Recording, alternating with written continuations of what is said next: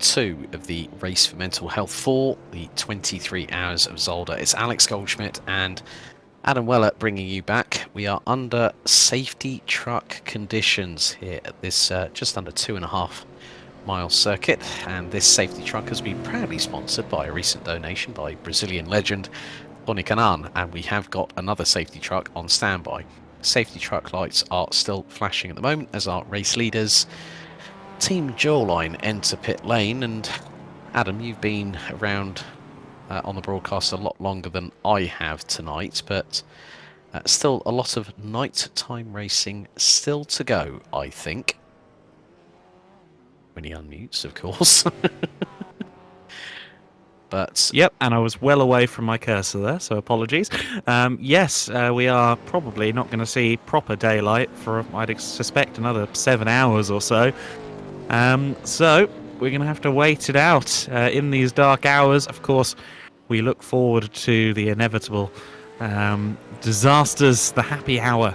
As the sun rises, we'll see lots of drama there, I'm sure. But it has been very dramatic since darkness fell over the circuit.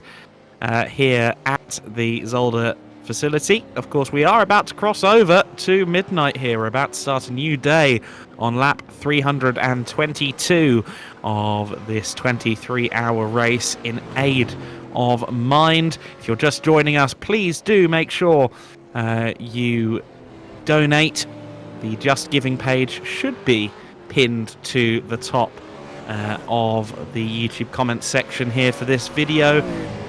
It is a great pleasure to see that we are doing once again, as has been the case with the previous 3 editions of this event, we are once again raising incredible money for the Mind charity. It's at £32,488 right now, just under 14,000 away from crossing the £200,000 boundary across the 4 editions of this event.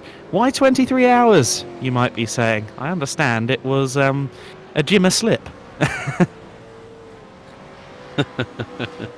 Well, Team Jawline now leaving pit lane, and it is the legend that is Mr. Enzo Benito that has gotten behind the wheel.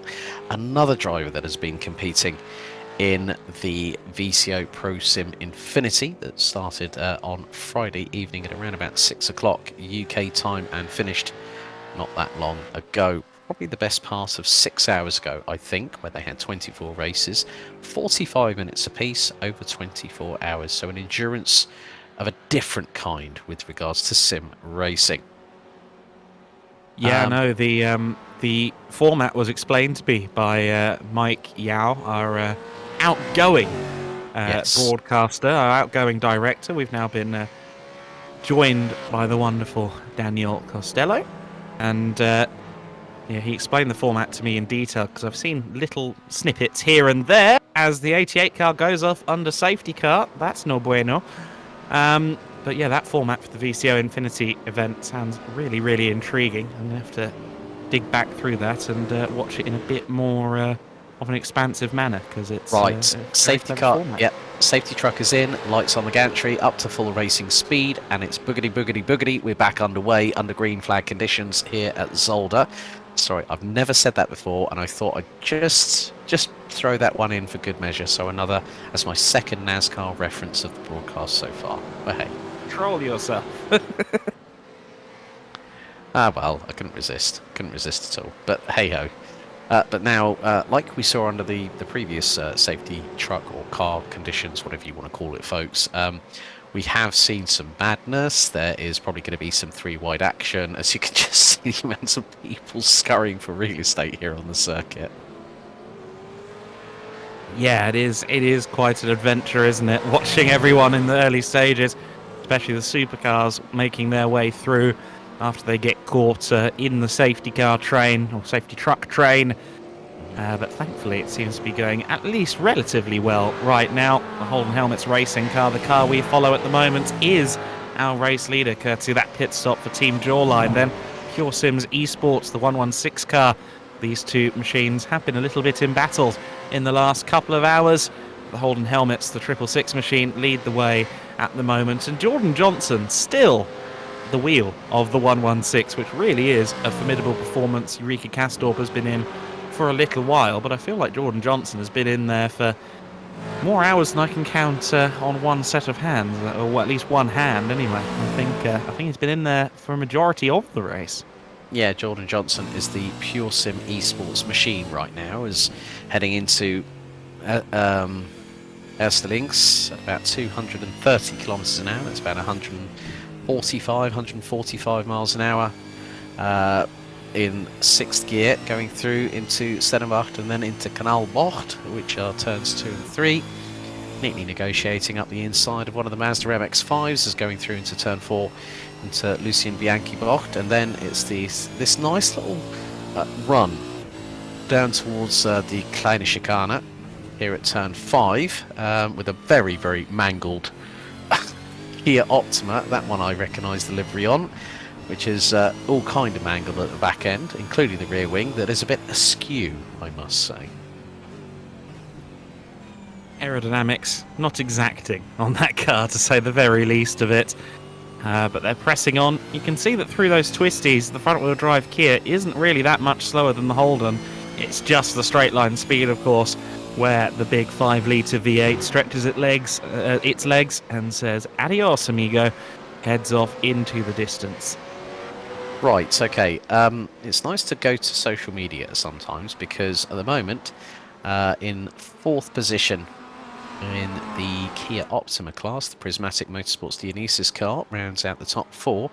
Mira Schmidt posted on Twitter about an hour ago, currently chilling at the Burger King drive-thru, got to get some calories for late in the night. So it sounds like Mira is going to be, well, she took the start, did qualifying, put the car on pole position, and now is probably going to be doing the sim racing equivalent of the graveyard shift in the not too distant future. Great to see Matt J. Farrow. We saw him a moment ago at the wheel of the LMP boys for Fabian Machine. Of course, he won the iRacing Le Mans 24 Hours back in 2020 with Team Redline. A driver with plenty of history, plenty of decorations on his resume, and yeah, he's going to be a force to be reckoned with in that Kia. Yeah, very much the case. Total of money donated now is just under £33,600. And it's really good to see the comments coming through, especially with the fact that the amount of contributions being made by the teams. Oh, right, €100 has just been paid for penalty for VRE Motorsport number 951, which has got Alejandro Fernandez behind the wheel for a penalty for VRE 951 plus stop and go for the number 43 of 111 Racing, currently 34th overall. And behind the wheel is Walter Flyen, behind the wheel of that car, currently 34th at the minute. Both cars, I believe, in the GR86 class, if I'm not mistaken. Yeah. So, quite, yeah. So, yeah. So the 6th and 8th place cars in the class. I note that Doug Henson Racing's car is in 7th. Is that where it originated? Not 100% sure. A lot of time has passed since then, since the beginning of this race, but I'm sure we'll find out a little bit later on.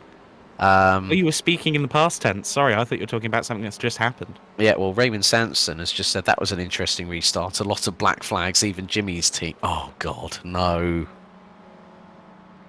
Restart breeds, well, yellow, what was it? Safety trucks breed safety trucks. Well, if you make a big charitable donation, of course. But then also, if the start is misinterpreted or misdirected, let's say,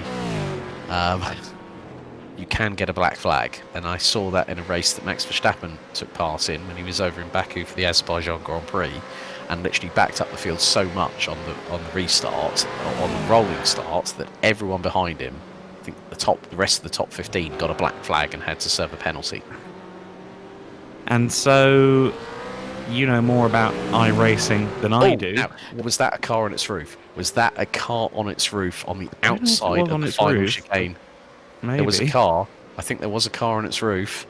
Okay. I think. I'm not 100% sure, but if we can possibly get a replay on that, I'm sure Daniel, our broadcast producer, might be able to find that out for us very, very soon indeed. But there were two cars on the outskirts of the Jackie Ixbocht. Oh dear. So someone might have, unlike, who was it, Alex Cowie earlier on, having the Speed Racer Red Bull Air Race DLC moment, which is one I will never forget because that car landed on all four wheels as the prismatic GR86 is getting literally bullied by two supercars, and that is between, now this is for the race lead. So we've got Jordan Johnson still behind the wheel, Yuri Kasdorp on the case. Another one of the GR86s, Kasdorp to the outside, looks to sweep up the inside of the GR86. Gap between them less than 0.2 of a second over the crest. You can just see the amount of wrestling with the steering wheel. Hard on the brakes, down into second gear, into the right-hander. And yeah, this is coming towards the start-finish line. Very, very shortly as they come out of Jochen Rindt. Go into Jackie X, harder on, well, it was a very astute braking point that Yuri Kasdorp used right then as they come out of the final corner and across the line onto what will be lap number 328. So yeah, I think in that kind of respect, still good to see that battling is alive and well even in the middle of the night. And between the two overall race leaders at that, very exciting stuff that we've got here among the supercars in the lead battle. It's a very high-class set of drivers, seemingly, at the sharp end of supercars, but that can be said for every class. We've got some serious talent up and down the order. Look at the gap as well between the MX-5s. Pepesda Mandem just 12.4 seconds clear of Kertu Inc. right now. So lots of battles on circuit are at very close quarters. Yeah, and looks like we might have someone waiting to come in for an interview from one of the teams, so we are open for people to jump into that are on the server here on the Discord to jump in for the interviews. So we'll bring our guest in, and from Prismatic Motorsports Safo, it's Ciesha Fitzpatrick. Ciesha, good to have you with us. How are you? I'm good. How are you? Not too bad. Not too bad. It's been a tough one for the little GR86 for your team at the moment, hasn't it? But you're still battling away. Yeah, it's been a bit tough, to be honest. We actually just got finished battling a technical issue for one of our drivers, so she'll be in the car in about an hour. I've just gotten out and trying to really drag the car as far out as I possibly can, despite the bad luck that we've had, but it is what it is. It's been a great time so far, anyway. And how's things going between you and Callie? Because I understand there's a bit of a love-hate relationship going on, like Irish and Brits between the pair of you.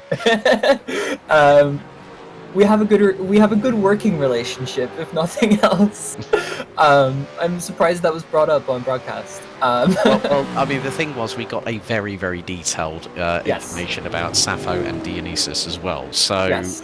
you know, the thing is, we're here to have fun at the end of the day, and I hope I got the saying of your first name right. I hope I did. I didn't really hear it, but if I didn't take notice of it, you probably got it right. Ah, thank God. Thank goodness for that. I try and pride myself on some pronunciations, but sometimes it doesn't always go that way. Yeah, that's okay, don't worry. But it's really good to see you know, Prismatic Motorsports giving the opportunity for other members within the sim racing community. How did you end up joining the team in the first place? I actually ended up joining the team like as a driver because during one of the races, I think early last year or late last year, I don't really remember, but it was a race in the Mermaids GT3 series that we run.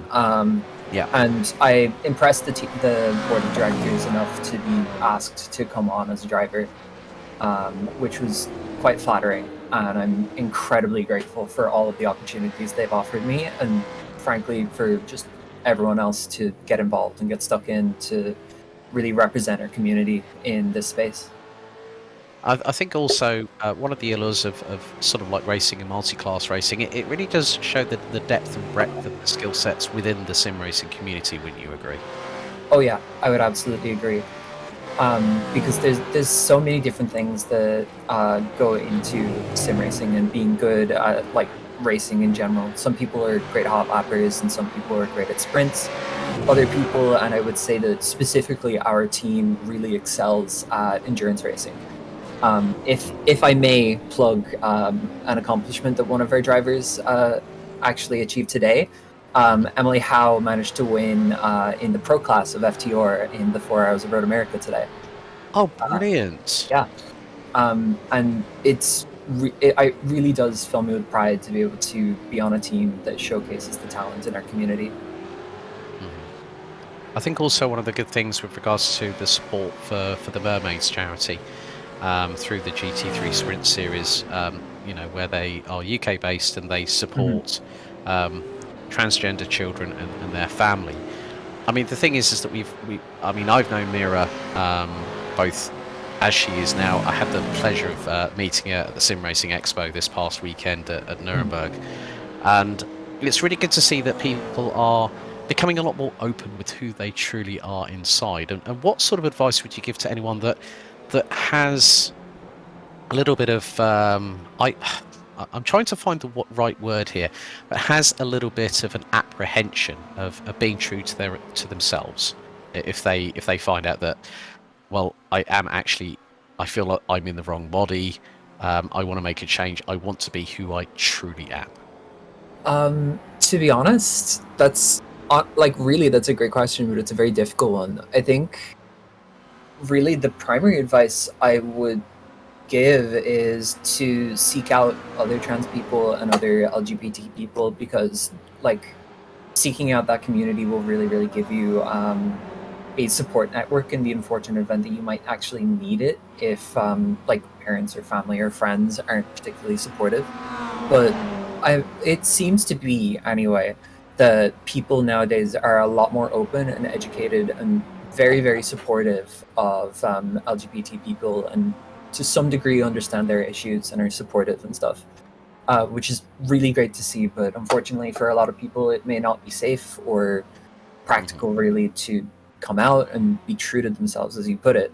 And that's why I would really encourage people to seek out community, to try and build up that support network around you, because even if you don't need it, it's really important to have. And honestly, building a support network is just advice I would give to anybody, because having the support of people that you know and people that you like and that are friends is really helpful. It's really helped to build my confidence and like help me to progress as a driver, but it can help you in a plethora of ways, just in terms of personal development and becoming who you want to be and feeling supported to do that.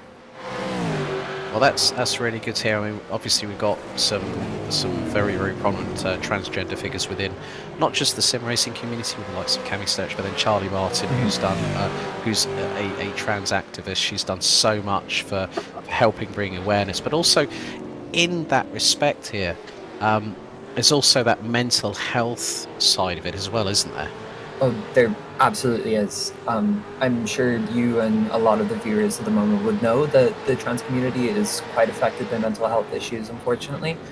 But as I said, building up that support network, it can really help in times of crisis, or just in times where like that aren't crisis, but like you're not feeling so great. Just having people that'll come and like check in on you and show that they care, and show that like, look, you have like, there are people that like can recognize that things aren't okay and can come and offer support, even if there's nothing that can be done. Just knowing that there are people that want to help you can be really nice and really uplifting when you're in a bad place.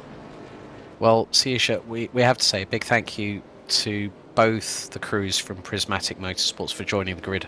We're under safety truck conditions again. I've just noticed. We are. Yeah, so we've just crossed, folks. Thank you to Mr. Weller for telling me that we are just over 11 and a bit grand away from hitting £200,000 raised over the 4 years this event has been going.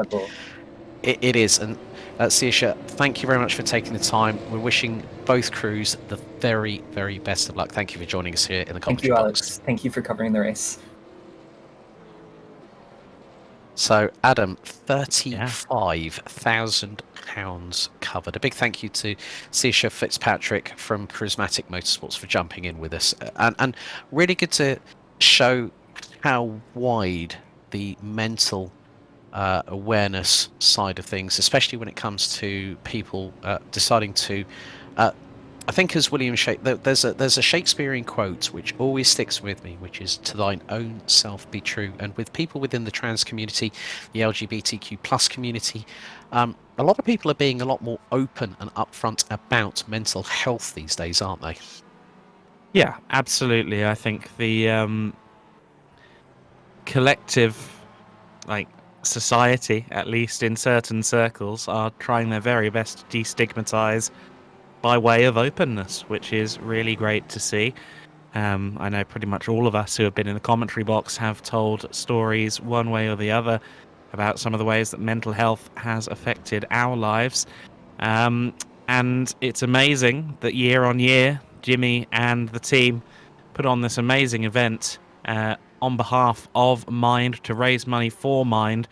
And with that crossover of the £35,000 marker, incidentally, we also cross 700% of Jimmy's rather, how to put it, pessimistic £5,000 target.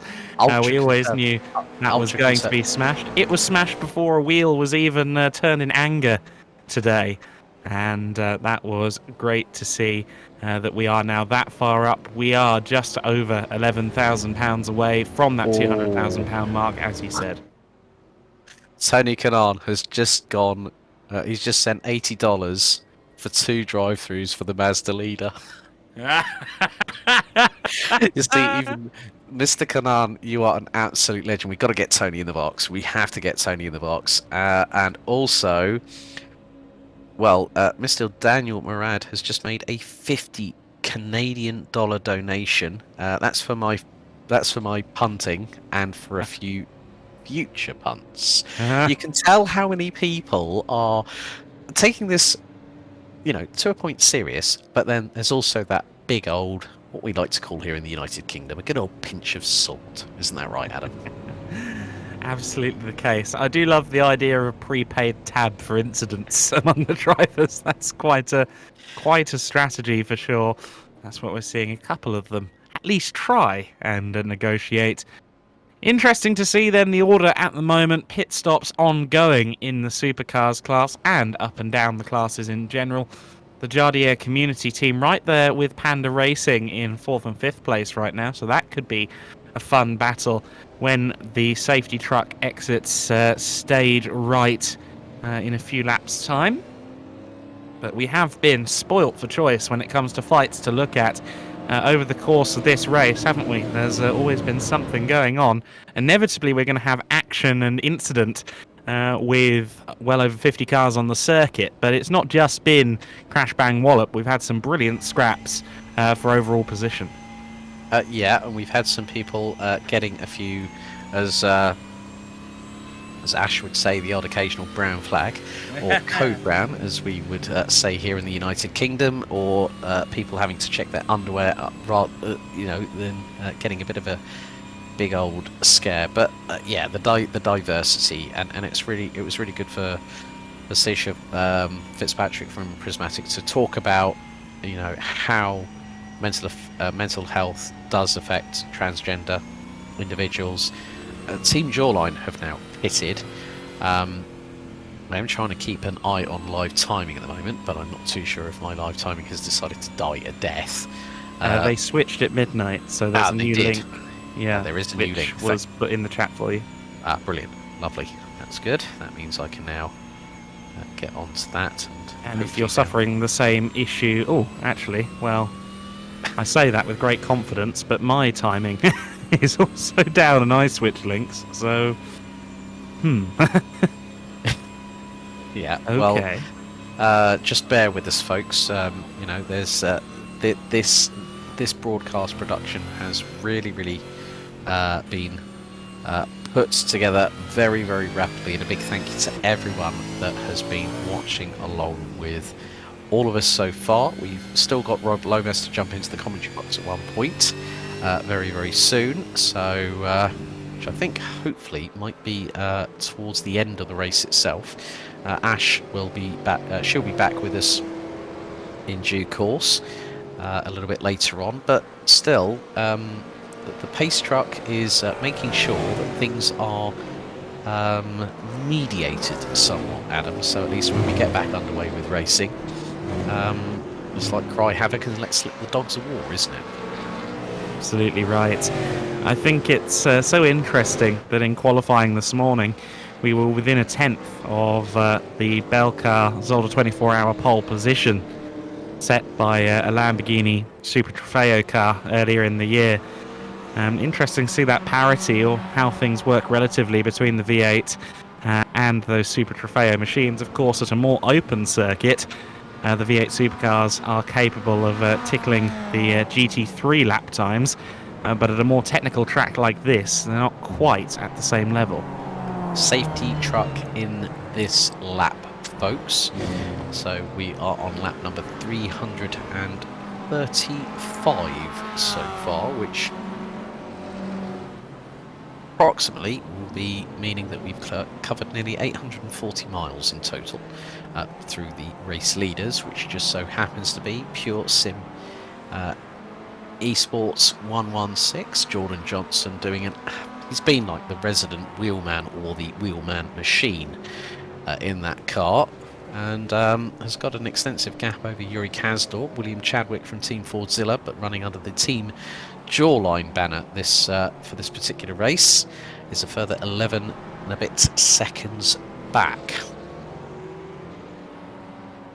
So the big truck just a few moments away from peeling into pit lane. We're going to go back to green flag conditions, with the closest battle being between the MX-5 top two, which is why we're looking at Pepesda Mandem at the moment, just half a second back from the Kerchu Inc. number 95 car. It's Rainer Arts at the wheel of the 44, and just ahead of him in the 95 it is Sam Adams at the wheel of the Kerchu Inc. machine. So the MX-5 overall, the MX-5 class lead under contest as we go back to green. Yep, lap 336 underway. Top two in the Mazda MX-5 Cup, Kerchu Inc. and Pepesda Mazda now about 0.6 of a second apart. So the second place car trying to close on in. That's Rainer Arts still behind the wheel of the number 44 car. Has been in that car for quite a considerable amount of time. And that number 95 Kerchu Inc. currently piloted by, I think at one point was Daniel Murad. It's now being piloted by Sam Adams because they had a driver change through the last pit stop, which was recently served. OS Attack RS saying, tempting to stay awake for the whole 24 hours, but only time will tell if I can do it. Haha. Well, if anyone's in the vicinity of that particular person, if you're a family member and you are awake, just make sure that person is not falling asleep and snoring. I attempted to get a couple of hours of nap time before my second stint in the box, which is, I think, going through until something like 9 in the morning, if I remember rightly. So I'm here for a while. Wasn't successful, though. Far too busy thinking about what was going on in the race, even though I wasn't watching or listening for a little while. Couldn't do it, so popped back into the box early. God knows, we'll probably be here for 21 of the 23 hours in my case, if I'm not careful. Yep, well, I mean, I'll be heading off just at about 3:30 in the morning GMT, before I have a little bit of a breather before I head to Wilson Mill well, we are in the morning, so good morning everybody in the United Kingdom, and also continental Europe, a little bit further afield if you are in South Africa watching. Maybe if you're from Somalia and you're watching, hello. Sorry, I just had to put the Somalia comment in there, just for bants, you know that, Adam. Of course, I understand. Pepesda Mandem then still right on the back. Rainer Arts putting in a good performance here in the car of a million eyes at the back bumper, at least. The 44 machine. Oh, hop, skip and a jump across the Klein chicane there. That looked like it would damage some virtual vertebrae. That will probably damage some suspension springs if there was too much travel being initiated through that as well. But yeah, still good to see that people are enjoying themselves with the racing, as we are enjoying spectating it from our respective positions. But the top three, Pure Sim Esports, Holden Helmets and Team Jawline, the overall battle for the race win, are covered by Adam. Just over 13.5 seconds. Amazing stuff. The race at the sharp end between that top three has been compelling viewing ever since we waved the green flag some 9 hours and 18 minutes ago. 43 with two wheels up in the air briefly there. That's Martin Schaefer trying to chase down the, I'm going to call it Lomp. I know most people say LOMP, but I prefer Lomp Motorsport crew in 8th place. And it's a good run for the 111 racing car of Martin Schaefer. Surely gets a nose ahead. Well, no, not quite actually. I wonder if that gear may have helped. That was nearly 3 wide there as well. Schaefer was nearly towards the outside going into the Kleine Chicane and the line astern this particular occasion. And Schaefer's looking toward, well, let's see if they go through turn 6 here at Buta before the Gilles Villeneuve chicane. At turn 7, nice and neat on the brakes. Has a car behind. That is the number 88 Team Jawline car sweeping its way through Terlamen like a whirling dervish. My goodness me! And both cars nearly could have been caught out there at the wrong time on the circuit. Yeah, Pascal Virchen doing a good job just holding off Martin Schaefer for the time being. Schaefer looks like he's got a lot more confidence in the traction out of the corners. I just wonder if he's got a fresher set of rubber on the car. Also, depending on how much damage is on the car in front as well, because we saw Lomp Motorsport having its own dramas throughout the course of the 9 hours and 20 minutes that have so far transpired out of the 23, and it's side by side coming across the start finish line by multi-class in true multi-class racing. Having seen the Belcar Sky Limit Sprint Cup at Zolder earlier on this year, where one of my good friends, Zana Shriblak, actually won the opening race in October, when the second weekend of October when I was there. Zander, a very, very accomplished DD2 karting driver, had ended up going into cars, and I have been keeping in touch with him and saying, what are you planning for next year? He said, I'll let you know when I can announce it. I was like thinking, okay, that sounds interesting. So Alejandro Fernandez in the VRE Motorsport 951 car, just behind Schaefer right now as well. So it's really a 3-car train here for 8th, 9th and 10th place. And the VRE Motorsport 951, which I think has fallen victim to a couple of penalties from the donations of others so far in this race, trying to get back up through the audit. Yeah, so it could be very, very interesting indeed. How many? The contribution corner is light. Oh my goodness, Tony Kanan is like an absolute madman at the moment. Like literally a few seconds ago, he's just donated $225 for Stop Goes for the second. So for Pepes de Mandem, DRS Uganda Strip Sport, and Anti-Stall Racing. He's doing it by fair means or foul, isn't he? I just love the idea that Rubens Barrichello is on a sofa next to him doing this thing for him. It's like, hey Rubens, yeah, here's my phone, man. Make a donation. Here's my pin. Here's my PayPal. Here's my PayPal. Yes. So donations, incidentally, have just crossed the £35,546 mark, which means we are pretty much dead on. In fact, we are just over, just under 11 grand away from the £46,466 mark, which puts us over 200k across the history of this event in terms of donations. Eagerly watching that.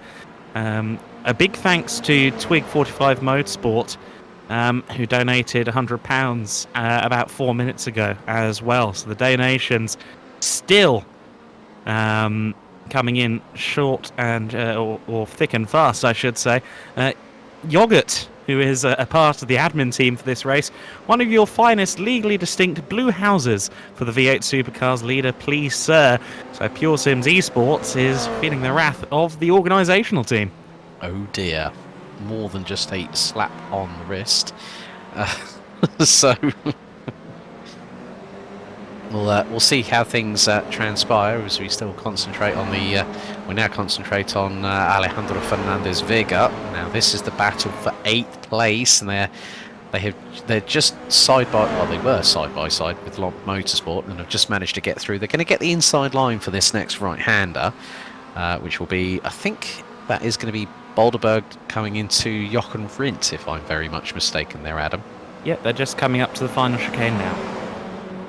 So Lomp Motorsport will have the tow going into Jackie X, and they're going to go look for the inside line, and they nearly come a cropper on the curbing, but still well held there, and right with them, that's 111 Racing has just gotten past for 9th position.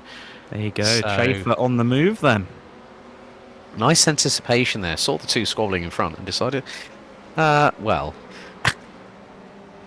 Momentum is everything in these little cars, of course, so that's a great display of exactly the kind of thing these drivers need to be doing. Oh, I've just had a look on the Discord for Tony Kanan's banner. Just click on the profile picture for him, and it's brilliant. It's absolutely hilarious. All I can just say, enthusiasm. Let's take a look.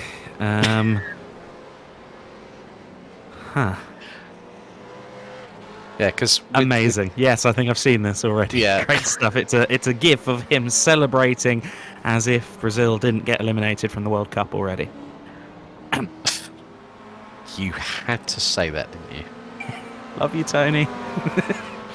Your office Christmas card list, that's for sure.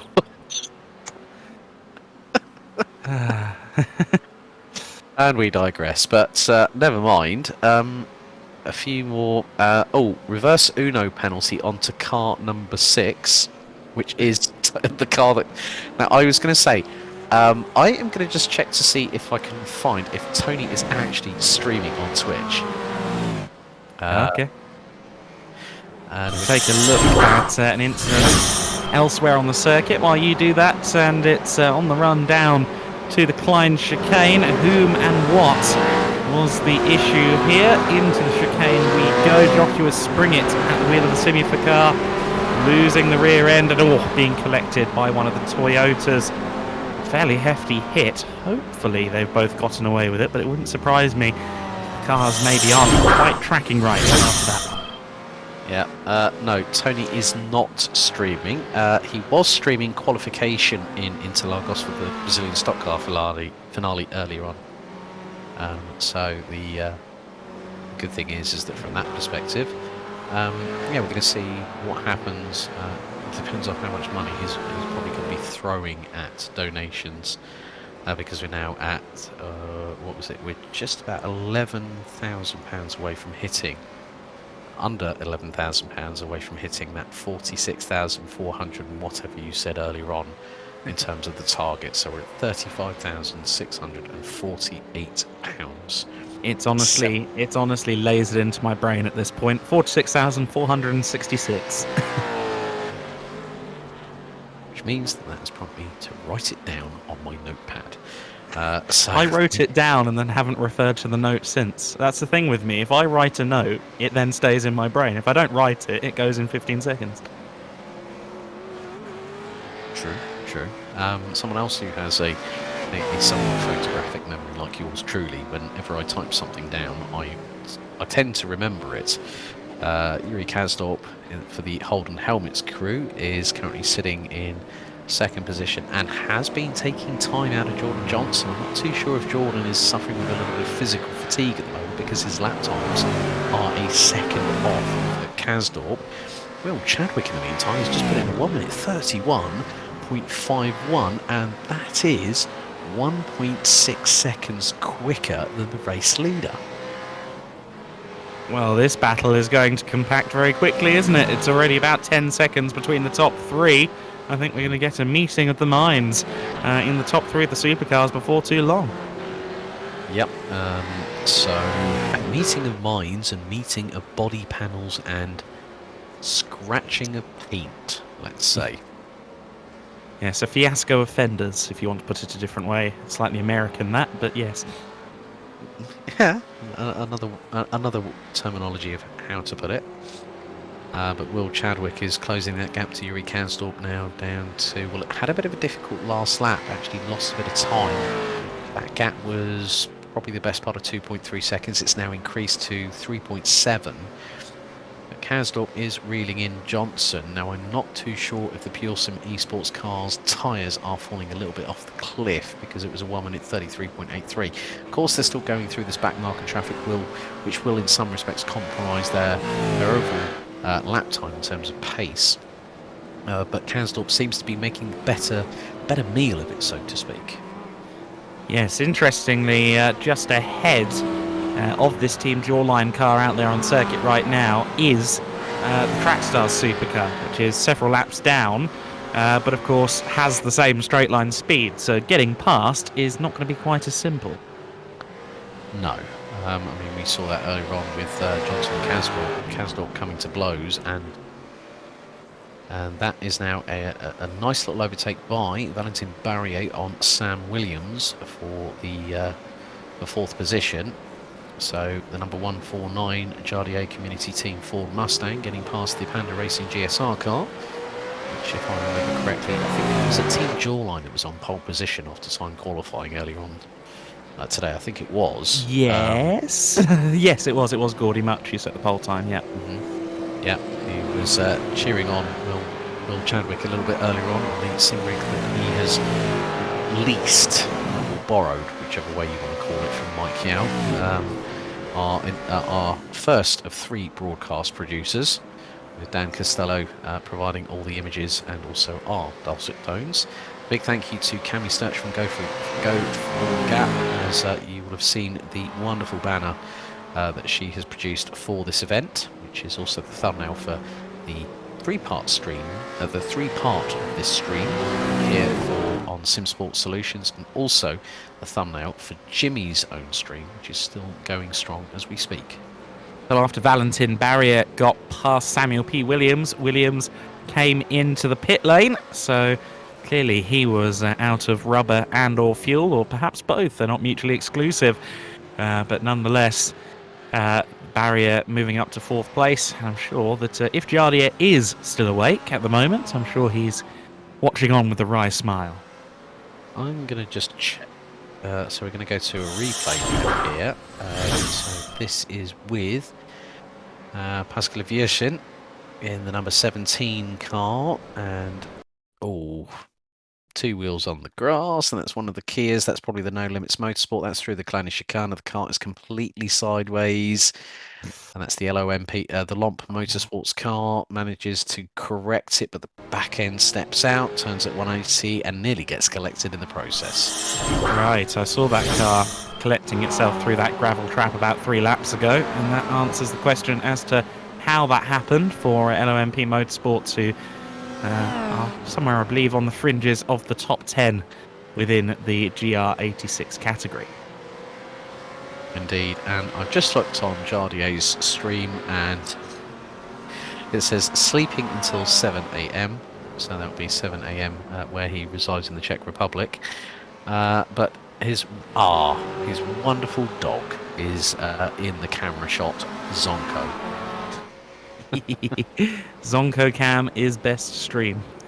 Zonko dog cam. Yes, Neil, my cat, has been in and around my ankles for the last hour or 2. I think he's starting to wonder why I am still sat at the studio area of my flat and not in bed. So hopefully he adjusts. Yeah, fingers crossed that is the case. But we still carry on, and I think, well, we're actually overdue a rundown. Oh, now there has been an absolute melee right there, and there are, I counted 3, 4, maybe 5 cars involved, predominantly GR86s. And there might be some significant... Callie Bajent from Prismatic Motorsports Sappho has made it through nice and clearly. But there was one car that was stuck on the outside on the left. So if you were driving down the circuit on the left-hand side, Armco, there was one Toyota GR86 pointing towards the barriers and not going nowhere. And there is a moment that is coming. That was one of the Mazda MX-5s. That might have been Tom van der Bosch in number 40 car rounding at the top 50 overall. That was having to reverse backwards through Bolderberg and also Jochen Rindt to keep out of the way. Either him or David Whitehouse. I think it was one of those two cars. Whitehouse currently 55th and last among those circulating, and of course has had a couple of delays because he's out of fast repairs. The solo driver doing this on his own, and what an admirable effort he is making in the 49. Yes, indeed.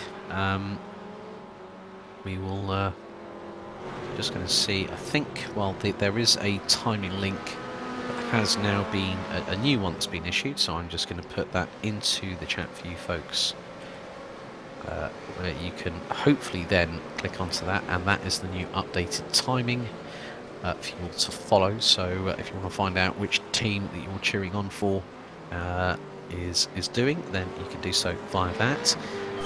And it still seems like Oscar Hardwick's busy with all. Now, this is probably what we might have come across earlier on. So there's a Mazda MX-5. There's Kelly Bajan from Prismatic. Oh, gets tangled and gets hit.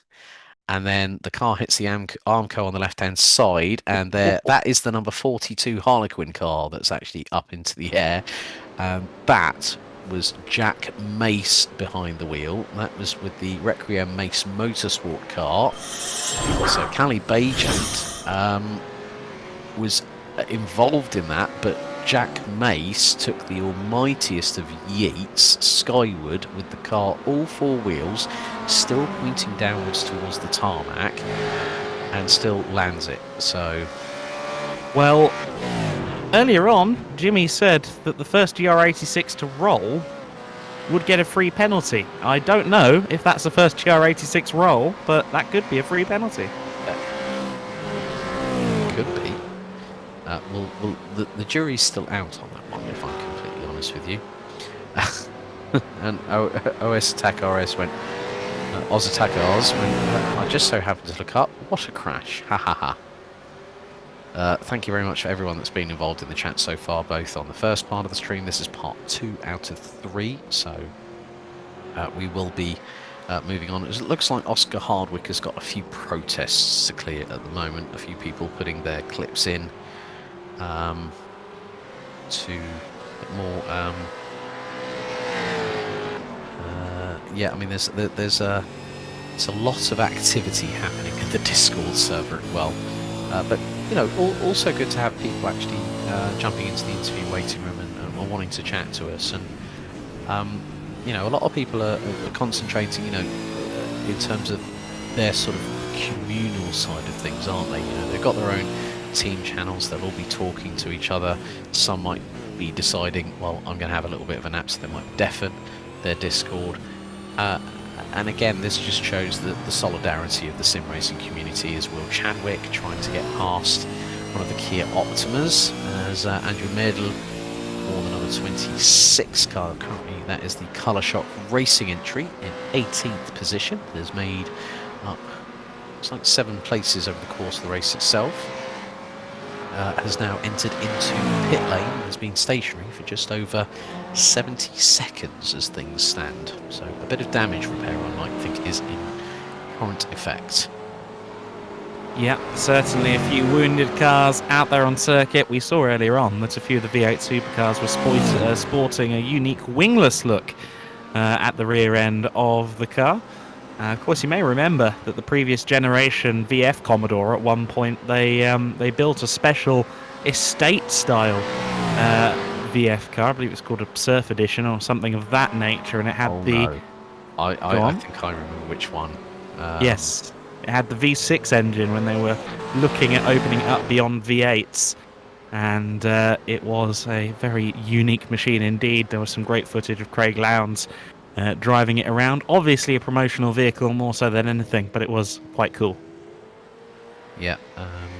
Trying to remember the actual name of it, which I'm just looking up as we speak. But yeah, it was basically like a ute with a van body on it, effectively.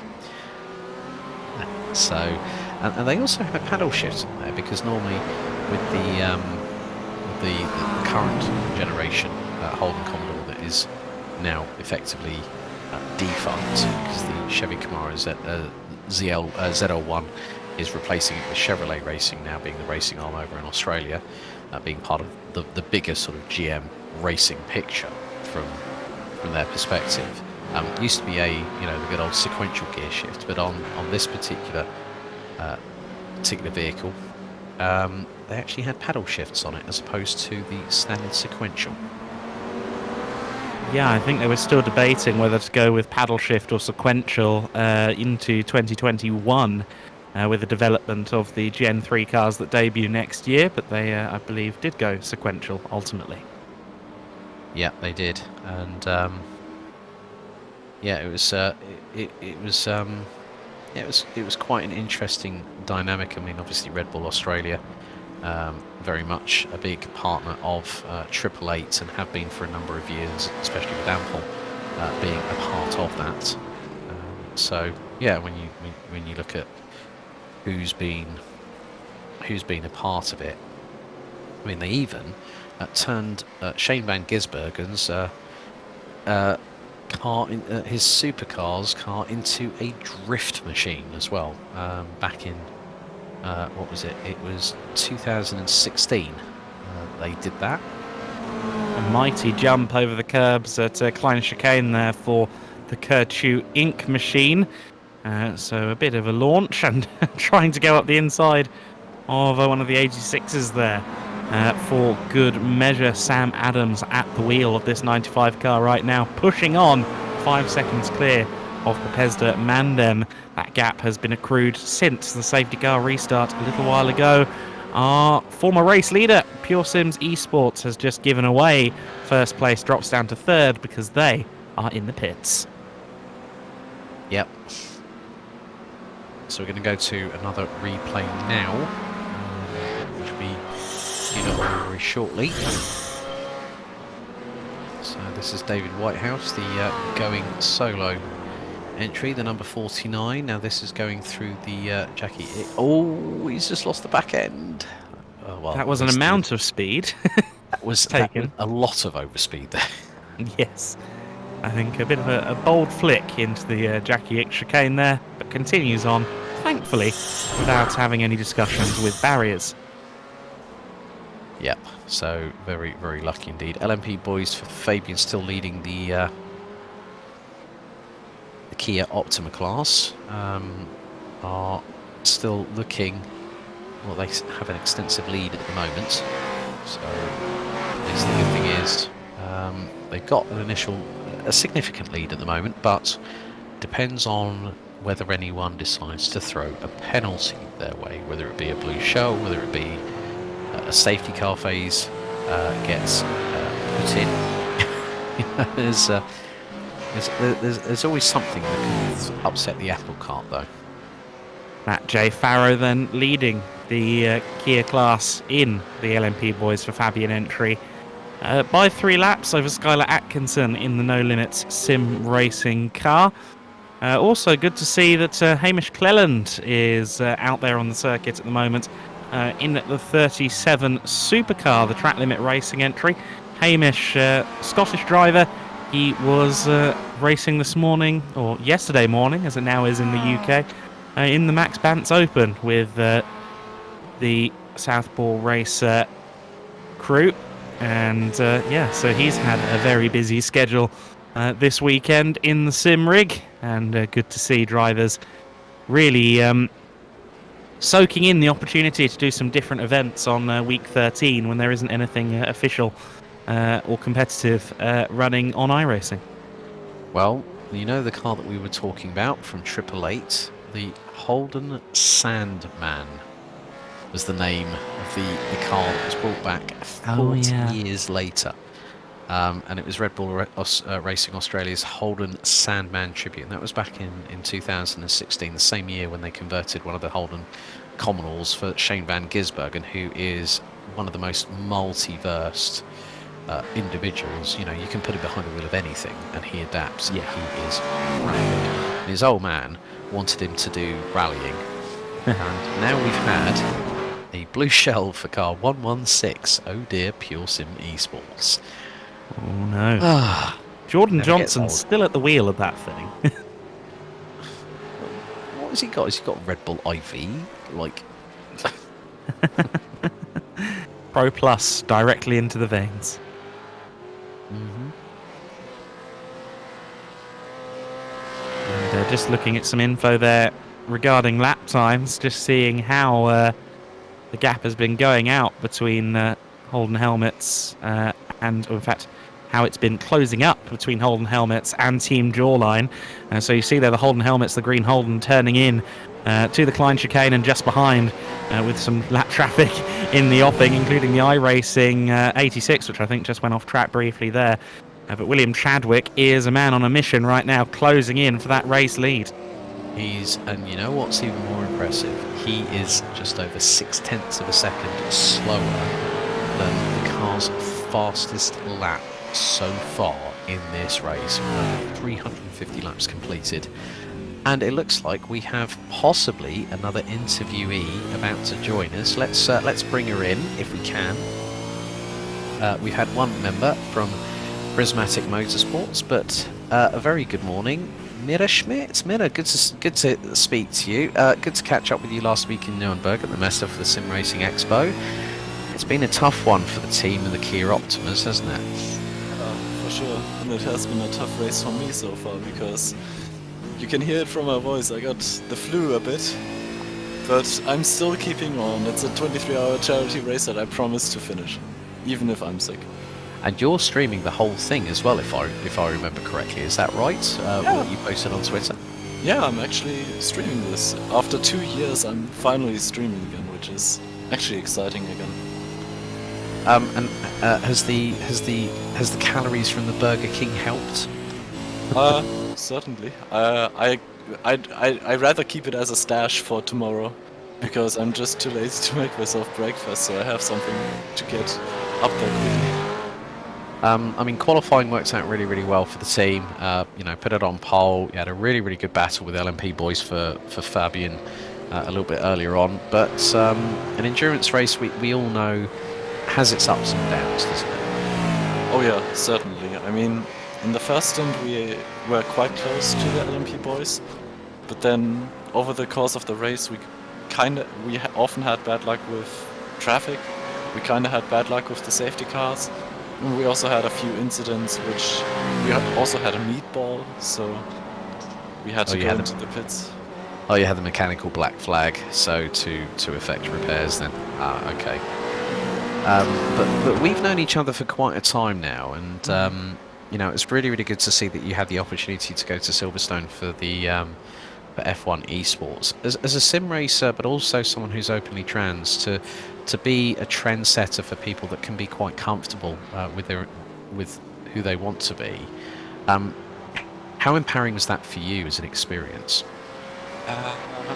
It was, how do I say it? It was quite a leap forward, because that was like one of the first times I was out in public as a trans girl, because previously I was kind of tucked away from the open spotlight. And I mean, F1 Esports, the first time as a trans girl properly out there, it was interesting, and it was an important step forward because it gave me a lot more confidence.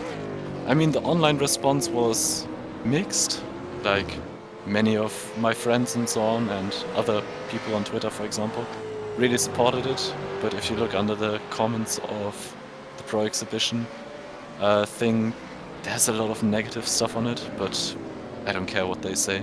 Those are brainless people. Or, you know what? Or 14-year-olds that just don't understand the concept of trans people, and they will still learn it. Yeah, keyboard warriors, unfortunately, Mira. But you know, I mean, you've been competing in a lot of other challenge, you know, competitions. Obviously, the Rocket British F4 Esports Championship. You also did the Formula E Race at Home Challenge. I do like about the fact that when we got the detailed list from Prismatic saying that with the help of our sponsor, Broadbent Communications, trademark, that they transitioned her internet speed, unstable to stable, with their Estro-optic cable technology to keep her present during the whole race. I mean, it's quite funny that when we asked for descriptions, I don't think I think someone sent us a link for the B movie, which was quite hilarious. But I think it's always great to hear that people have a sense of humour when they fill out these forms, especially when it's a charity race like this. Yeah, especially a charity race. Like, there's still a slight bit of seriousness in those races, but in the end, the fun matters, and also to raise the money, it matters so much, and all the people participating in this charity race just make it up. And I mean, it's about mental health and so on. And what's the point of being purely serious? I mean, if you can joke around a bit, it can also help with mental health.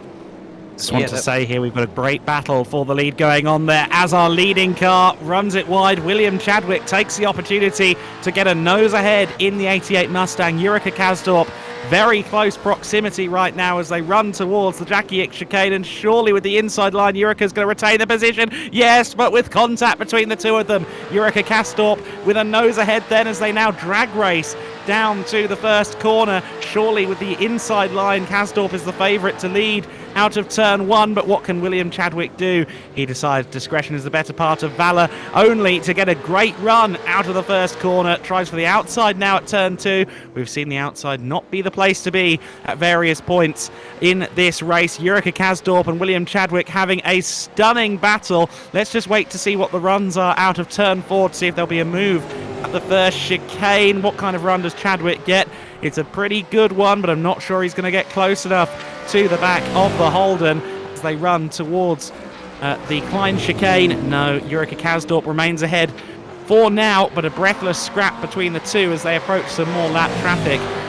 Mira, if I may ask a question as well, as we continue to watch this exciting battle. Of course, your car, your Kia, in sections like this chicane, it looks as though it's about on par, at least in grip and corner speed, with the supercars. But then, of course, coming through here, the supercars get the launch with the power, and that often means that they can try and swerve around you, and in doing so, they can sometimes accidentally give you a bit of a nudge. It seems like a bit of a perilous section for the Kia drivers at times. Which section again? That was the Villeneuve chicane, the second chicane of the lap. Okay, the second chicane. So at the exit of the second chicane, you mean? Yeah, because obviously you guys, it looks like through the second chicane you have about the same corner speed, but then once the power of the V8 comes on, they try and go around the outside of you, and sometimes that can mean things get a bit close, let's say. Oh yeah, for sure. It always gets close with the V8 supercars on the track, but most of the time they have so much power that they already go to the inside of the corner before you even make it to the corner, so you have to yield the position to not lose too much time. Chadwick again to the inside as they approach turn four. Bits of a snap there from Jurika Kasdorp under braking. William Chadwick is through. Kasdorp does not have the momentum in the slightest. I think that might be, at least for a few corners or maybe a couple of laps even, a definitive move for the lead for William Chadwick. Sorry to kind of interrupt the interview there. Back to you guys, Mira and Alex. Don't worry about it.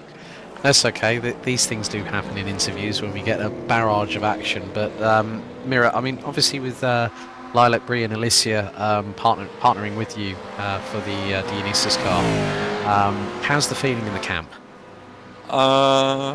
It's quite alright. I mean, we still take it as a charity race, so if people are, for example, not on the pace level as me or doing a couple mistakes, it doesn't matter in the end because we are here for the fun. And we are still in a quite good position, considering we are P4, but the only thing 5 laps behind the leading Kia is interesting. Well, Mira, thank you very much for your time. Viel Glück. And we'll no doubt catch up with you at some point, or maybe one of the other members of the team through the remainder of the race as we're about to hit the 10-hour mark. So all the very best of luck. Thank you very much. So Mira Schmidt there from Prismatic Motorsports Dionysus there. And we are literally just a handful of moments away from what is going to be 10 out of 23 hours completed. And the time now has just hit 1 a.m. in the morning GMT. Thank you very much for those continuing to stay with us. Big Ben 0913. Yes, we are north of £36,000, 36,162, which effectively puts us at £10,304 from hitting the magic £200,000 raised for the Mind charity. And it's an amazing charity because it helps to provide help and support to those experiencing mental health issues. But not only that, but they also actively try to raise awareness about mental health problems and how they can be approached from multiple different standpoints. But as we've touched on many a time throughout the broadcast, that there has always been a stigmatism attached to mental health, where people are told to either grow a pair, man up. There are so many different terminologies like the older generation that will use. Now, bearing in mind that I think I might be the eldest person on the commentary team. I'm probably out of the entire broadcast team as well, Adam. I think from my perspective, mental health even affects people of my age bracket, and I've been open about it earlier on. With regards to COVID-19, I mean, I had anxiety whilst travelling. And this was even before vaccinations were coming out, having the boosters and everything. There was still a lot of... I've had anxiety, I think probably some form of anxiety or stress relating to mental health issues from when I was, in my mid-teens. Yeah, no, I mean, same here. I think you can trace me back to about 7 years ago, as I left sixth form. Didn't really have any direction, didn't know what to do with myself. Since then, I've been very lucky to get opportunities. I did a motoring journalism apprenticeship at a motoring media firm for a year and a half, and then was an employee for a little bit thereafter. And of course, I got involved with the motorsport commentary, which after 2 interesting years under COVID, 2022 was definitely my most kind of active year, my most travel-centric year. But at no point, while having all of those things that, at various points during my childhood, if you'd asked me what I wanted to be, the answer would have always been motorsport commentator or journalist. Okay. And I've been able to be both, and frankly, I've still never quite gotten out of my rut. If you talk to me daily, if you ask me how I'm doing, I'm usually quite honest about it. 2/3 of the time, I'm not going to tell you I'm good, because I'm not. And it's something that I have to grapple with each and every day. It's something I said at the very beginning of the stream. Coming out of Thursday into Friday, I was hanging. I was miserable. I didn't feel... I felt very concerned about where the future was going because of some announcements in motorsport. And getting the opportunity to do this event by happenstance and looking at Twitter at the right time and getting in touch with Jimmy, it's given me a great purpose this weekend. It's given me something to focus on, something to distract myself with. And that's the battle, is constantly finding stuff to distract myself with, to force myself to continue to be active, because as soon as I sit there with my head in my hands, in bed, not doing anything, that tends to be when I spiral, But it's so hard when you're going through that to actually continue to stoke the fire and continue to do things. Yeah, it's tricky. I thought I had all the answers. I thought that with the career progression I would be happy, and I'm finding out that mental health and fulfillment is a lot more complex than just doing the job you said you wanted to do when you were 7, Right. Folk, sorry to cross you here, but I've just had a major development pointed my way courtesy of the contribution corner. Irvind has just donated £1,000 an hour ago. We're getting 4-figure donations. Jimmy himself, £750. Ash Vanderlei, when she was on earlier on, $500. We've just had our first 4-figure donation. That is incredible. What? I Wow. cannot believe that. And that is what has pushed us over £36,000. We're now at 723% of the very, very optimistic 5k target set ahead of this race. And we've had Andrew Gelatley from Canada saying, I've literally been at the end of my rope in the past, so I'm doing my part to help out. Thank you so much for this event. It means a lot to me. Hope to race in it someday myself. Big thank you to Andrew for that. Paul A donating $25 for a great cause and a great race. Thanks. We've also had a $50 donation in honour of Lloyd Milne saying thanks for doing this. This just shows how far the reach of mental health awareness is right now, as we are just over 60 seconds away from hitting the first, well, we're going to be hitting 10 hours, folks, out of the 23 completed so far.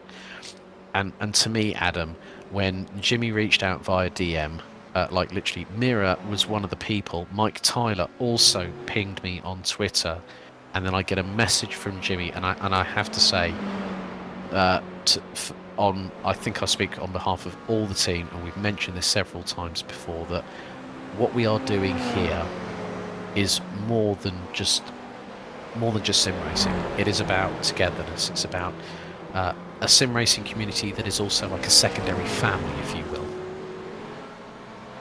Yeah, and I think that goes not just for the teams in this virtual paddock, but also Jimmy's audience, Jimmy's community. It is definitely got a family feel to it. You know, it's almost like watching the fun uncle and all the nephews at a family gathering sometimes, you know, with what goes on in the comments section during Jimmy's streams. We have crossed over that 10-hour marker, Alex. We are 13 hours left to go in this race, rapidly approaching half distance. It's flown by so far.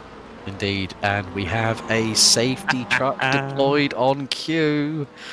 Oh, well, there we go. Full course yellow has been employed by Oscar Hardwick and his team at Race Control. And there is Sam Adams. Kachu Inc. now back into the race lead, following on to multiple different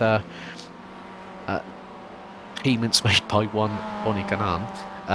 Tony currently, I think, Texaco, the Texaco Racing by TK. Texaco is actually the branding on his Brazilian stock car. Funny enough, I was watching quite a lot of his Instagram stories quite recently, where he had a Toyota Corolla that had a flat front left, and there he was changing the tyre in the car park and putting on the Space Saver wheel. I don't think it was quite a Space Saver. I think it was the same. But it's quite cool. He's such a charismatic individual. So we have a full course caution, which will also have the safety car has officially been deployed as of 1:05 this morning. But I think, Adam, do you want to take us through the respective top fives of each of the classes, please? Yeah, absolutely. If we can get the class top fives up on the graphics, we can tell you that Pure Sims Esports lead the way, with Jordan Johnson somehow still at the wheel of the 116 car. William Chadwick there in second position right now for Team Jawline. The Holden helmets will be brought back into this scrap as well. Chris Lullum at the wheel for the second time in the race in the 666 machine. Valentin Barrier in fourth place for the Jardier community team, ahead of the fifth place car, Panda Racing GSR's Thomas Hinz. Moving into the Kia top 5, which I'll need up on the graphics if possible. It will be LMP boys for Fabian at the sharp end. Matt J. Farrow at the wheel for now. The 2S meme team, 4 laps back right now. The LMP boys for Fabian really flying their flag right now, and doing so in tribute to the late Fabian Van Dooren, of course. 2S Meme Team in second place. No Limit Sim Racing just 30 seconds back from them right now, and that'll close up under safety car. In fourth place is the Prismatic Machine, the Kia from that stable, in fourth place. And rounding out the top 5 for the first time in a while, I think, in the top 5, M-Plower state-sponsored conditioning, rounding out our overall top 5. The Toyota GR86 class is still being led by Christian Challoner right now. That is the Team iRacing Machine, of course. 2 laps clear of Team Yes2 Motorsport, who now find themselves all the way up at the heady heights of second place. But look at those graphics on the side of your screen. Within a second, both third and fourth place. Scuderia Racing McRaceface there in third, and the NSS Racing crew in fourth place. In the MX-5 Cup category, it's Kerchu Racing. The 95 car still leads the way there. Sam Adams, though, bringing the car into the pits by the look of it, so we'll see whether or not there's a driver change there, and whether Pepes de Mandem take the lead in the pit cycle. Certainly looks as though they will actually join them in. So, oh no, that's Full Send Racing and Harley Houghton. My apologies. Pepes de Mandem, nonetheless, in second and indeed in the pits, as are DRS Uganda Shrip Sport. Anti-Stall Racing, there in fourth place, and rounding out our top 5, the Sham, I should say, Racing Rejects. Rounding out our top 5, the Rejects, as they have been for a lot of the race, outdoing the main Sham Racing squad. Oh dear, not too late to change the entries? Possibly. But I have just had a look at Jimmy's stream, and he is taking a very, very well-earned rest.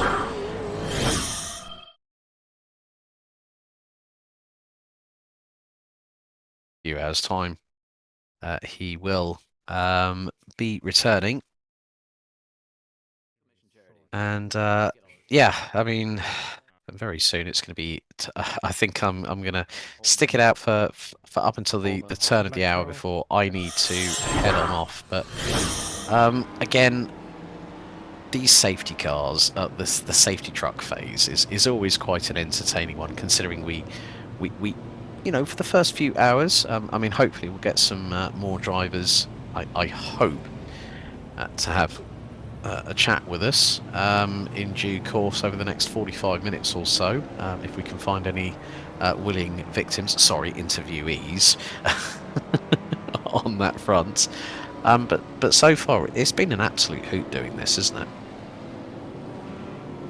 It really has, yeah. This race has been so much fun, not just because we've got a great broadcast team here, we've had some great interviews, but obviously because the racing itself has been absolutely stellar, and that all shrinks in comparison, of course, to raising money for such a great cause as Mind. Into the pits comes our leader then, the Holden Helmets Racing crew, into pit lane.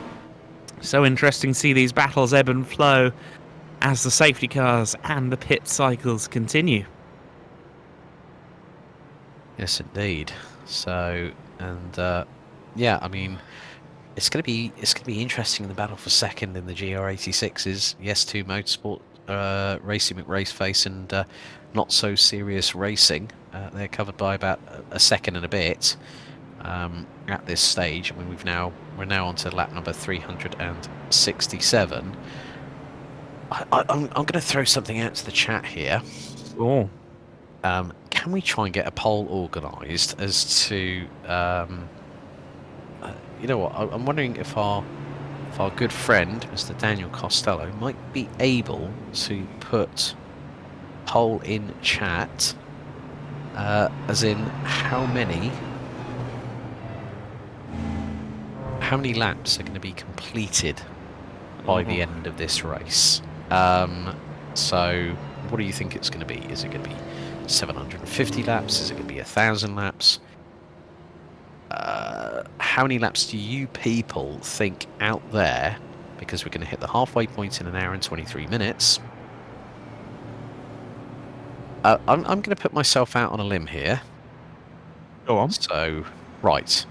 I'm going to look at it from this perspective. Now, considering the fact that we have had multiple safety car or safety truck periods so far. So at the moment with, so let's say we get to over 425 laps. So, right, we've got Get Some J saying 744.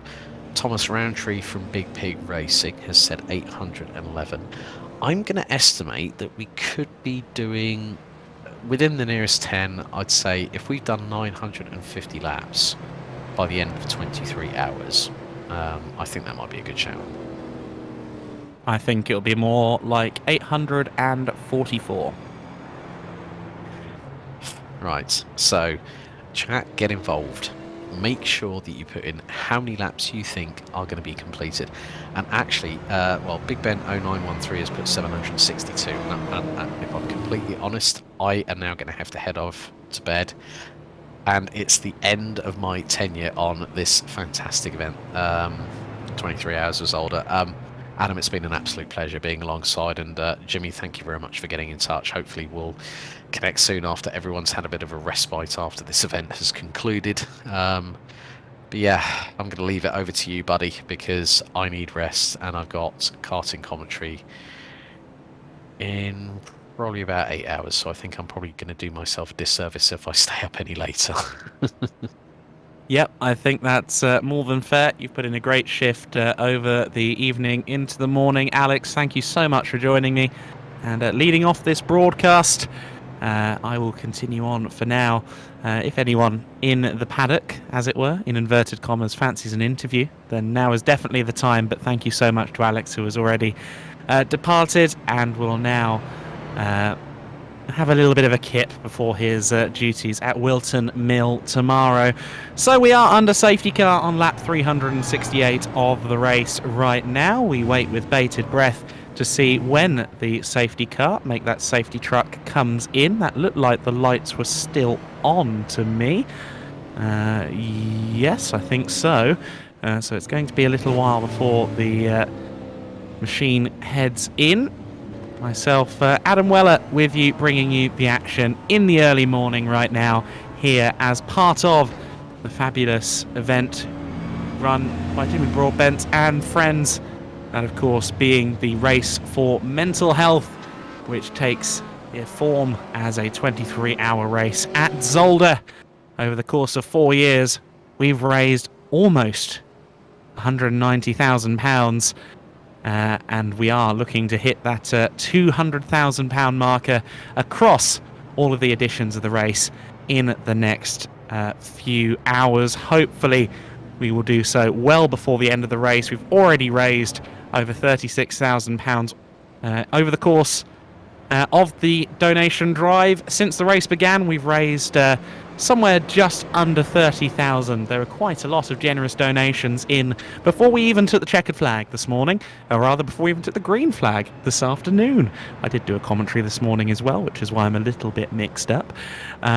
We had something like £7,000 worth of donations, I believe, before the green flag flew this morning, and this afternoon again.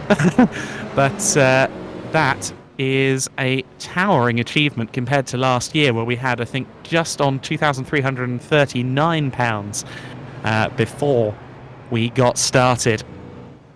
So even beforehand, we'd more than doubled the total that we had before the green flag flew. So it really has been impressive just how many of you have been donating. Over 1,800 supporters thus far in this race, although I don't know whether they are counting Tony Kanan's contributions individually or not.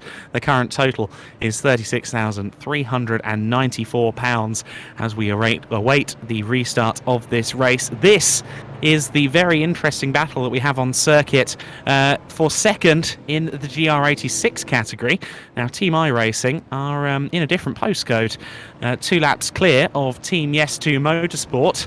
Yes2 Motorsport, though, with the Scuderia Racing McRaceface car driven by Daniel E. Smith right on the back of them. NSS Racing also there too. It's going to be a 3-car scrap for second and third and fourth places in the Toyota GR86 class in the not too distant future.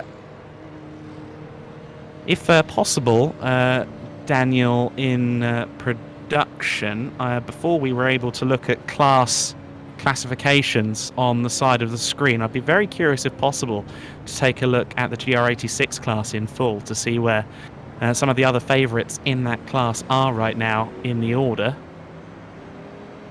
And here is a look at it. I was wondering where the Doug Henson racing car was. The answer is 6th in class right now. That, of course, is the car including Jimmy Broadbent in its lineup. So just knocking on the door of the top 5 right now.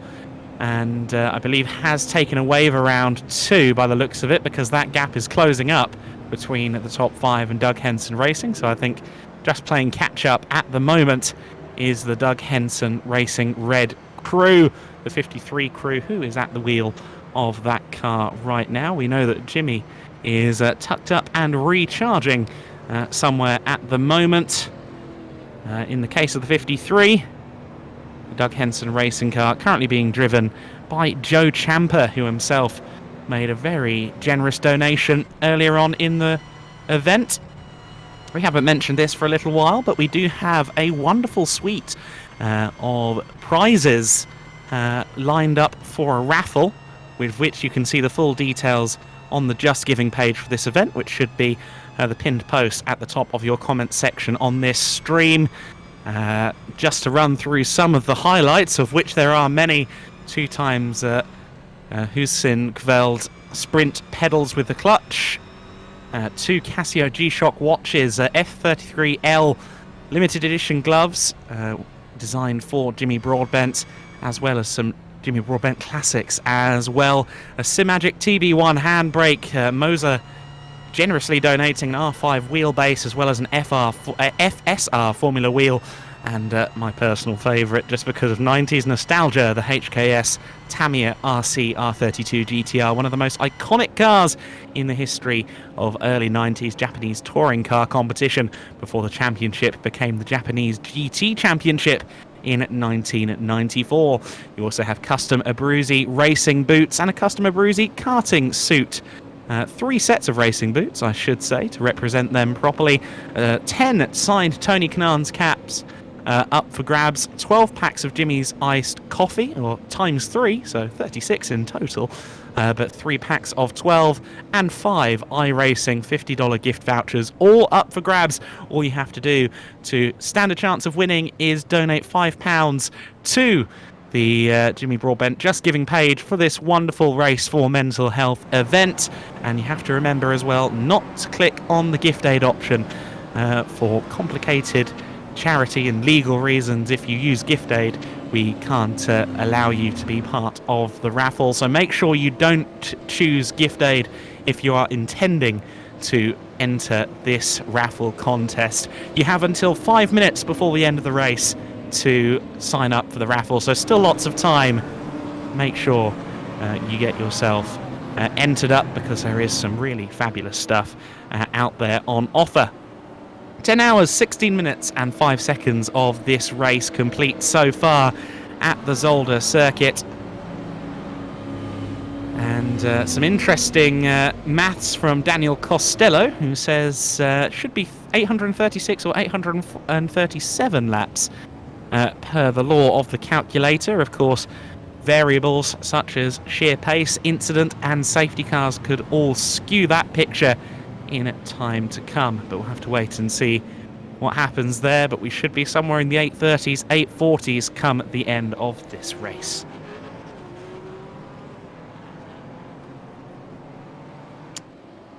So then there is the top 3.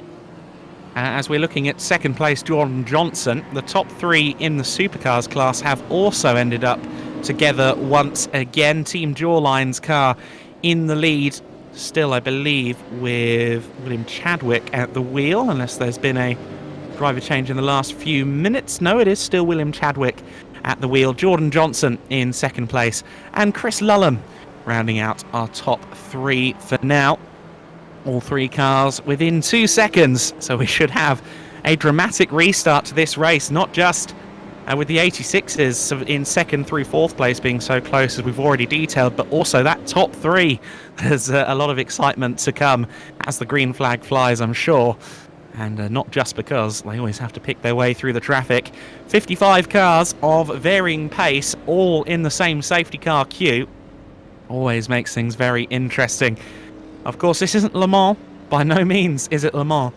There's no way we could get away with multiple safety cars around a 2.5 mile circuit, a 4 kilometre circuit. Of course, Le Mans, 8.5. It's 8.5 miles in length. And just heard a call from director, but I'm needing to repeat that in my ears. Positions gained. Okay, yes, we've got a good graphic on screen right now for that. So Team Jawline allegedly have gained 9 places, but that car was on pole position, so I'm not quite sure that adds up. Pure Sims listed with 4 places gained, but I do wonder if that is a slightly flawed set of graphics then, but nonetheless, it has been a dramatic race at the sharp end of the supercars category. Of course, just 12 cars entered into the supercars portion of the race, but that's more than enough to keep things interesting. We've got some stellar teams in there, that much is for certain. We've covered the progress of Luke Hayden and Trackstars a few times today, and I must report, unfortunately, that they're still behind a few of the Kia Optimas, the team that decided to join the race on practically zero notice. And I think we are just a few moments away potentially from going green, are we? Certainly looks like these cars are getting ready to go racing. Yes, we are green. Jordan Johnson then in the sandwich as the supercars leaders get back underway. It's William Chadwick that leads the way in the 88 car. Jordan Johnson and Chris Lulham following him in close proximity as they go through turns 2 and 3 for the first time back under green flag on lap 372 of the race.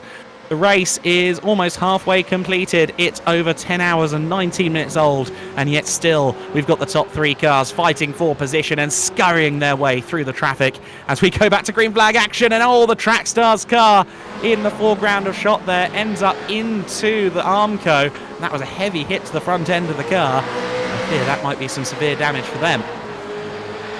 Top 3 then working their way through the traffic. It's William Chadwick from Jordan Johnson and Chris Lulham working their way through these cars. Some 86s, some MX-5s, and even some Kia Optimas up ahead right now. Not easy pickings by any stretch of the imagination. All of these cars in the midst of their own battles, of course. Very few quarters given. William Chadwick, of course, is the one forging the path right now, and he sneaks it up the inside of that Kia Optima battle and just about keeps his pink paint relatively scot-free, although there was a little tiny hint of contact between himself and the Kias there. Jordan Johnson will be watching this with interest. William Chadwick there getting bottled up behind one of the Toyotas. That's the Harlequin liveried car we saw up in the air a couple of hours ago in spectacular fashion. But look at this top 3 scrap. We've got Holden helmets falling back a little bit there. Chris Lulham hasn't had the best run through the traffic on this first flying lap back under racing conditions. However, Chadwick and Johnson have been just about as efficient as you can be in working their way through to this point. Every corner presents a new challenge and a new adventure for these guys as they come through. Here is Jordan Johnson then. We ride on board with him. William Chadwick guiding him through for now. At what point does Johnson maybe decide to forge a different path from Chadwick when the traffic gets deep in order to maybe move up a position? You've got one of the V8 supercars just ahead of them right now. One of the Mustangs. That looks like the essentially the number 92, is it perhaps, of Aaron Eccles there, making it fairly easy for both parties. That car down in 7th place, of course being operated by Sapphire Simsport. We ride on board with Johnson, shifting up through the gears, 4th gear, 5th gear. Let's see if he touches 6th before they get to the Jackie X chicane. Yes, just over 220 kilometres an hour, about 135 to 140 miles an hour for good measure. Great speed out of these big V8s, of course. The V8 Supercars, a great addition, a fabulous top class, I think, for this race. And we're seeing the battle unfold before our eyes right now for the race lead. Great to ride gun-ho there with Jordan Johnson for a lap. He's around the outside there of another of the Kia Optimas, but Johnson locked, loaded and focused on the pink peril up ahead. William Chadwick, a regular at Fordzilla, racing for Team Jawline right now and getting ever so slightly stifled by one of the MX-5s on the apex of turn 4. That could get...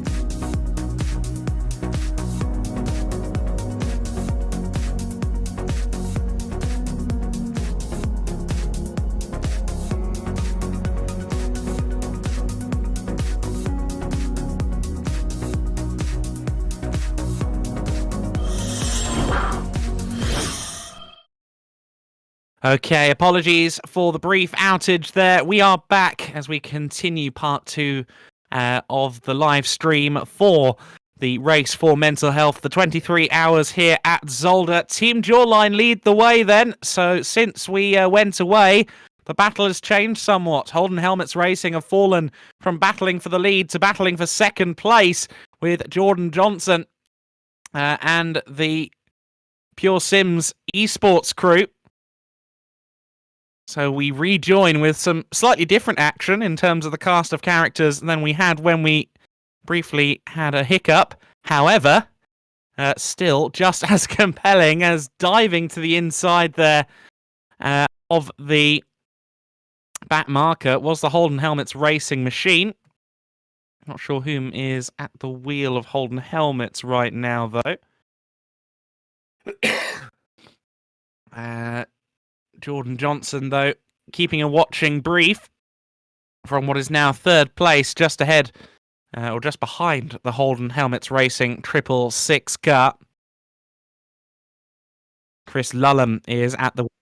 Live timing is currently down, so I was just struggling to remember that name. Chris Lullum, it is at the wheel for, I think, the second time in this race, diving up the inside of another of the MX-5s there. I think that might have been the 240 car.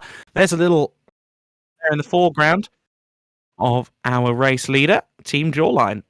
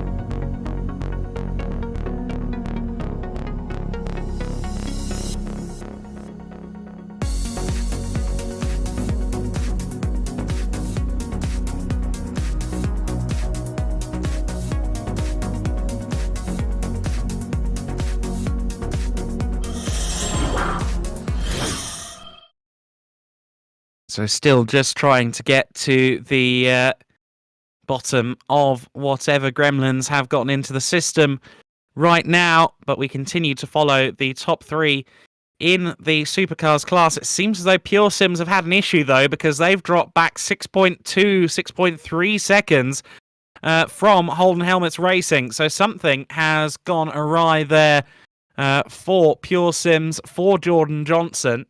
Continues on, so clearly whatever's happened doesn't necessitate a pit lane visit, but nonetheless, a little bit of lost time there for Pure Sims. And interestingly, Lullum in the Holden Helmets car is closing in on Team Jawline and Will Chadwick. So let's see if we end up drawing the battles between the top 2 once again. We've already seen those 2 cars at dueling inclinations already. And in the battle for the GR86s, we mentioned that 2nd, 3rd and 4th place were going to be very close together at the restart. That field has spread out now. Scuderia Racing at Raceface, 11 seconds clear of VRE Motorsport 86. Hugo Valentin at the wheel of the 86 car right now. NSS Racing in 4th place, and those cars now covered by 22 seconds. So that gap has extended for sure. Not quite the barnstormer battle that it looked like we were being promised during the safety truck period.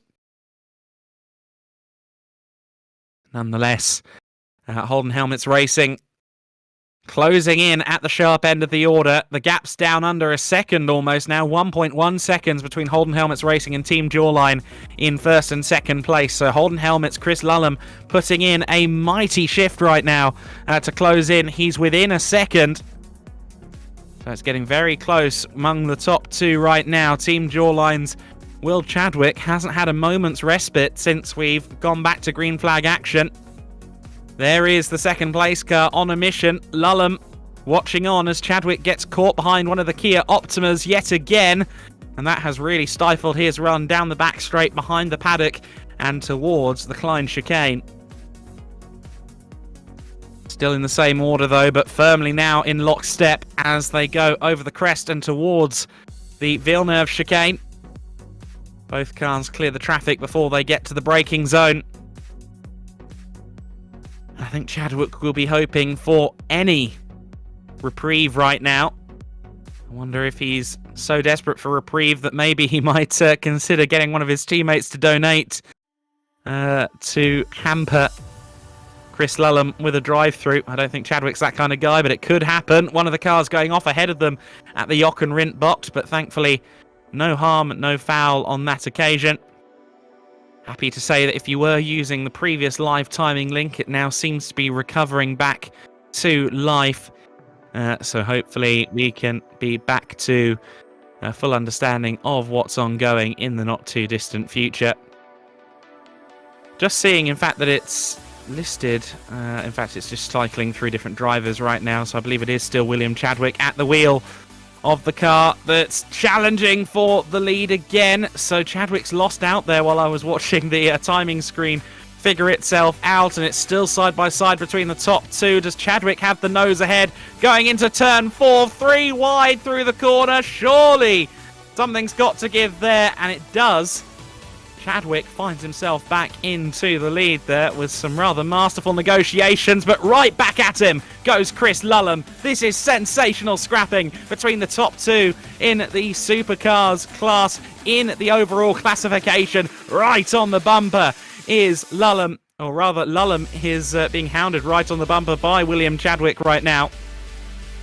Over the curbs they go at the Villeneuve chicane. And now towards the Jochen Rindt box we go. What a scrap this is proving to be between the Holden Helmets Racing crew and Team Jawline.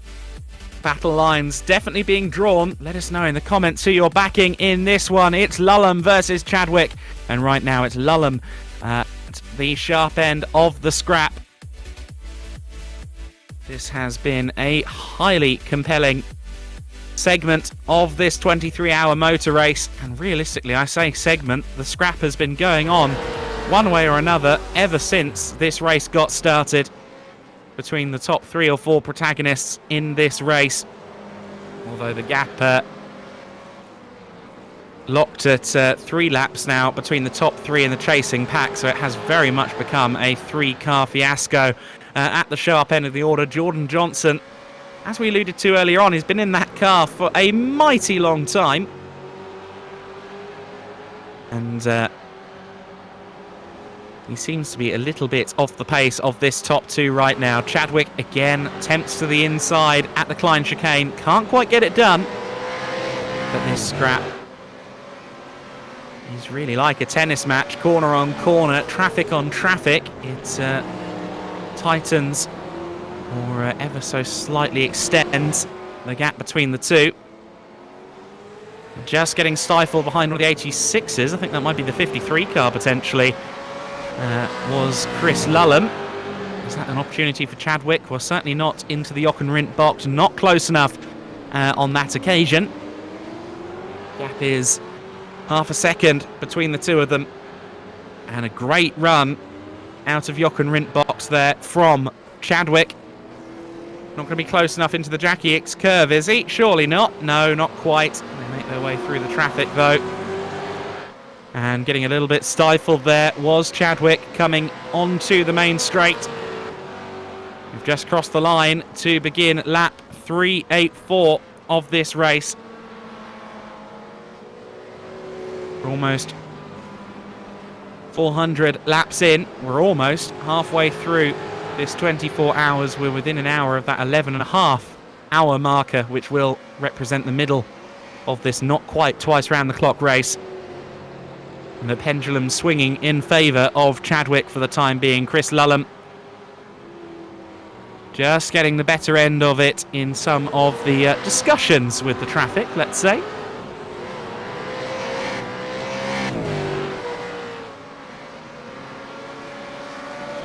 But still the gap is knocking around the 0.8 of a second marker. I think this is going to be grandstand viewing for a little while to come yet. There we see Chadwick working his way through the traffic, and the gap is out to 1.8 seconds, so Chadwick has definitely been stifled there. For a while there, I thought Chadwick had the pace. It seems as if the pendulum has swung for Chris Lulham now. Seems that Lulham's car, the 666, just able to slide through the traffic a little bit better. Lulham doing a good job of negotiating, though of course a lot of the work is not just negotiating, it's getting some luck as well, it must be said. Often you can find a car at an inopportune moment.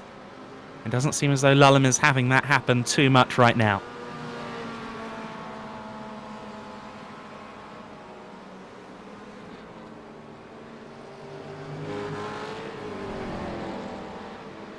So then the Holden Helmets racing car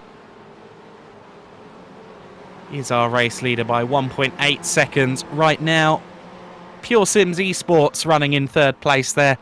9.2 back with Jordan Johnson at the wheel. Valentin Barrier fourth. Thomas Hinz in at fifth place overall right now. Of course, we've been talking about these lap times that we're setting. The fast guys currently in the low 31s or 32s.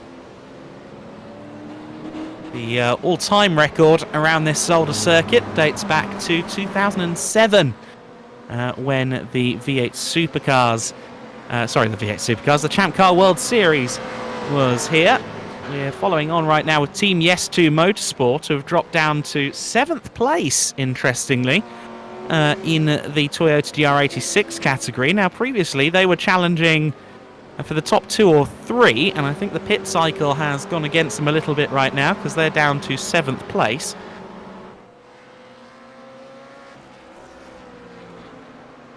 Or potentially, my mind strays to this possibility ominously, maybe there was a penalty. Let's take a look at the decision log and see if anything has come out recently for that car.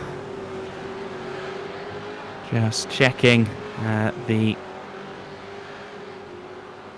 GR86 from that crew. I need to get the number now because it's not on screen. I have to just check that. See what I can do as Chadwick continues to get through the lap traffic, continues to keep Chris Lullum in a watching brief radius.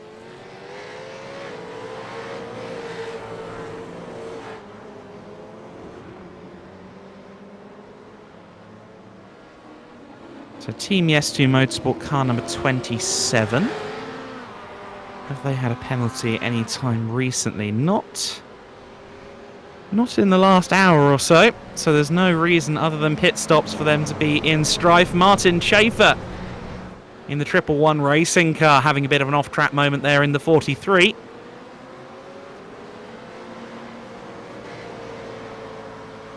So Schaefer, who was previously fighting for 7th or 8th place there, was just getting lunged up the inside by Holden Helmets Racing. And Chris Lullum, hopefully that wasn't too dangerous. It certainly was from a way back, but the V8s, of course, with some stronger brakes attributed to them.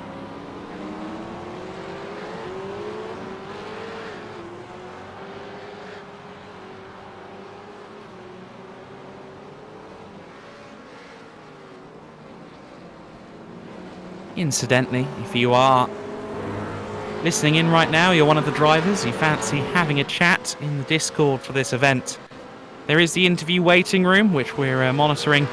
If you fancy having a chat, you can talk about how your race has gone so far, or anything else your heart desires within reason. At this late hour, the witching hour of the race, rapidly approaching 2 a.m. local time here in the UK, which I think on the day-night cycle here would be 3 a.m.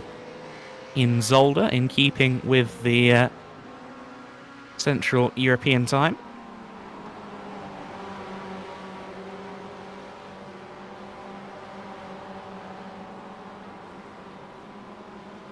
My apologies for falling silent every so often. I am suffering quite a bad cold at the moment, so there is an amount of muting to cough that I'm having to do.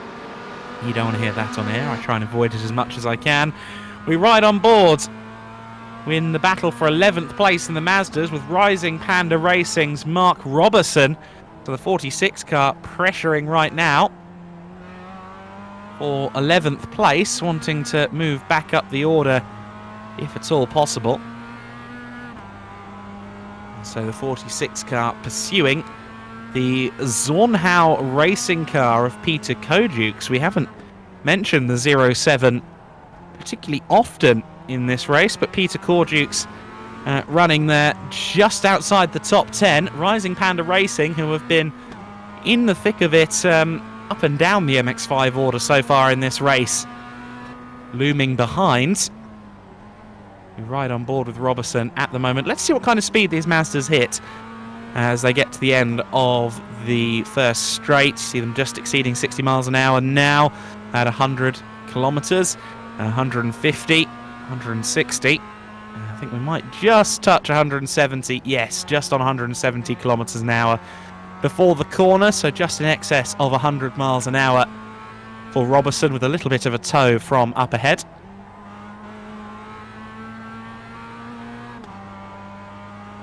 So these cars a little bit breathless in a straight line, of course, relative to some of the slightly faster beasts we've got out there on circuit. But the MX-5, the Miata, whatever you want to call it, the Enios, I'm not sure if the Mark IV is still called an Enios in Japanese market, but regardless of what you call the car, it's a beloved fixture in the lower levels of iRacing.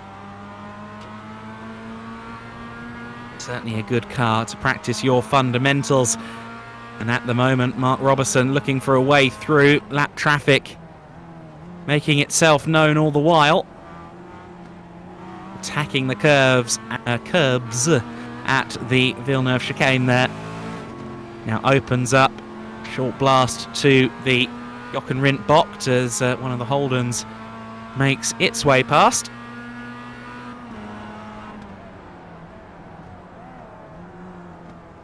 rest assured we're keeping half an eye on the gaps in the lead battle as this goes on, but for now, quite the compelling little scrap there, although it has been interrupted. I think that Mark Robertson, having to take evasive action there, has just lost a bit of momentum. Gap is out to over a second. But it does look like Robertson has the pace right now for Rising Panda, a team that have definitely been in the wars. I feel like half the time we've seen the car, it's been pointing sideways across the circuit, unfortunately. But these Mazdas, I think more than anyone else, getting beaten around the bush a little bit by some of the quicker cars. The GR86s at least have a bit more heft to them.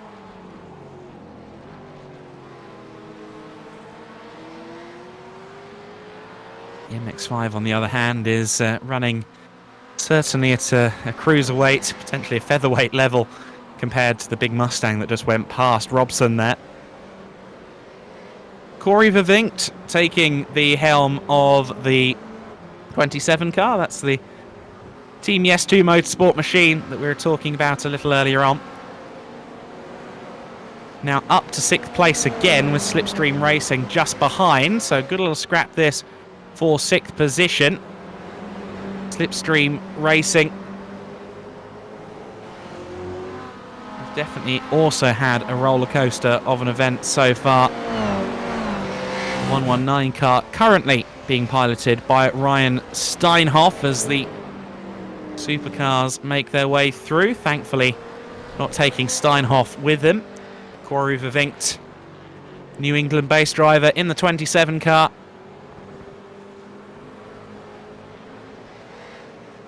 There's another one of the competitors who took place in the Max Bants Open best part of 16 hours ago. I think he didn't have a clutch pedal assigned, unfortunately, which he needed for the event, so it wasn't a particularly long outing for him in that event, but he seems to be doing a better job of it, or having an easier run of it so far at least, in the Slipstream Racing, or rather in the Team Yes2 Motorsport entry.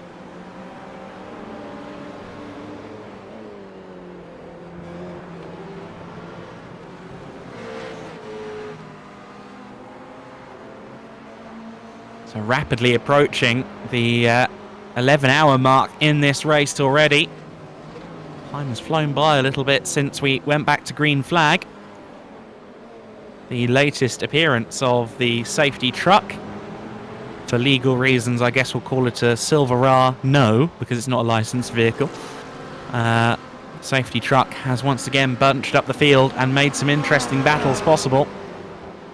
As Ryan Steinhoff there gets picked apart by a couple of the Kia Optimas, one of which is the M Plower car.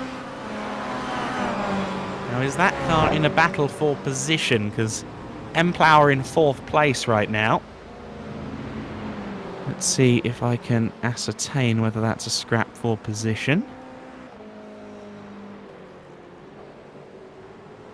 Yes, it is. So Prismatic Race Motorsport. Mira Schmidt, who we spoke to not too long ago, pressuring Alistair Mim in the battle for 4th place within the Kia Optima class. So that's an interesting scrap as well.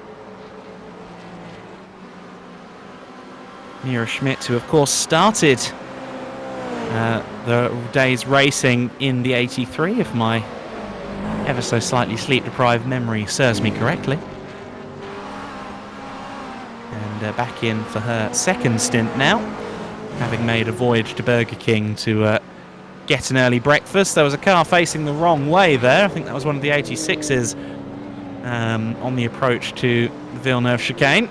As we see the 22 Holden picking its way through the 6th and 7th place battle in the GR86 class. Let's see if we can pick up on this scrap for 15th and 16th overall.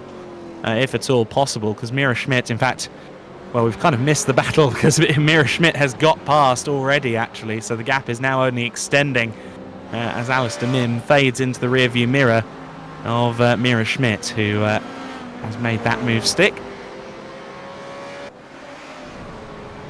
Oh, and a spirited entry that could go very wrong, and has. for Ryan Steinhoff. I assume that was an intentional attempt at going into the pit lane. Certainly has to do it now after that heavy hit with the barriers. Ryan Steinhoff there in the 119. Slipstream Racing, I'm sure drawing a collective breath wherever they all are.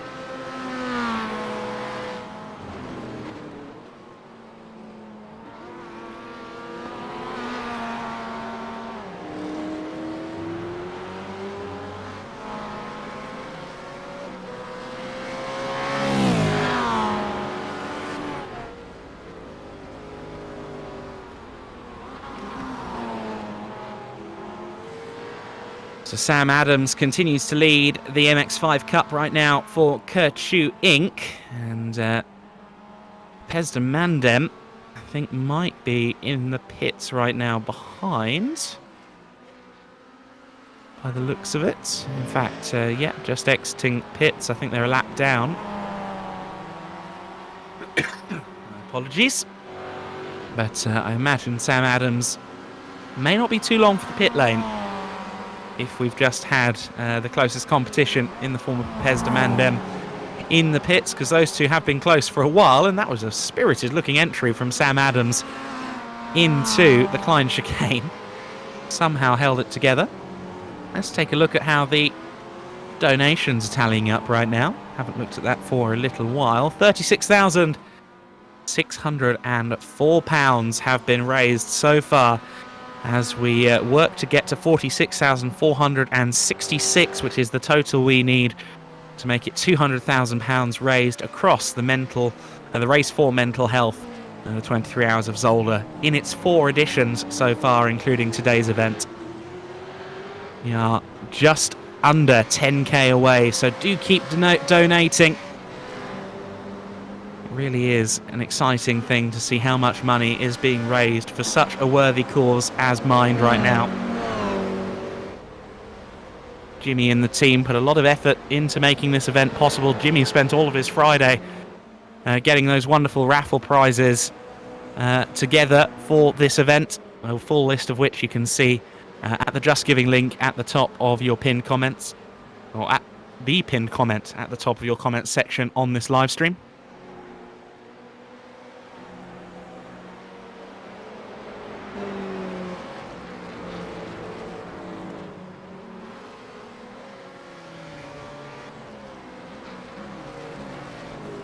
Was mentioning a long while back, before some of the action kicked off, that the outright lap record here at Zolder is held by a champ car from when the champ car category came to Belgium and indeed to the Netherlands in 2007. It was none other than Sebastian Bourdais with a 1:14.089.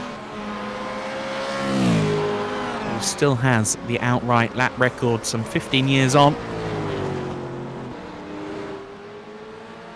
So we're clearly a ways off that pace, but much different machinery that we are running with here today.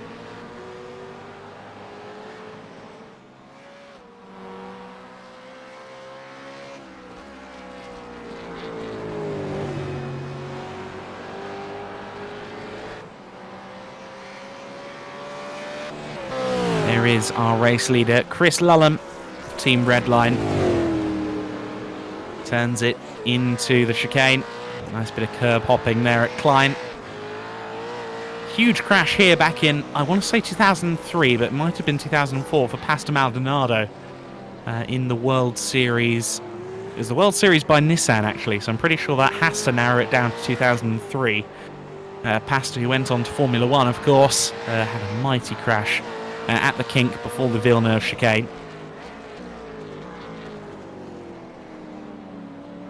Was in the kind of Formula 2 equivalent level of junior single-seater racing for a long time before he finally got his break in Formula 1. Of course, there are fewer options now. In fact, there's really only one option in terms of secondary single-seater categories, F2 or equivalent. That is, of course, F2.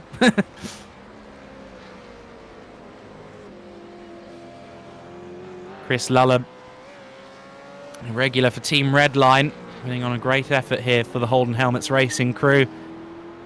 At the sharp end of the order, nicely right wide there through turns 2 and 3. Turn 4, you've got to set up the car for that corner. It doesn't help when you've got traffic in the racing line for you. Right on board with Lulham, as he'll hit something like 230 k's before getting on the brakes. Oh, nearly 240 as a matter of fact. Traffic up ahead in the form of a Mazda MX-5 battle that darts through that nicely up over the crest. This is the site of the Maldonado crash I was mentioning, and then to the Villeneuve chicane. Really have to attack those curbs, which, you know, a softly sprung car like the 86 is a little bit daunting, to say the least. Power down once again as you approach the Jochen Rindt Bocht. He does so with some Kia scrapping going on ahead. Now towards the Jackie X curve. The Jackie X chicane, I should say. One turn to the left, one turn to the right, using a lot of curb there as well. Power down, that's a lap of this Zolder circuit, flashing of the lights as he goes past the MX-5 from Pepesda Mandem, so the second place car in the MX-5 category there. Just getting put a lap down by Lulham.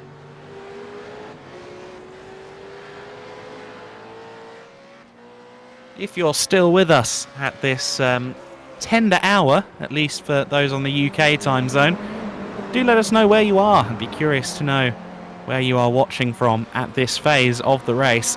For those of you who have been tuned in consistently, or those of you who are tuning in at this time in the middle of the night shift, thank you so much for doing so. And please do keep donating to the link at the top of your comments section, trying to smash the £46,466 barrier to get to the 200k mark across the 4 editions of this event. But also, of course, from there you think, well, what about 50,000 for this year? What about going beyond that as well? Every penny, every pound counts as we continue to race for mental health and raise money for minds here at Zolder.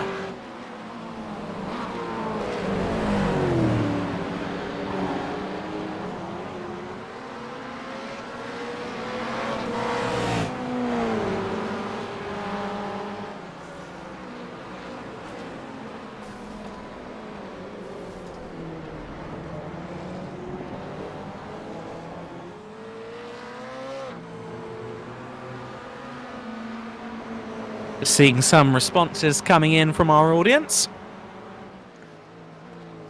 The RJ Sam says he's in Germany, 3:08 in the morning, so an hour clear of myself here in the UK. John Tyndall watching in Virginia, USA. Let's go Team Scuderia Racy McRaceface. My maths is correct, should be around 9 PM for John Tyndall right now, just approaching 10 past 9 on the east coast of the United States.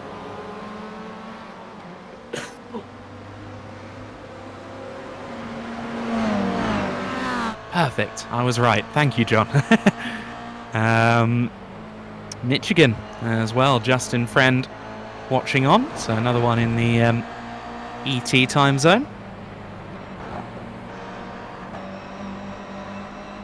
As we watch Oliver Verhagen of VRE Motorsport here investigating the Scuderia Racy McRaceface car. We know that John Tyndall is willing on the car ahead in this shot. So the 86 machine pressuring, getting closer, looking to the inside. The chicane for 4th in class. Makes it stick admirably, but back on the attack there potentially. Goes the rival machine, exciting scrap here. Just trying to work out who's at the wheel. The VRE car is one of the MX-5s. Goes rogue and laps the allegedly slightly quicker Toyota 86.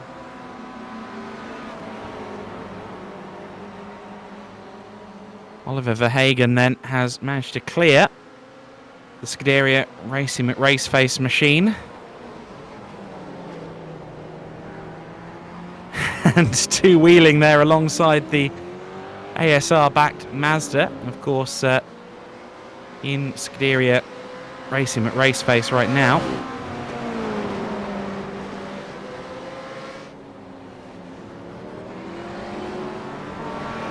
It is William at the wheel of the 28 right now. William Amersfoort. I think that's his second stint at the wheel of that car.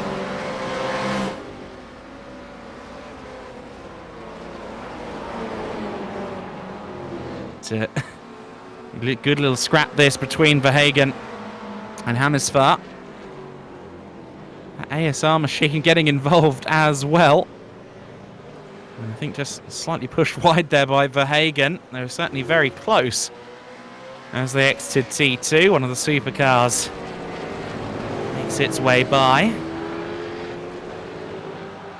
And look at the stance on William Amersfoort's 28. Wants to do exactly what happened a lap ago in reverse. Not quite able to get the run he needed to move up the inside at Klein as the track star's Holden there goes a little bit sideways. And we're just rather in the way there of the car in third place, Team Jawline, which have just recently pitted. So Team Jawline just about, I think, on the grass there, trying to get past this Toyota 86 scrap.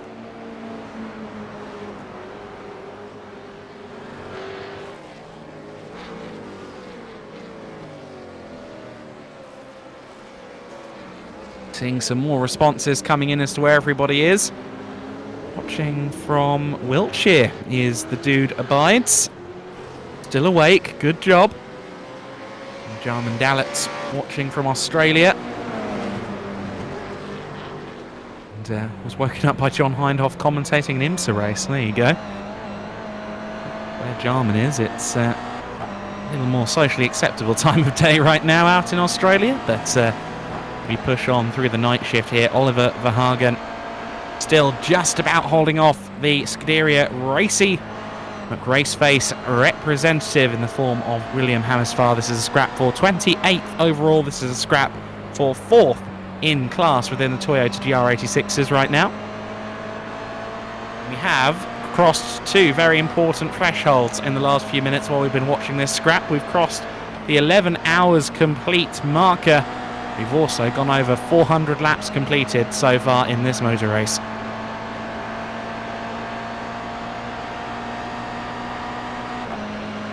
So it's been compelling viewing thus far. We're half an hour away from that halfway point. One of the other cars having a spin in the gravel there. One of the supercars goes past our 4th place scrap here among the GR86s. Being split by our race leading car, the Holden Helmets there.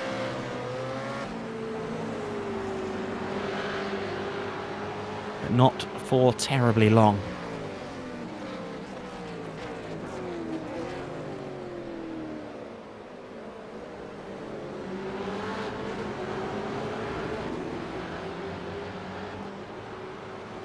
Just getting word there that the gap between the top two in this race, the Holden Helmets and Pure Sims, has gone up to 25 seconds right now. As Holden Helmets Racing pits, actually. So let's see where that gap ends up post-pit cycle. Lulham seems to have really come alive in this stint, although of course Team Jawline have pitted already, and that was the car in second place. So we'll have to see where Lulham or whoever takes over the 666 comes out relative to the Team Jawline machine. In comes Jordan Johnson. Just getting a look there at how Johnson has been gapped by Lulham. Johnson, who's been racing for hours. I need to verify actually whether he might be a solo driver that slipped through the net, because he has been racing for a long time. I will just quickly skim through my spreadsheet now, so if I do appear distracted, it's because I am.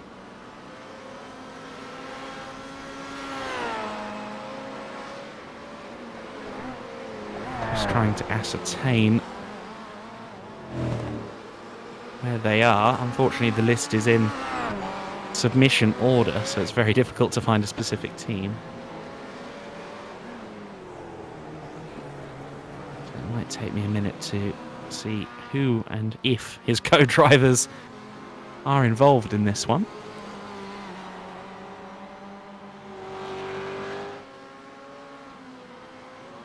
Oh, they're right at the top of the list, and I just wasn't concentrating. Very good. Yeah, so he's got a few teammates listed. Jake Blackhall and Alexander Davidson, as well as Morgan Butler. But none of them seem to want to make an appearance.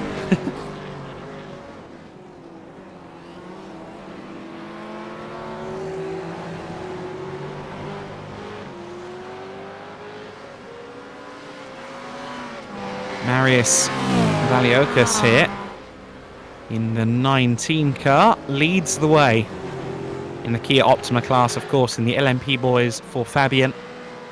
Entry still 4 laps clear, really keeping a strong hold on this Kia Optima class category. They also run 12th overall.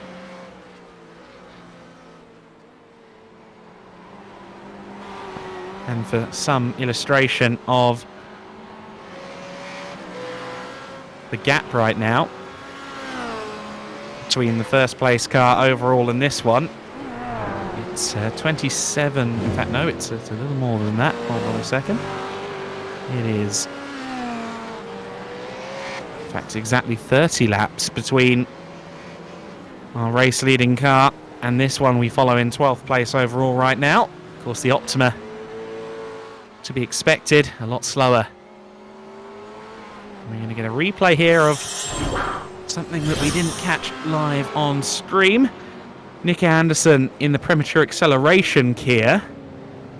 Car that we've seen have the odd drama. Oh, there was a spinning 86 just ahead. Thankfully, no harm, no foul on that occasion. Although I might be speaking too soon. Does everyone avoid them? Yes, it seems as though they did. Okay. The 666 car has been taken over, as has the 88, so the lead battle has gotten a lot closer and has a new cast of characters at the wheel. Enzo Benito has taken over the 88 car. Diogo C. Pinto has taken over the 666 from Lulham. So two new drivers in these cars that were so close before. It doesn't look like the battle is going to let up at the moment. Benito seems to be closing in slightly, but there is traffic up ahead of Pinto. I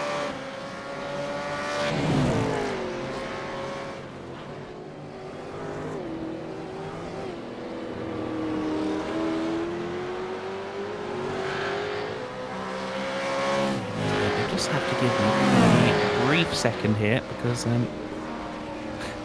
my mic stand has slightly collapsed, so 10 seconds.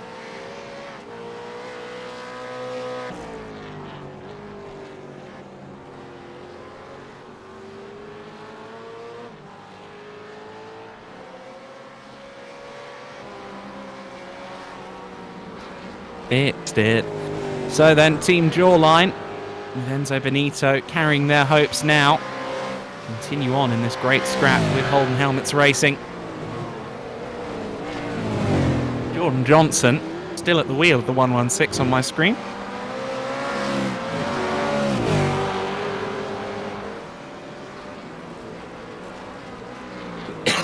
The only note they gave us about their setup for this race is that they practice but not much, so there's no indication that maybe they're all in the same place and using the same account or something like that, but nonetheless, quite the stint from Jordan Johnson if the info is to be believed. Because if he hasn't been there all race long, it's been pretty close.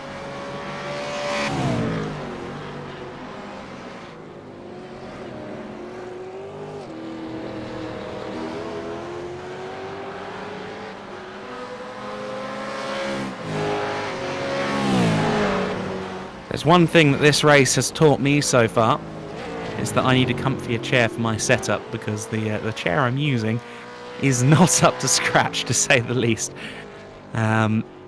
We are running long into the night here. I'm going to be with you for several more hours. I think we might have some other commentators popping in at some point, but for now it's myself, Adam Weller, bringing you this action as the race Mental Health 4 continues.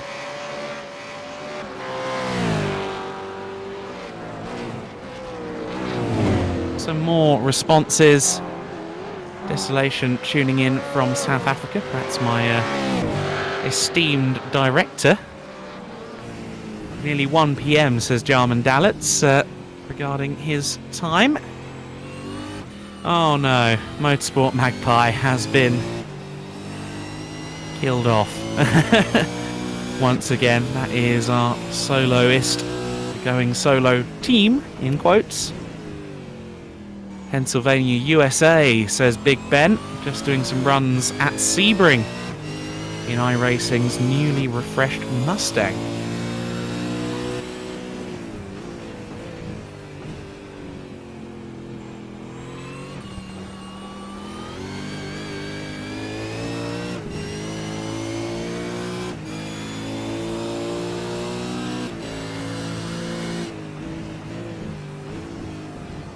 Interesting to see some of these scraps unfolding. We ride on board with Benito right now as he watches Team Jawline, or rather watches Holden Helmets Racing, pick their way through the pack. Up ahead, Diogo Pinto acting as the groundbreaker as they go through the traffic.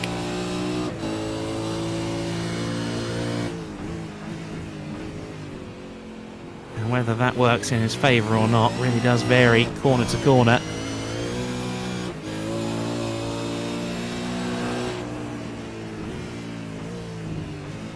Benito turns into the Villeneuve chicane, very aggressive on the curbs there. Enzo really pushing on. Rather ironic that a man named Enzo from Italy is driving a Ford.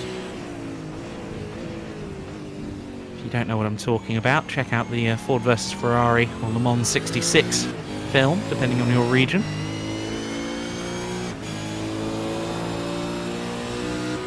Fierce rivalry between Ford and Ferrari at Le Mans in the late 60s. Of course, the Ford GT40, a 4-time winner of Le Mans from 1966 through 1969. It was chassis 1075 that took the win in both 68 and 69, as well as a plethora of other international sports car races. One of the most successful chassis of the era, certainly one of the most coveted race cars ever. If that ever does go up for sale, I think it might be a record breaker. That car was of course resplendent in the Gulf colours for the JW Race Engineering Squad. I should say JW Automotive to be a little more accurate. Toyota battle getting dispatched here by Enzo Benito, who continues to home in on Diogo Pinto right now. Certainly seems as though Benito incredibly smooth right now, while also being very attacking. Really late on the brakes there into Jochen Rindt box. Did well to avoid the back of Pinto, if we're being honest. Maybe ever so slightly misjudged his braking there, but nonetheless remains the fly in the ointment for Pinto right now. Has to avoid the 86. That might have been the 53 car that he went around there.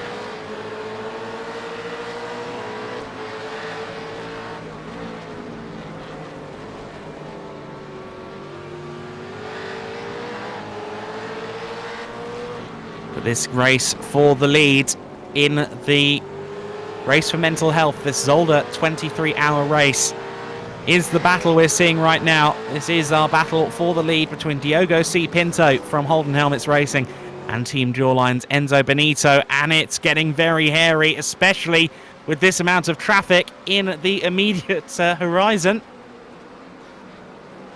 Benito looking for any which way to challenge Pinto. firmly into the traffic. Over the crest they go towards the Villeneuve chicane.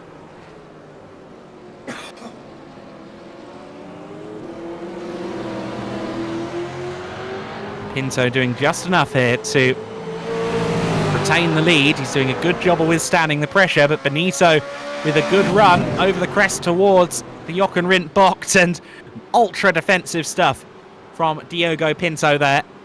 Oh, and contact between the two of them. Pinto tried to lean on Benito there and got hooked on the front end of the 88 Mustang.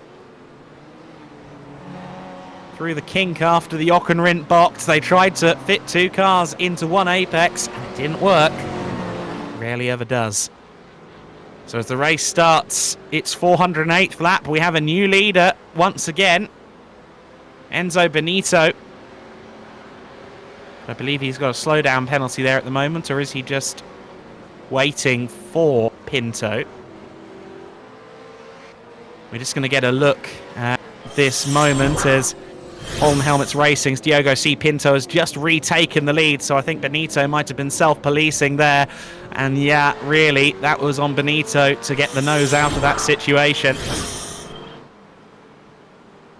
But certainly drama here, but we're back to where we were previously. Good sporting stuff from Benito. Rejoins the scrap now with Pinto once again at the sharp end. Another good run for Benito as they approach the Villeneuve chicane. Not quite able to find room up the inside. It looked like Benito took flight there over the curbs.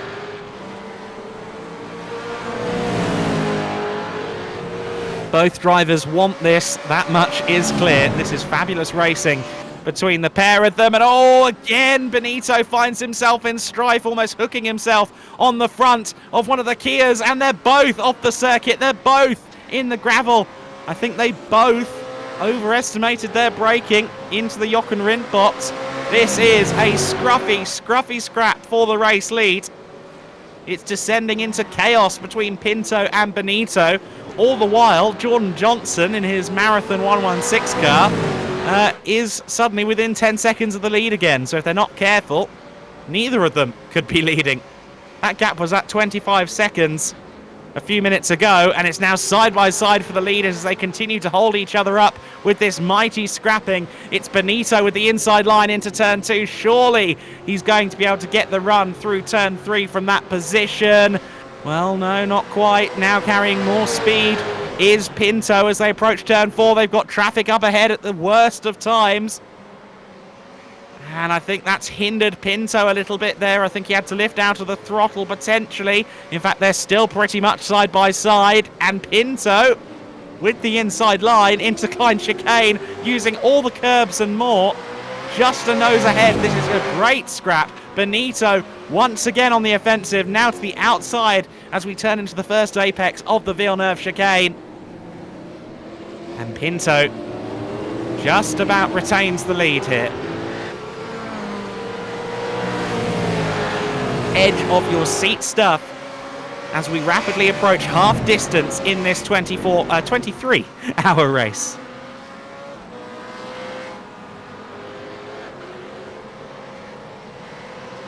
This is an amazing job right now between these two drivers, keeping us very entertained as we burn the midnight oil on lap 410, soon to be lap 411 of this race. Benito, I would say investigating his opportunities at the lead, but an investigation I think is too calm of a word to explain what we've got here. It's all-out warfare between these two competitors right now. The flames spitting on downshift there from the Holden Helmets car. Diogo Pinto. Pinto with a good run here. He's got traffic up ahead. I think that's one of the MX-5s, so there won't be anything like as much momentum on that car. It is one of the MX-5s, but stays well clear, well off the racing line, compromises neither competitor. Great stuff. Benito just jinking to the inside there, saying hello. Still there, sir. What a scrap this is between the two of them. And Benito particularly aggressive on the curbs there, and I think he might have got a slowdown penalty as a result of that, because he suddenly stopped accelerating for a moment there, coming through the chicane. And that, for the first time in probably a half dozen laps, has given Pinto an opportunity to breathe a little bit. Comes to something when you say that with almost 11.5 hours of this race complete, that a 1.6 second gap is a reprieve, but that's where we're at right now. This race has been sensational. I think these V8 supercars are proving to be a great addition. A great top class for this race. We take a quick look at Joe Ciampa in the 53 car, the car that Jimmy Broadbent will race again come the morning. The Doug Henson Racing number 53 Scuderia Racing Raceface just 1.1 seconds ahead of them. That's an interesting scrap of 4th and 5th place in class there among the GR86s. Here is our top two once again. We follow Enzo Benito in the pink Peril, the Mustang.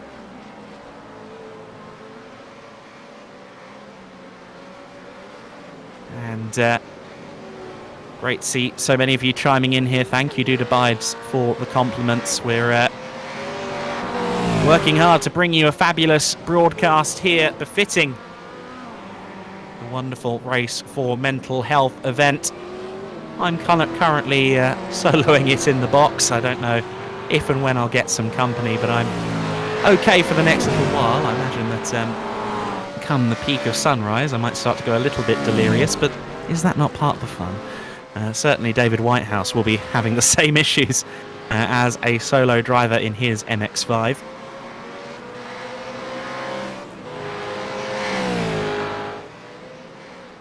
Let's take a quick look while we have a brief reprieve in this lead battle at the totals right now. We're edging closer to that £37,000 mark, £36,870. Call it a Boeing because we've got 737% of the £5,000 target raised. We're within 10k of that critical figure, 46,466. That will grant us the grand total of £200,000 across 4 editions of this Race for Mental Health event.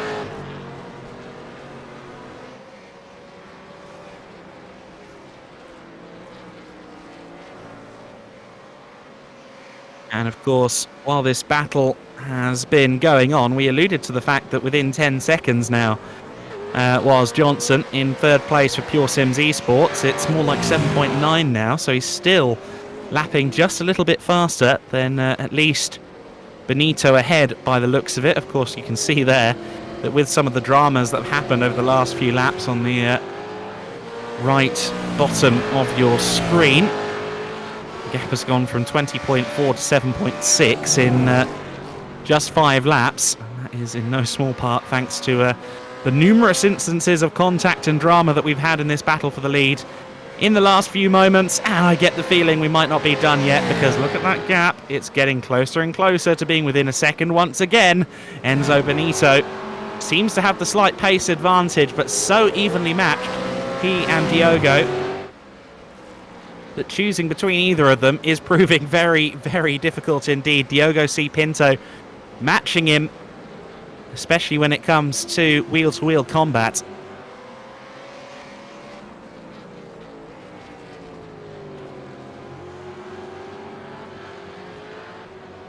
No other close battles at the sharp end of any classes. We've got a bit of a scrap still for 2nd, 3rd and 4th in GR86, but this is the battle that we focus on for now, as the two leaders are once again within half a second. Once again, Enzo Benito seems to be in overtake territory. Let's see if he can do it. He takes a little bit more curb on entry there to the Klein chicane, gets on the grass a little bit there and has to catch a slide as a result. Through Villeneuve. Again, seemingly a little bit more aggressive and carrying a little bit more momentum is Enzo Benito. Worth noting that Pinto pitted 4 laps before Benito. So perhaps the tyres are starting to give way for Diogo right now. 6 MX-5 makes it fairly easy for the leading crew as they charge towards the final braking zone of the lap once again. Does Benito get the run he needs out of the main straight? He tries for it, but he catches a big slide for his troubles. Tried to get the momentum off the corner, but it wasn't quite to be there. The slipstream ensures that he stays within the ballpark of Diogo C. Pinto. I think we're going to cross the 11.5-hour mark in this race with this battle still fully alight. At some point, I'm going to find an opportunity to run you through some of these class leaders, but we're far beyond being able to think about that right now, as once again Benito has a look, this time to the outside at turn 4, doesn't get the momentum around the corner. Us a little bit too much of the front tyres there. Couldn't carry the speed he needed without risking the gravel. 86 up ahead. Will slightly stifle the run, and there's quite a lot of cars up ahead. This might be an 86 scrap for position, essentially. And they stay in an orderly line as these two continue to fight. I love this helicopter cam that we've got right now. It feels like we're watching Police Action Camera Go, or whatever those TV police chase programs are right now. It really is fabulous stuff, but Pinto could do without getting wheels on the grass. That's exactly what he had to deal with there, though. He did well to keep the car under something like control. And Diogo C. Pinto has been withstanding this pressure admirably. It seems as though Benito, lap on lap, is a little bit quicker. Whenever Pinto gets slightly further ahead, Benito, within a lap or two, finds himself right back on the back of the Holden. Pinto is putting in a very measured defensive drive here as they side their way through the traffic lap on lap. This is really beautiful action in this battle. If you're enjoying this action, if this is keeping you entertained in the early hours of the morning or the mid-afternoon or whatever time you're going through right now, please do donate if you haven't done already. It's the top comment, the pinned comment on your comments on the YouTube stream, as we watch Pinto once again getting closed in upon by Enzo Benito. Didn't get the run out of turn 4, but thankfully for Pinto, Benito couldn't quite get himself to the inside. With the Kias up ahead, and both cars get through that fairly tidily.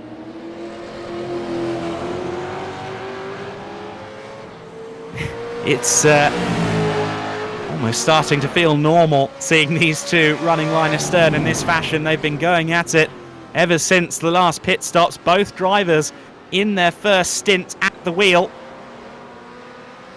took over from their teammates just a few laps ago. And boy oh boy, they've been good value for money since they've taken these cars over. It's Holden versus Ford. It's a battle that has been carved into the history books of Australian motorsport for decades.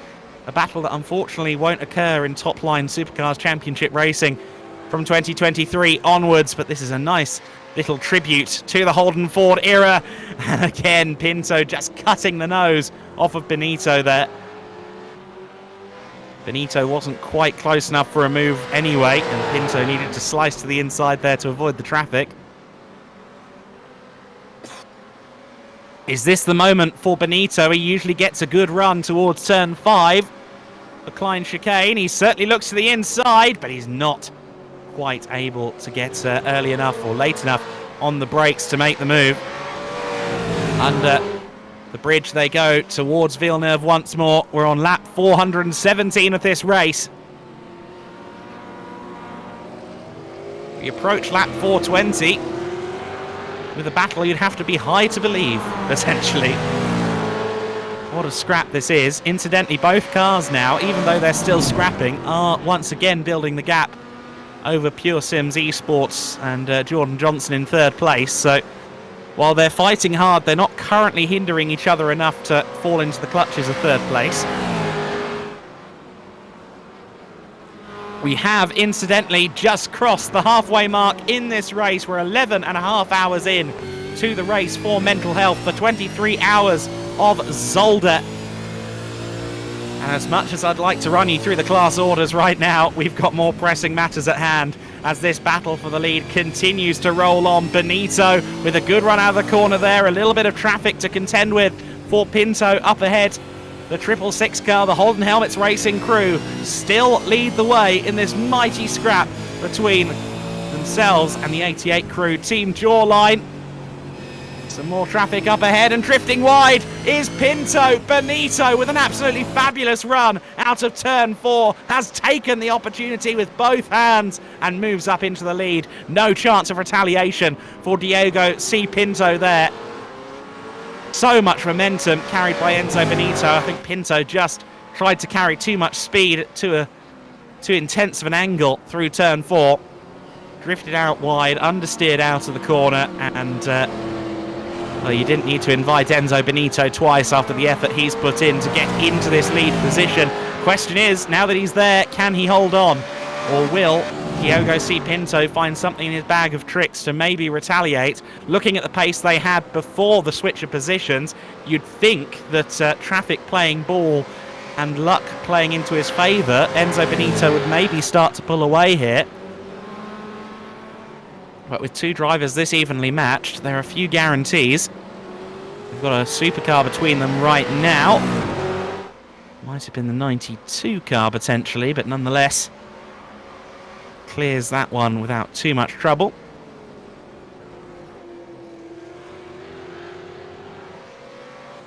Well, what a scrap that was, what a scrap this is. They're still within a second of each other. And Enzo Benito is our current race leader after that scrap. Gap is out to around a second right now. Pinto clearly still pushing. He's hoping, I think, for an opportunity at Benito. Perhaps brought on by the traffic, and the traffic has worked in Pinto's favour there. Benito has just had to take a slower line through the Klein chicane, but it only worked out to the favour of about 1/10 of a second. Oh, and straight across the curbs there went Pinto.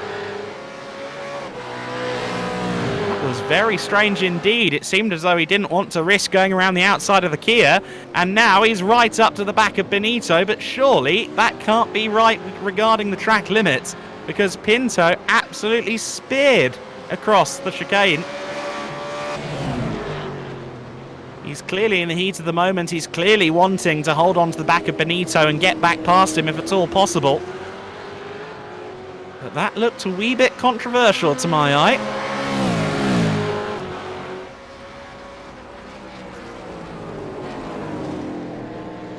And now with an MX-5 between them, scary stuff for the driver of the Mazda, I'm sure. Going to brave a sip of water as these two remain just over 3/4 of a second apart.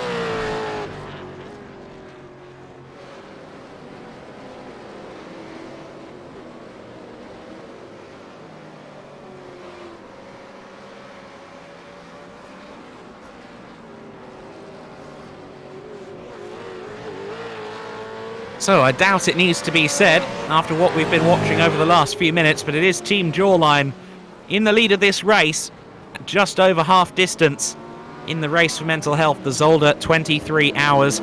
Holden Helmets Racing there in second place with Diogo C. Pinto making life difficult for Enzo Benito.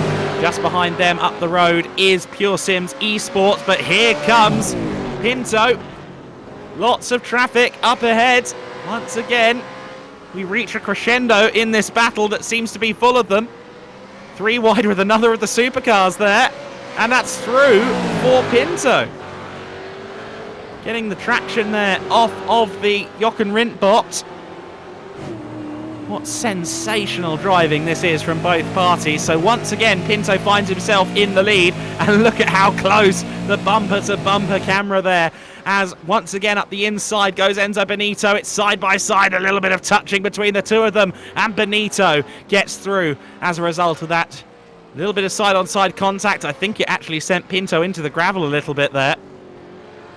You just saw the wheel tracks in the gravel confirming that. So Diogo C. Pinto was sent into the gravel there, and I don't think he'll be best pleased with that development.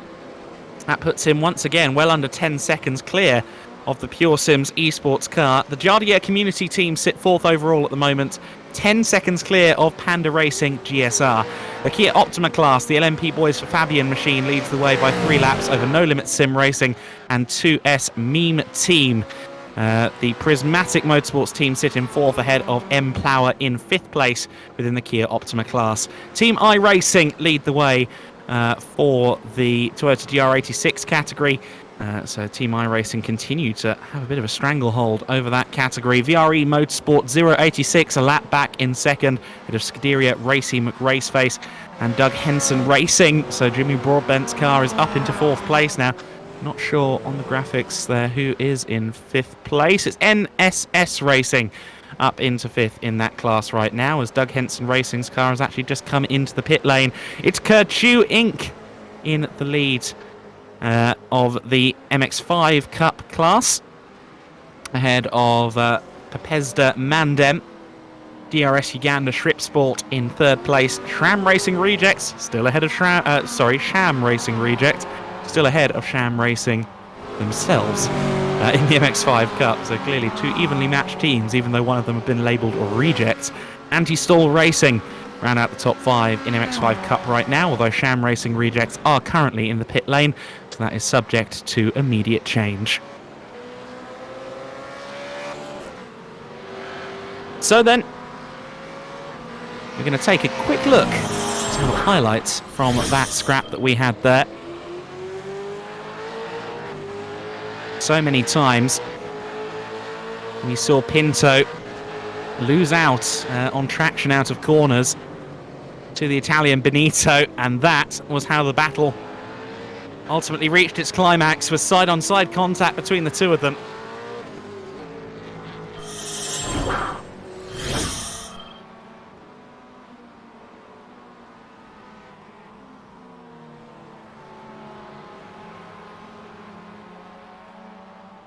And now the gap has stabilised around 4 seconds, but I'm just keeping half an eye on the situation in the decision log in case there is a penalty regarding that side-on-side contact.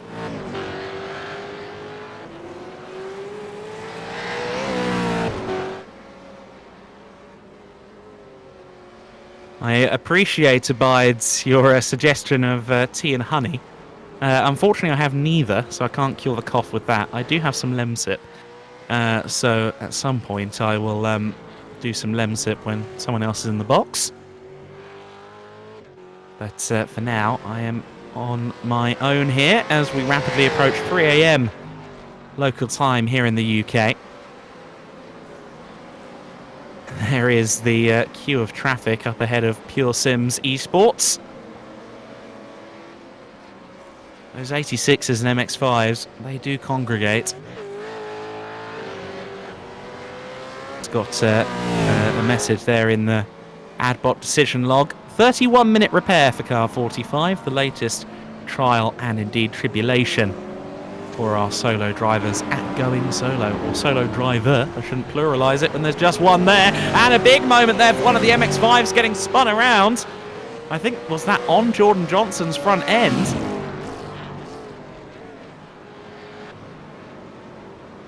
That was a big snap towards the barriers, one of the MX5s there. Just coming out of the Villeneuve chicane.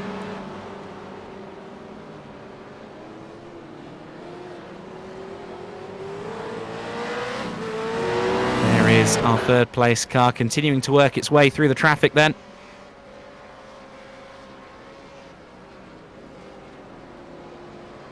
And who is that just up ahead? Holden Helmets aren't too far away, but that's not Holden Helmets ahead of Jordan Johnson. I think we're going to get a replay of the moment for that MX5 that we just half caught there. Christian Abate, for Team iRacing, was the 86 that got rather collected by the MX5. I don't think that was particularly on Christian. It was Quite a heart-in-mouth moment, but still leading by a lap is Team HyAcey right now within the GR86 class.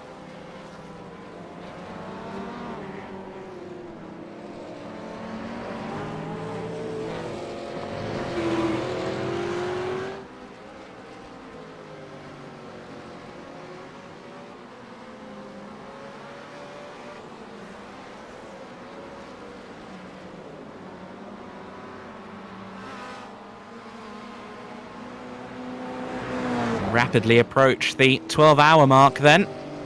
Would of course be the middle of the race if it were a 24-hour, but we've already just crossed half distance here. We've got 425 laps in the books so far.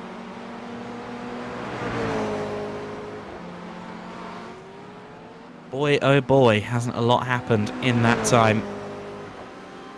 We've been blessed with many an exciting battle at the sharp end. And not just in the sharp end overall, but in the sharp end of each class.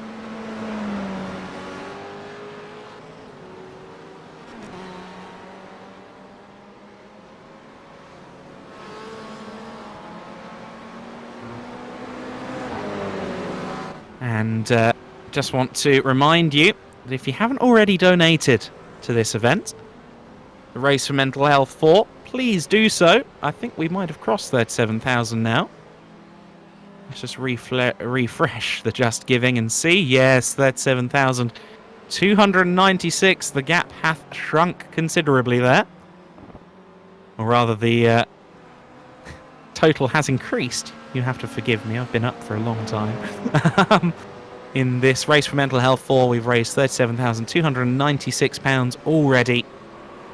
Really amazing to see you all continuing to donate to Mind, and a reminder that if you do donate £5, you get access to a mighty raffle with lots of prizes organised by Jimmy Broadbent. Huizinckveld sprint pedals with a clutch available, 2 sets of those actually. Casio G-Shock GMW B5000 watch, Casio G-Shock GA B2100 watch, F33L limited edition Jimmy Broadbent JB gloves, F33L JB Classics gloves, 3 sets of those available. Simagic TB1 handbrake available, a Moser R5 wheelbase, a Moser FSR Formula wheel, the mighty HKS Tamiya remote-controlled R32 GTR. Not sure I could ever build it, but I'd sure like to look at it. Custom Abruzzi racing boots, 3 sets of them available. I wonder if they build my size 14s, I'd be curious to know. Custom Abruzzi karting suit, one of them up for grabs. 10 Tony Kanaan signed caps, 12 packs of, or 3 packs of 12 Jimmy's iced coffee cans, and iRacing $50 gift vouchers, 5 of them available to the wonderful audience here supporting the Race for Mental Health. So make sure you donate £5 and make sure you do not select gift aid, otherwise you won't be eligible for the raffle. We will keep running the raffle until 5 minutes before the end of this race, which, if you're keeping score, is still over 11 hours away. I'm delighted to say that I'm no longer going insane alone. Ash Vanderlei has joined me back in the commentary box for the second time today. How are you doing as you get into the evening over there, Ash? Going insane as a pair is definitely the way to go. You definitely need the teamwork while you're doing it. And it Absolutely is right. That's why I've got a 9:55 cat. PM. And the cat. I unfortunately, gosh, I love cats. I am definitely allergic. Not that Chad needs to know that, but I love them so much. Currently 9:55 p.m. here on the East Coast of the United States. And it's a little quiet. I love the evenings. Definitely, I'm more of a night owl. Unlike a lot of folks here on the Hill in Washington, D.C., but it's nice and quiet here. I feel like we should whisper, almost. Everyone's in their pajamas. We just have nice public radio voices. Just some smooth jazz in the background. I think my voice is too knackered for the local radio voice at this point. So you've mentioned a lot of action in the past, I'm sure. 11 hours, but past couple of hours I've been gone. I see the top teams still, basically courtesy for the Mazda, Team iRacing for the Toyotas, LMP boys are Fabian, and Team Jawline, Holden, Pure Sims fighting for the top 3 spots. What other action have I missed? I think a majority of the scrapping has been among those leading 3 in the supercars class, and also second back has been in a state of flux as well in GR86 land, as it were. But the real headline stealer for the last several laps has been the scrap between Team Jawline's Enzo Benito and this car, the 666 Holden Helmets Racing entry of Diogo C. Pinto. They had a fabulous scrap that went well over a dozen laps as we cross the halfway marker in this race. Approaching lap 430 now, and the gap has slightly extended out to 5.6 seconds. It seemed as if once Enzo Benito got past Pinto, he would get away, and that is proving to be the case. But Pinto put up the fight of the race up against the Team Jawline driver. Gosh, and well into the evening over in the GMT time zone. Is it... Wait, I know this. I can do the math as I Google 10 p.m. ET to GMT. 3 a.m. Yes, 2:57 in the morning, to be completely exact. Yes, we're a ways into the night, but I think I'm still a ways away from the end of my stint. And what is Luke Hayden doing? Luke, that isn't how you take that chicane, my friend. Not quite sure what the man otherwise known as Lurox 22 in the Australian Gran Turismo community was doing quite there, but that was a mighty straight line. I think maybe forgetting he didn't have ABS. Of course, right, it's 3 a.m. GMT, which means a lot of folks have been already done a few stints. I mean, they may be triple stinting right now, so I can only imagine that some folks may be a little bit tired. Well, in the case of Luke, he's running mid-afternoon in Australia right now, but... wow, okay, I was trying to help him out, but if you're going to call him out so hard like that, then... look, I've known him for like... I've known him for like 3 years, I can get away with it. Chat mentions a high-speed barrier inspection. Oh yes, very good, very good. Always welcome every now and then. Chat is very excited to hear from you again, Ash, it looks like. Has anyone checked the lawn recently? Any lawn mowing simulation happening? The groundskeeping? Oh, I'm just thinking of one of Jimmy's videos where he's got a high-powered lawnmower to drive around the Nürburgring or something now. Always a classic. Absolutely right. Who are we watching at the moment? We're watching Jamie Nuttall in 13th place for the Team SGP/ACCS mean car. 4/10 off of the Friend Motorsport 99 machine. This is a scrap for 12th in the MX5 class. Dan McFarlane, I believe, at the wheel of the opposing car. So McFarlane, in fact, no, I've got myself rather crossed up there. The 240 car is being driven by Peter Balassa, actually. It's this 55 car that's just ahead of the 240 of Jamie Nuttall, who we follow at the moment. So got there eventually. It's the 55 of Peter Balassa that we watch at the moment. So Peter Balassa... Oh no, there seems to be a discrepancy between what we've got on our timing screen and what we've got on the graphics, because on the timing screen, Friend Motorsport 99 is ahead, or behind Jamie Nuttall. On the graphics, he's ahead. So I'm not quite sure which way around that is right now, but... well, which one would you like to be true? We can just go with that. Broadcaster's choice, I believe. That's what they call it. Keep it a little spicy. It's time of the evening. I'll tell you what, I am starting to feel it. After all of that action at the front sharp end of the order, I think that might have took the best out of me this evening.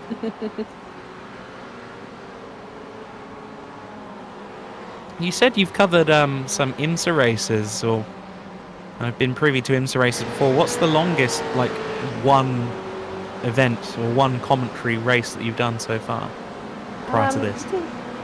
Commentary-wise, for one event, I think it was a NASCAR race with multiple yellow flags and incidents and whatnot. But I think one of my longest has been two events was Monaco, the GP in the morning, and then the Indy 500 right after. So going straight through commentating on both. Maybe the longest single day. Graham Hill Day, as you might want to call it. Winner of both the Indy 500, the Monaco Grand Prix, and of course the Le Mans 24 Hours, the only winner of the Triple Crown of Motorsport. I always love that Monaco and Indy are on the same day, because aren't the two events a study in contrast?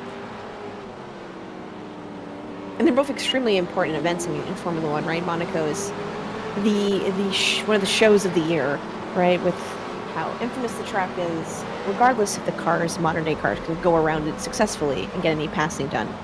It's definitely well ingrained into the Formula One history. And then Indy 500, the Brickyard, very well known. And if I was correct in looking at the timing while I was, lurking in the chat a bit earlier, I believe Tony Kanaan actually driving? He was at the wheel the last couple of hours. I'm just verifying whether he's still in the car. No, he's been replaced by Victor Miranda now, but he did do a couple of hours worth of driving in the number 6 Texaco machine. I believe he elevated the car from 40th to 36th overall, all while making many, many donations to hamper those ahead of him in the MX-5 class. I think Tony was also doing the Brazilian stock car today, so then jumping from IRL to the sim, all while donating. What a good sport. How friendly and awesome to spend his time here with us. And currently we have donated, let me refresh the page, I am seeing 37,384 pounds. Yeah, Incredible. It goes up almost by the 100, if not more, every time I refresh. It really is amazing. Everyone continues to donate. Of course, there are a fair few people watching our stream. There are a lot of people watching Jimmy's stream. Sans Jimmy, because he's having a nap at the moment. And amazing that seemingly all around the clock, the donations simply don't slow down. I think we're reaching that goal of 46,000. I don't want to, get too ahead of myself, but we are on incredible track. We're not even, we are exactly past halfway through. However, so much more time to go in 23 hours. It's older, 11 hours. Whew, I wish it was 11 minutes.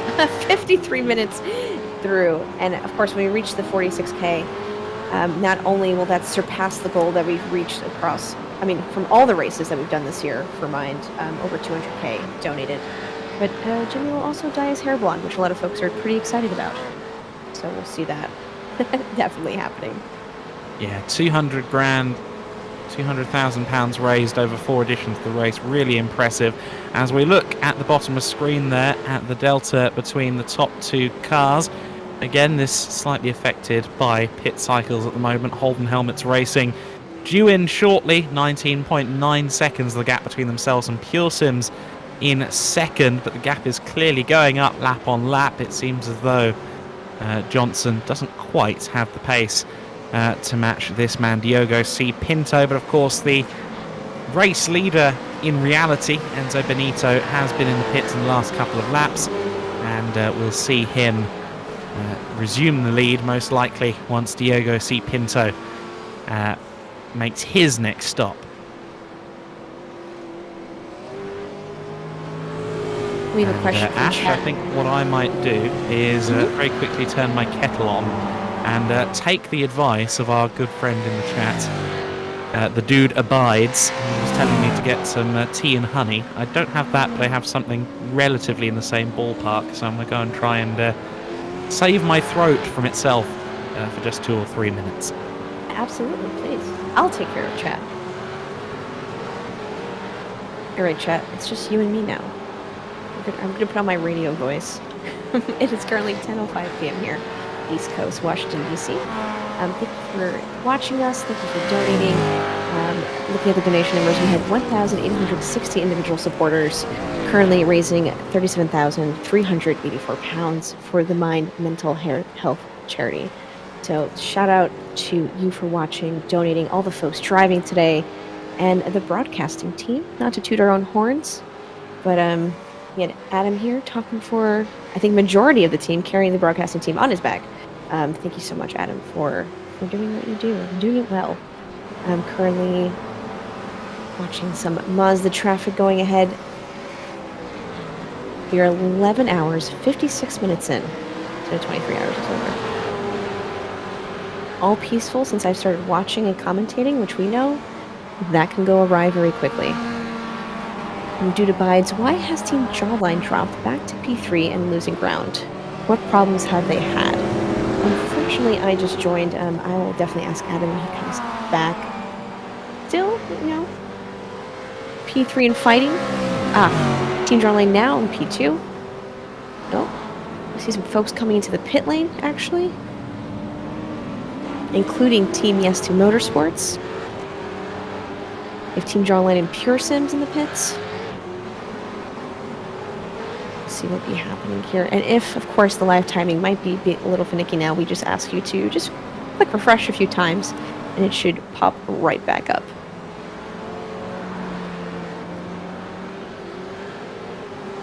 Ash has the wheel. No. I will not be driving. But I do have the wheel of this broadcast. And I'm sure Adam has his headphones while he's making his tea. Making sure, supervising, that it's not going too awry. So folks, here we are 23 hours older. I don't know how many folks are watching, but thank you so much again for tuning in. If you've Currently, I cannot see any liveries, but there have been a few standout winners of a whole bunch of good memeage, of course, and then some serious ones. One of my favorites being Casey Kerwin's with Lightning McQueen. Maybe it's the biased American in me, stating his eNASCAR championship win from this year, which has been incredible. Of course, earlier we mentioned we had Tony Kanaan in one of the racing seats. We've also had Daniel Morad. We had Yuri from the Red Bull Esports. We have a lot of popular names coming together for this incredible cause and for the 23 hours. All for good fun.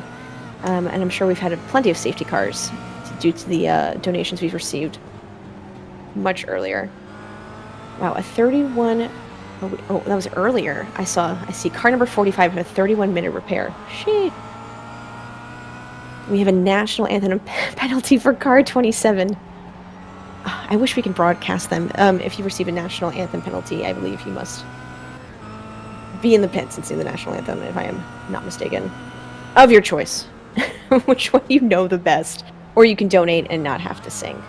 But I think chat might know from my stream what I would prefer to do, actually, which is sing a great national anthem. And I only know one, so that'd be very interesting. Here we are now. Julia's on board. I feel like everyone's kind of settled in for the evening. I'm surprised there were a lot of missing front headlights as we were descending into the evening. But it seems most teams have decided to pit for those repairs. The safety truck.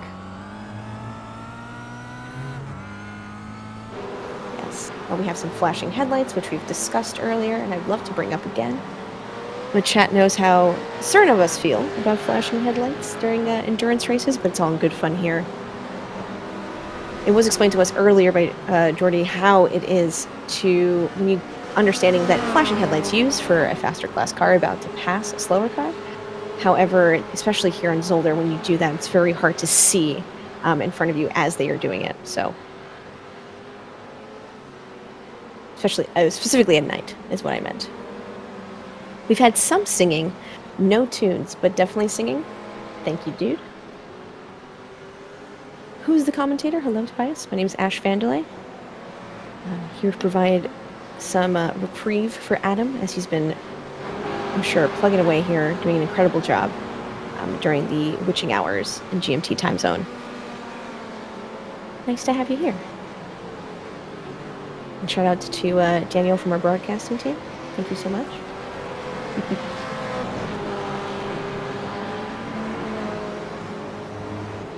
Just going through, we see Lukainen passing Lewis.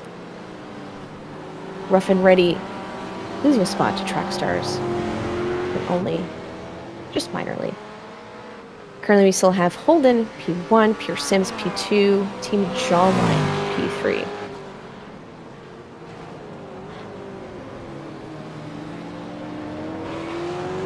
Kirchu 1 lap ahead. As I left a couple hours ago, Kirchu was actually behind a couple seconds, but it's interesting to see how they've caught the lead. He's plus 1 lap ahead. Casey Cohen doing what he does best.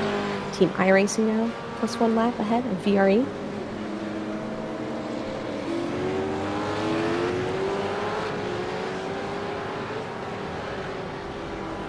Ooh, did someone just spin out, dude? It is so dark. Anything could happen. We might just miss it on the sidelines. See some of the liveries actually fading away as folks get into a little bit of cosmetic incidents here and there. Very interesting to see what's left of these cars after 23 hours.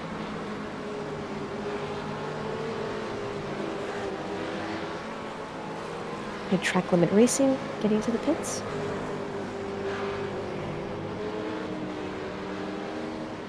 However, the supercars are, well, Fast and Furious are still very close in contention, the top 3 teams. Anything can happen, of course. As you know, endurance racing, just a race of attrition.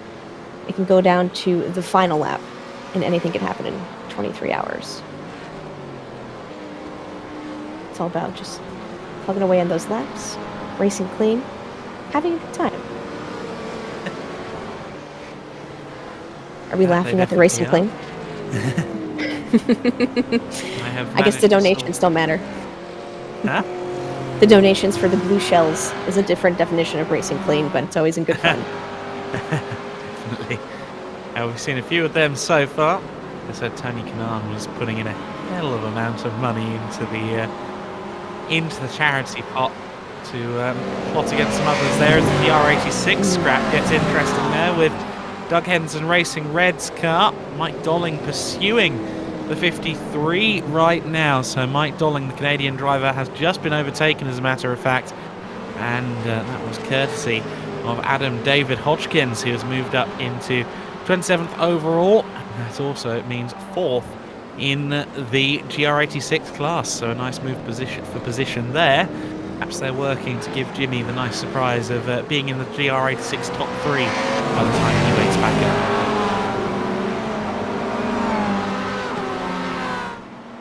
It'd actually be great if they somehow, if it was possible, switched classes. And then Jimmy was like, why am I in a Mazda? How did this happen? Just mess with him a little bit, is what you're Exactly. suggesting. Just a little bit, just a little bit.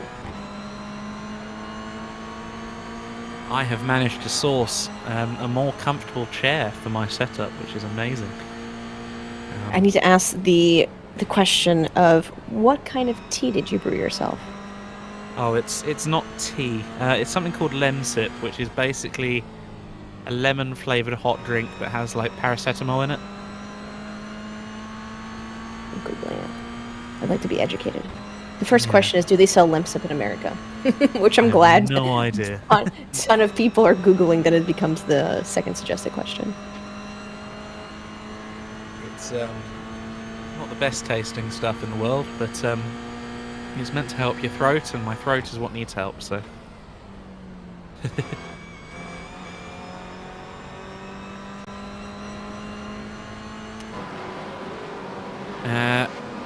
Apparently there was a change for position, but I'm not sure whom. Oh, okay, so I think Doug Henson. Doug Henson Racing might have gone off the circuit there because they've dropped back behind NSS Racing. Mike Dolling is through into 4th once again. I missed that while filling my gills with my hot drink. But yes, Doug Henson Racing have dropped down to 5th place and have lost 13 seconds in that one as well. So all the good work from our driver of the 53, as I think someone was stranded in the middle of the circuit there. All of the good work from our driver of the 53, Adam David Hodgkins, undone there. An error of some description. We're facing the wrong way in a circuit in general, right? Very scary. Code brown. Brown flag. Especially Alex at night. Goldschmidt loves that turn of phrase. He used it about 17 times after you left. Happy to introduce more if you'd like them. We're all ears. But especially at night, turned around and kind of a Zolder with just the headlights trying to help you out as they whiz by is a whole different level of scary, I guess you can say. Definitely the case. Yeah. No. you know, there's an amazing effect on the sound of a race car, on the general atmosphere of a racetrack. When it's nighttime, it does make your hair stand on end. It triggers all the senses that, you know, would make you think you're in a scary situation. I remember being at Paul Ricard in 2019. There was a GT race going into the night, or a GT qualifying going into the night ahead of the race the next day. And the sound of those cars going down the long Mistral Straight, echoing through the trees at like 10 p.m. was almost otherworldly. I see that 33 minutes ago we received another $500 donation. Oh, really? Wow. From RWDVC. So, not trying to throw the stewards under the bus. I'd be very curious to see where the safety car comes out. Just shaking things up so early in the morning or evening. 3 a.m. be evening or morning? To me, it's morning. Once we cross over into midnight, it's officially morning. But I am absolutely lost for where I am, I'm afraid. Classic Jumanji meme of, what year is it? Something like that, for sure. We're 12 hours and 7 minutes. And, yeah, RWDVC with the €500 donation. I think based on the emoji from Southpaw Racer right after that, it might have been something to do with that. If you're listening, Reese, great to view around for this one. Southpaw saying, for most part, the drivers have been reasonably well behaved. So that's what we like to hear from the stewards.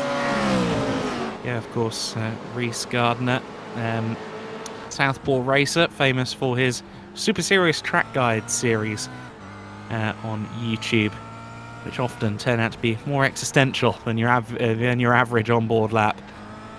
Very creative YouTuber within the sim racing space, and he is also the father of the Max Bants event.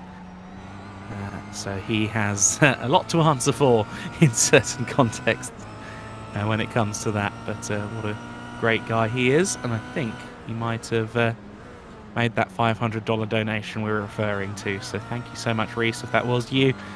And yeah, we can look forward to another safety car in the offing at some point then, as we have a battle for 9th place in the Kia Optima class going on right now.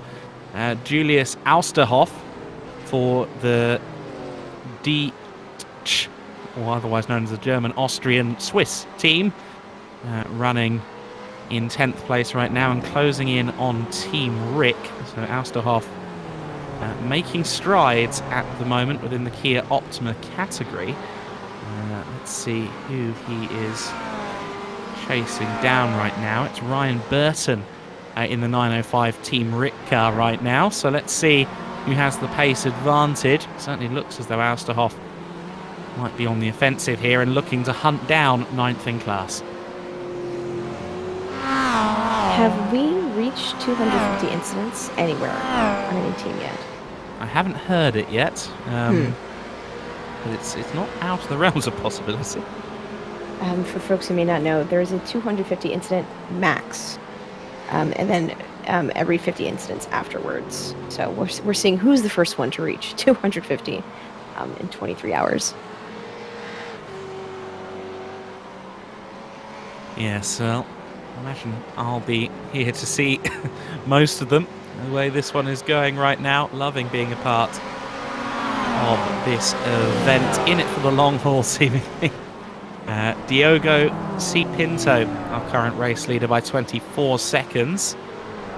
So Team Jawline still down in 3rd place. I thought that was just pit cycle, but Benito, safety car. Oh goodness, there we go. I was wondering how long it would take, and well, the answer was not that long. Safety car has been deployed with just over 12 hours and 10 minutes of this race in the books. Okay, well, all of those battles that were starting to fan out will compact together once again. I wonder if we'll have some more standing room only viewing as the battles recommence after this safety car period, or safety truck period, as I should say. Do we get to blame me for that one as well? As I was just talking about the safety car, or we're gonna let that one slide this time? I think you attribute too much blame to yourself, Ash. I know that hashtag blame Ash was really trending there for a little bit in the chat earlier. Commentator's curse, it's a real thing, I've noticed. Can confirm that it often does bite. Just wicked good timing. Yes, I have. I think the only thing that's more concerning than performing an immaculate commentator's curse is when a driver decides that you have any authority over stewards' decisions. I had a driver that won't be named saying that, or showing me a replay of an incident that cost him a 5-second penalty. And after I said, "Oh, that was it," and I kind of said it as if to say, "Oh, I thought it'd be more than that," not realising that he was then going to say, "Right, I'm going to the stewards." It's like, please don't use my words. It's not gospel. Was it Tony Kanaan? You can be honest, Adam. It's It wasn't. fine. We're amongst friends. It's you. I am yet to commentate on Tony Kanaan. Apparently, Southpaw. He says, "Can confirm the 500 was not me." Lol. He says. Okay. So it wasn't Reese. You can hear my cat going off in the background, so if you can hear that, apologies, but he's making his opinions known as I continue to not go to bed.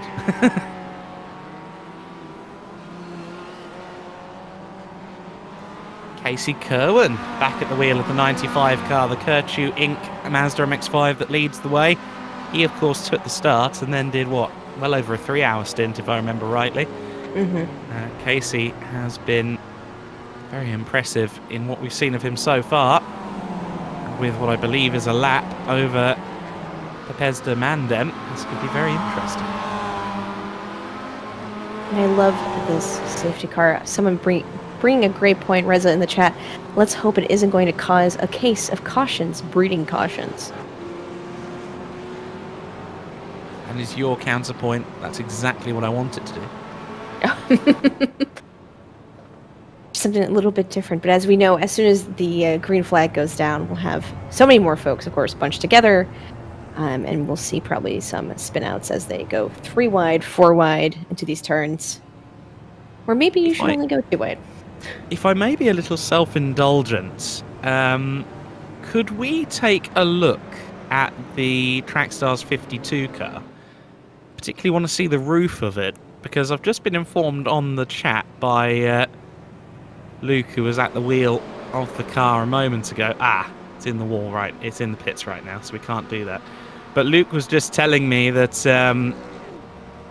apparently my cat is on the roof of their car. So I want to be able to confirm or deny that at some point. Too dark for me to tell, but hopefully when we're out on track we can take a look. I don't know if Neil has appeared in yet another Trackstars livery. The Trackstars Racing Series guys, who largely won on Gran Turismo but are starting to organise things in iRacing as well. They've adopted Neil as their cult leader for reasons beyond my understanding. I would love to join that cult, by the way. So if you have any open spots, please let me know. Well, he's at Neil Says Meow on Instagram. Wait, really? Yes. I'm doing this right now.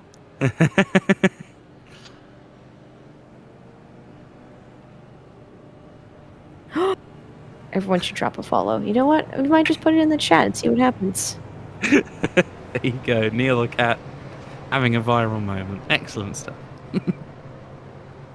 He is a very good boy. A testament, really, to the fact that, you know, we've talked about all the different things you can do to help your mental health, and I got him after the first lockdowns in the UK. So this was October 2020. We had our second lockdowns in November. So about 10 days after I took him on, 10 days after I took him on, we went back into lockdown. And yeah, he really was my kind of life raft during that time. I'm not sure I'd have made it through the second or the third lockdowns if I didn't have the company, because I'd gone more than a little stir crazy during the first lockdowns, especially because I'm considered medically vulnerable, so I literally couldn't go outside for like 3 months. I was just stuck in the flat, which was not good for my brain. But having a little fluff was more than helpful. Apparently they've exited the pits now if we want to see whether my cat is in fact on their car. At Trackstars 52. You have to go grab Neil so he can see it. I'm not sure he'd know what's going on. But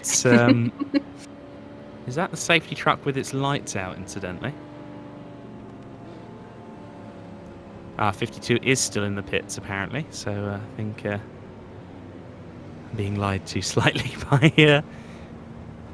by Luke. Yeah, safety truck does not need lights at a time like this. Absolutely fine. Yeah, All that the safety guiding truck. cars. I've nicknamed that safety truck the Chevrolet Silverado to avoid the fact that it's a not copyrighted car.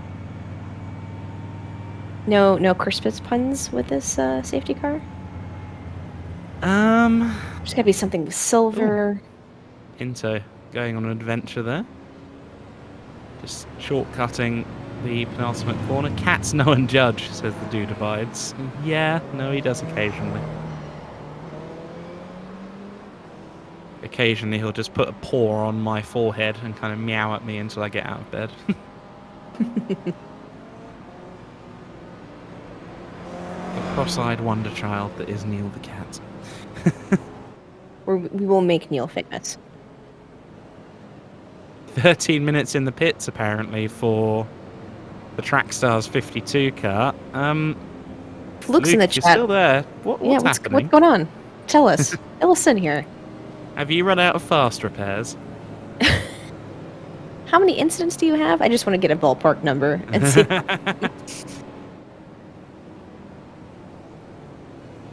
They have been in the wars so far in this race down at Trackstars. I think that's fair to say. I mean, why use brakes when you can use the walls? You know, it's... I forgot that you were there for that.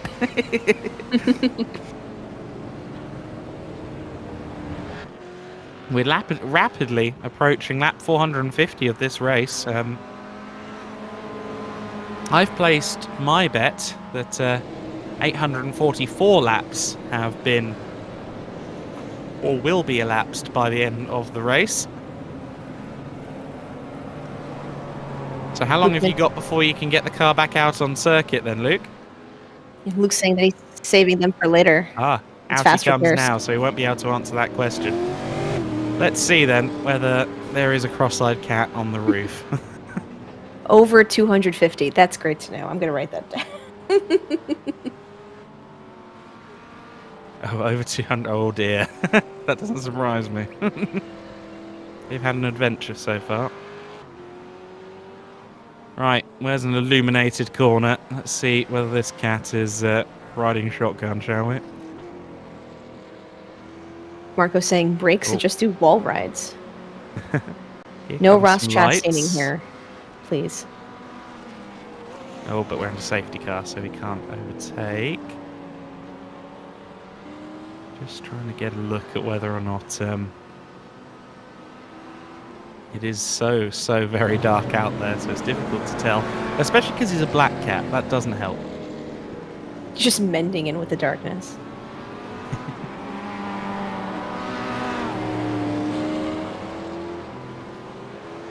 Chat did ask, why did you name your cat Neil? Ah yes, dude abides. He came with it. But we are going back to green flag conditions, and the Go. racing resumes. The top two are once again all over each other. It's exactly where we were about an hour and a half ago when things were so exciting. Diogo C. Pinto once again with Enzo Benito right behind him, and contact within 2 corners of going green. And that allows Benito through, unsettling Diogo C. Pinto. But Pinto right back up the inside at turn 4, drifts wide, and into the gravel goes Enzo Benito. No love lost, I feel, between those two. They have been a little bit physical in their battling over the last couple of hours, and on this occasion, Enzo Benito has gotten the worst of it. He ends up behind a couple of the Kias. Moreover, he ends up 3 seconds back from the race lead with an authoritative and questionably legal hit check there from Diogo C. Pinto. Great holding it through, getting off track a little bit wide there. A lot of people would have turned, slipped, spun 360, but he did an incredible job holding it steady. Holy. Cautions do breed cautions. That is a reason. That is a saying. Only 2.28 seconds back. Jeff Carollo says, bring this energy to the WSL NA broadcast, please. I don't know exactly what that is, but if they want me, I'll do it. They know where to find you. And Neil. Well, yeah, no.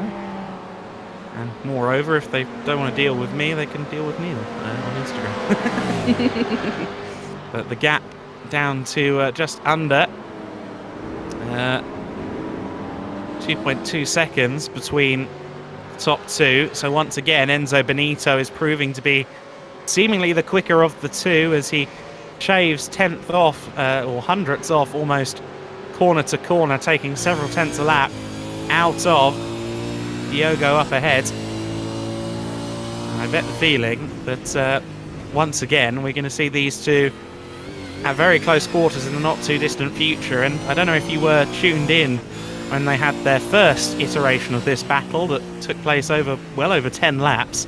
But I think it's safe to say that with a couple of instances of contact between them, a couple of visits to the gravel between them, I think the time for pulled punches has ended. I think this is going to get very feisty very quickly once Benito slides up to the back of Pinto once again.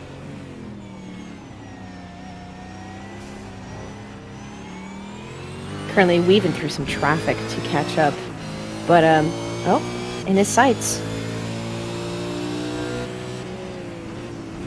Yeah, lost about a second there. Just trying to get through Jochen Rindbocht, and running it wide at Jackie X isn't going to help either. Gap is out to over 2 seconds then, so he's really, in the last 3 corners, lost all the time he gained in the first 8 or 9. So not ideal for Benito, but he'll press on. Again, it seems as though he has the pace edge. Let's see if the Holden Helmets racer, though, Diogo C. Pinto, can maybe try and find something as his stints continue. Both drivers have made a pit stop apiece. I think they'll probably be both in the car for a little bit longer. Maybe one of them or both of them could see a driver change at the end of the next pit stop cycle, but we'll have to wait and see.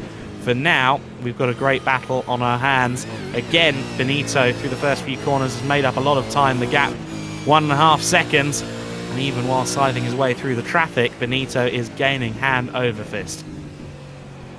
I think the legal term is that he is schmoovin' through I love chicane. He is absolutely, and it's incredible to see the differences for Kias. We still have no limits in P2 with +4 for Toyotas, +1 from Team iRacing VRE. Kirchu still leading with +1 laps ahead, but here at the supercars, down to almost DRS range. Dare I say that?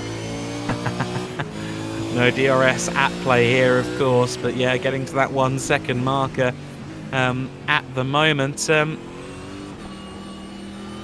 What a performance it has been so far for the LMP boys racing for Fabian Van Dooren. They're currently 4 laps clear of no limits, as you were saying. An amazing job from them, as we once again see Enzo Benito pull in the gap.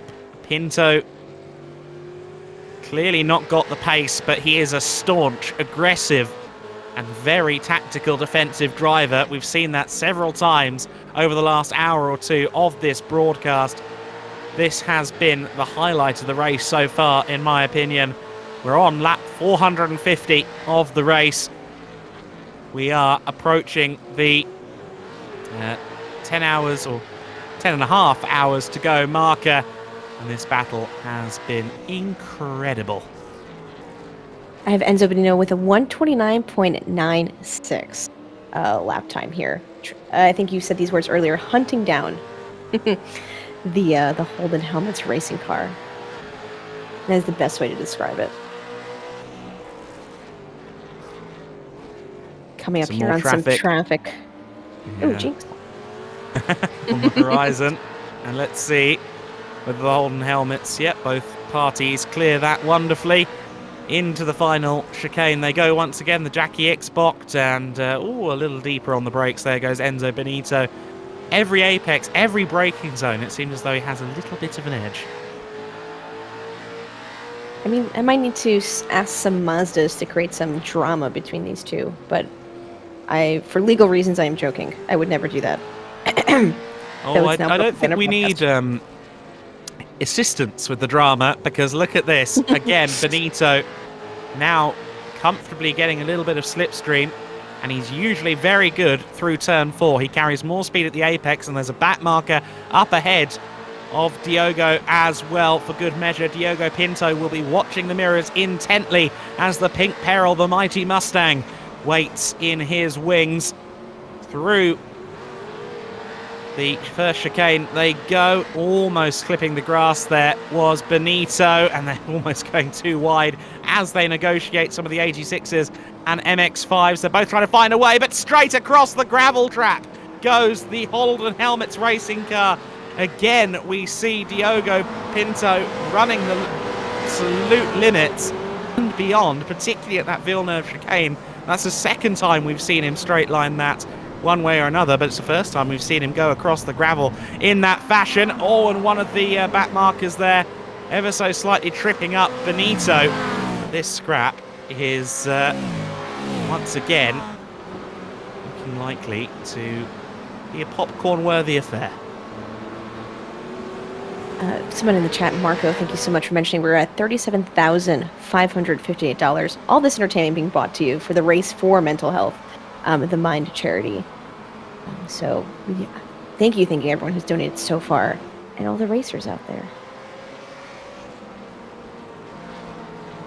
So I thank Jeff Garolo for mentioning my energy. I've not got that much of it left. I've been broadcasting one way or another for about 15 hours since I woke up about 18 hours ago. So it's been a long old slog so far, but battles like this very much keep the energy up. Once again, Benito with a little look to the inside. That's his signature move, having a little look to the inside at Klein chicane. But Diogo not falling for it. Let's see what Pinto does this time approaching the Villeneuve chicane. He's had a couple of incidents here, but this time he's got the braking just right. But once again, the Jawline Mustang is right there on the rear bumper and on the massive rear wing of the Holden Helmets Racing Holden. And the 88 car has a look to the inside, but Benito can't find a way through. Really controlled defensive driving from Diogo C. Pinto here. Once again, he does that every time, even though he's clearly not got the pace advantage. His positioning is absolutely A1. Yes, we've seen the odd collision that we don't really like to see, but the defensive driving has been very impressive from Pinto. But a great run down the main straight for Enzo Benito. He's been afforded the outside line into turn 1. There's traffic all over the shot as Pinto drifts wide into turn 1, and Benito with the cutback moves into the lead, but he's immediately caught in a cul-de-sac of Toyota 86s and Mazda MX-5s, and Diogo C. Pinto takes the inside at turn 2, says thank you very much, onwards I move. Benito once again with a whiff of the race lead before Pinto pulls the carpet from under him once again. What fabulous racing this is between the two of them. It's side by side among the traffic as these two cars cut through the middle. They approach the Klein chicane, and Ash, this battle is looking superb. We're not even in the car, and I'm pretty sure my heart rate is well into 100 beats per minute. I'm holding my forehead with both my hands watching this. This is incredible. They've been battling non-stop for essentially 12 hours and 30 minutes, and we get to see it all. And the mental fortitude required to defend in the manner that Pinto is doing, you really can't underestimate it. Their teams have been great. They've been going side by side this entire time. Incredible to watch. Here they go again. Too wide. I'm just so scared. With a good run as they go through the kink, and there's some traffic up ahead. Once again, Pinto with an authoritative move to the inside line to make sure he's got the line into the corner. Benito will try and get the power down nicely onto the main straight. There's traffic up ahead. Does that bottle Pinto? No, the traffic moves out of the way, but Benito once again right in the slipstream of Diogo C. Pinto as they move several times, trying to find where they're going to go in the first corner. Once they get to the first corner, Benito again gets the run out of the corner. Around the outside at turn 2, has a little bit of a gentle look. And again, Benito trying to get the power down, but a move around the outside at turn 3 is unlikely. Ooh. But what happened there? Little Pinto, tag there. Out of nowhere, slowed down. How bizarre was that? It seemed as though he'd either tapped his brakes or lifted out of the throttle there. And Benito gave him a tag. He didn't really have any choice but to give him a tag. Being and so now close. Pinto is in second place. Every Mazda hoping they're not the one that causes any incident or gets into any kerfuffle with these two passing them by so quickly. I wonder if maybe there was a missed gear or something for Pinto now in second place, because that was a very weird place for there to be such a difference in momentum between the two of them. And look at Pinto looming once again. Looked like we're riding the curbs there with Enzo Benito. It's side by side, and Pinto has the inside line, but really early on the brakes there. Enzo Benito ends up with a fairly clear advantage. What's happened then to the Holden Helmets racing car? Because it's suddenly slowed down, it's woed up in a big way, and a second is the advantage. And once Enzo Benito gets ahead, it tends to stay that way. So we might have seen the battle reach its crescendo there, because with the Team Jawline car of Enzo Benito now 1.3 seconds clear and extending that advantage, it's going to take some traffic intervention, I think, for Pinto to get back into this. I wonder if they're thinking, hey, maybe this side-by-side battling, anything can happen that could take us fully out of the race, if not for a couple, places back. So maybe stay within a second, stay within striking distance for that exact perfect moment to do those incredible passes that they do best. Yeah, that could well be. Or I could be completely wrong, but that was a great scrap between the two of them.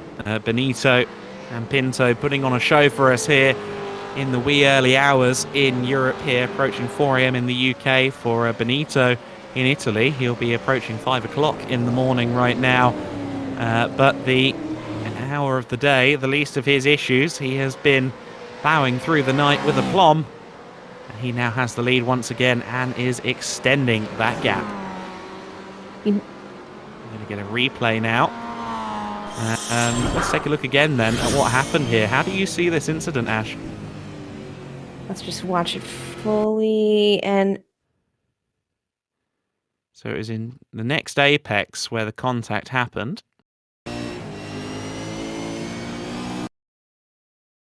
braking. Was that a brake check then? That looks an awful lot like a brake check to me, to be honest with you.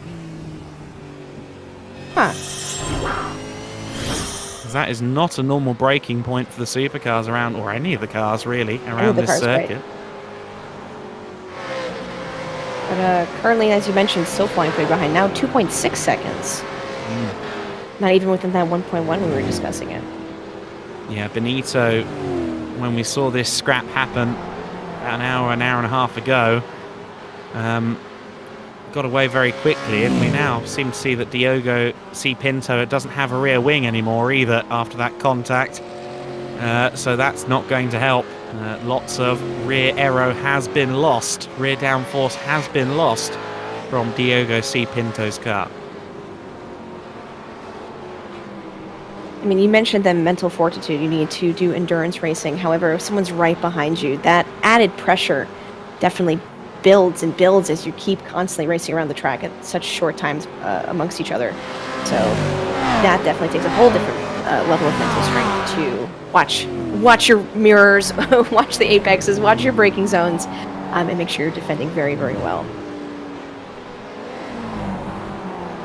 Yeah, and these V8s have been very exciting to watch across the race, as have the new Toyota GR86s. The NSS racing car in 5th place, but only by 1.6 seconds. Mike Dolling under pressure from the Yes to Motorsport crew at the moment. So that's a 78 car under an amount of pressure. The 44 Yes to Motorsport car currently being driven by Harley Houghton. So that is the battle that we have going on here for 5th position at the moment. In fact, sorry, I'm getting this the wrong way around. It's NSS Racing 2.5 seconds back from Doug Henson Racing Red, the 53 car. So that is the battle that we're keeping an eye on here. Mike Dolling and Adam David Hodgkins at it again. They've been at close proximity a little bit in the last couple of hours. And of course, Adam David Hodgkins flying the flag for Jimmer right now as Jimmer merrily sleeps the evening away. Hopefully, if he's not a bit tense about what's going on around the circuit. And Dolling with a spin.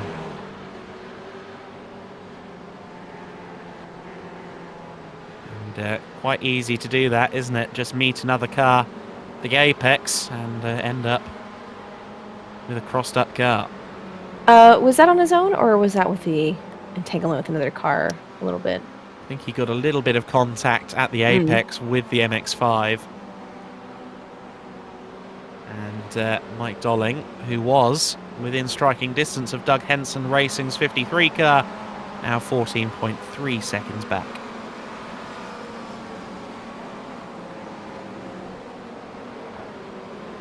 Mr. Gel in the chat mentioning, gotta say I love the wraps these cars have. Yes, these liveries are extremely creative, or a little nutty depending how you look at it, but all in good fun for the name of charity in this race. Are you much of a livery designer on iRacing, or do you have a person for that? You know, definitely have a person. Probably also does Summit's cars as well. GWC Designs Lamp, known around Twitch. I can do the vision. I can't do the design. So he brings my thoughts to life, which I have to 100% appreciate. iRacing, all iRacing livery designers do an incredible job, and some really cool ones on trading paints that we see. We really appreciate that. Show our personalities a little bit, you know? Yeah, no, absolutely right. Can I get a picture of Neil, actually, for the next livery? Can I get a picture of Neil, actually, for my next livery? Yeah, sure, you can take anything from the Instagram account, or I can give you some full res pictures. That's what I need, 4K. Just Neil's face. Tongue out, eyes crossed, brain off.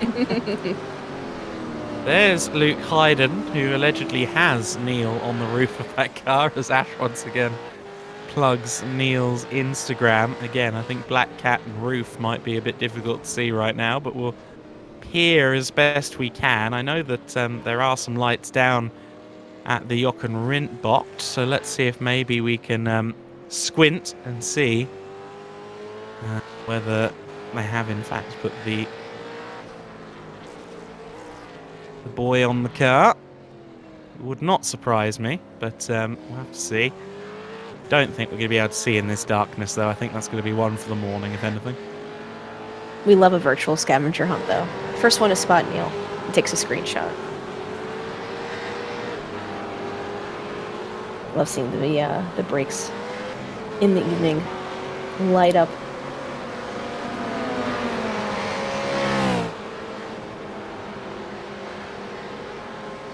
How are we doing the supercars? Okay. Holden, 3.64 seconds. Team Jawline ends up doing a great job keeping pace.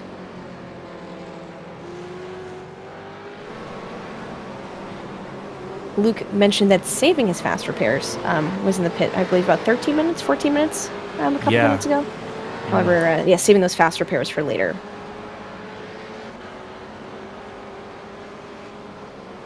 So we see there on the bottom right of screen that we're getting a look at the gap as it went out between the top two there, and it has gone out fairly handily over the last 5 laps as Pinto struggles now with a lack of rear wing. If that didn't, or if he wasn't already struggling for pace up against the Team Jawline machine and Benito and having no rear wing.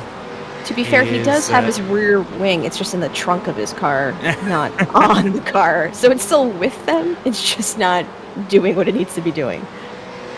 Of course, the Alpha 155 Silverstone, circa 1994, was a homologation special for the Super Touring Car Championships, the British Touring Car Championship. In 94, the aerodynamic appendages weren't allowed. You had to kind of run what the car had on it as standard. What Alpha did was sell the car to you with a piece of trim in the boot that if you very easily detached it, you could then run as a rear wing on the back of the car. And that's exactly what they did in the Super Touring class. The argument being, well, this is all of the standard parts on the car. It doesn't matter if this weirdly, wing-like piece of trim in the boot suddenly fits on the back of the car. It's still part of the road car. And with that and a championship win from 1995, Super Touring went aero crazy. And we entered a halcyon era, albeit a very expensive one, in touring car racing. I always tell folks that motorsports, I think, is for everyone. If you love folks cheekily interpreting the rules of each different motorsport of how they build their vehicles, or engineering, the PR, the marketing, everything behind it is incredible. The dude abide says confirmation of cat on roof. I didn't see it. But apparently the dude abides did, so Neil's there. With a name like that, you have to abide by what he says, so why would he lie to you? Very true, very true. I trust the dude on this one.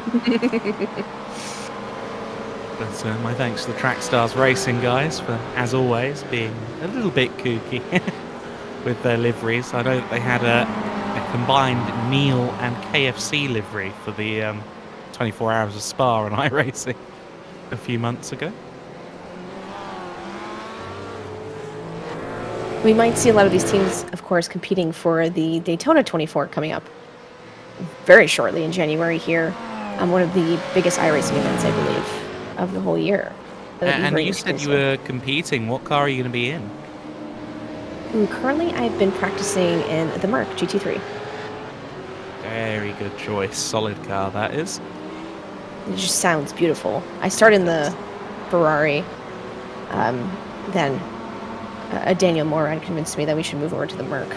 Much better car, he says. I'm not sure if he's biased or not, but I'll take his professional opinion in moving on over to the Merc GT3. Mercedes had an incredible year in GT3 competition this season, especially with Raffaele Marciello, Danny Juncadella and Jules Gounon, who claimed the win at the Spa 24 Hours in July. They also took the GT World Challenge Europe Endurance Cup class. Raffaele Marciello won HyAcey GT Masters with a little bit of help from Danny Juncadella, and now all three of them are working, I believe as we speak, to try and win the Gulf 12 Hours. And if they do, then they will claim the Intercontinental GT Challenge title as well. They have been absolutely dominant this year, that driver combination and the Mercedes GT3s. And the dude abides says he's going to have to stop with commenting for a little while, but thank you guys. Well, thank you, the dude abides, for interacting with us. We hope to hear from you again once your phone is back up to charge. It has been great to interact with you guys on the comments section as we go deep into the night here during this race. Approaching 4 AM local time here in the UK, approaching 13 hours complete in the race. We're about to cross in to the final 10 hours of racing. Once we do hit that 13-hour marker, I will run you down some of what's been going on elsewhere in the order. Currently have 37,616 pounds raised for Mind, the mental health charity, which we are all doing the race for mental health here. And thank you again, as Adam said, for watching. Thank you for the folks for racing, and thank you for the donos we've been getting. 1,879 individual supporters donating so far. We just want to thank you so much for doing so. yeah, the support behind this event is incredible. Jimmy's community, the wider iRacing community, putting in all the stops to create a very entertaining race for us to observe. But not only that, also, of course, an absolutely stellar fundraising drive, which is rapidly approaching £40,000. If we get to £46,466, that puts us over 200,000 across the 4 runnings of this Race for Mental Health project, which of course started back in 2019 and has run every December since then. And in our 4th year, if we do get to clinch £200,000, which is looking quite likely, that would be, again, another proof of concept of just how amazing this community is. We've got one of the supercars there facing the wrong way on the back straight, hopefully rejoined without too much trouble. I'm sure Enzo Benito's heart rate quickened there for a little while, but he continues on unabashed by, or perhaps literally unbashed by the car that was facing the wrong way.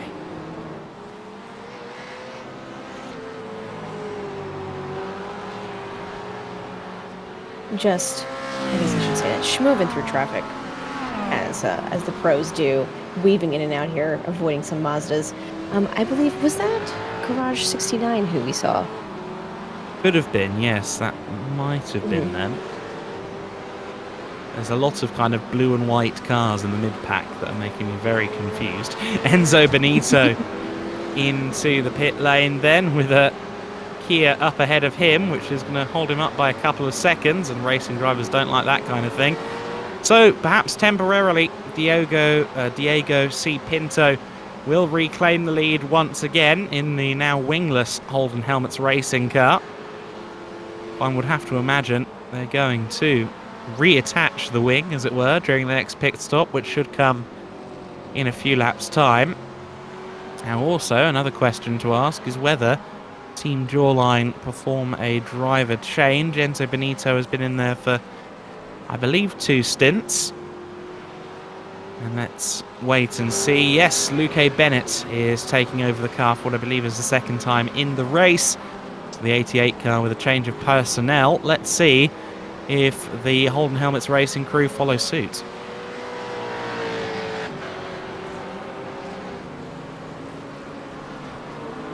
However, I think we can safely say that the stint of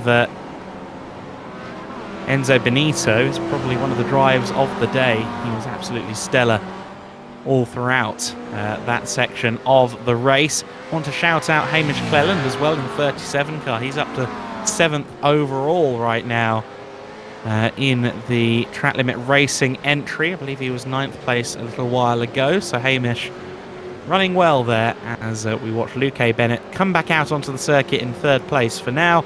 But of course we are in the pit cycle. He should be our leader again after the next sequence of pit stops.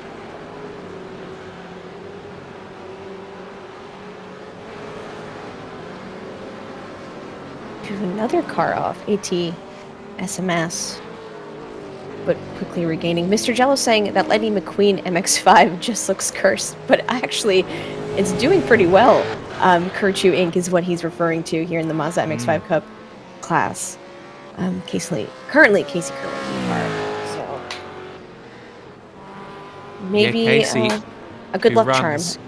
24th is actually, let me just double check this before I make declarations I can't take back. I mean, I won't hold you to it, I'll believe you. He's only behind one of the Toyotas. That's the leading Team iRacing car in the overall standings. So if he was in the 86 class, he'd be 2nd in that class as well. And the MX-5 should be a few tenths lap slower, but Casey Kerwin has been hustling that thing. Very impressive. Very cool. I wonder if he knows. I feel like we should tell him the good news. And I believe you had Casey in, didn't you, while I was on my brief break in the mid-evening here. in the box, right?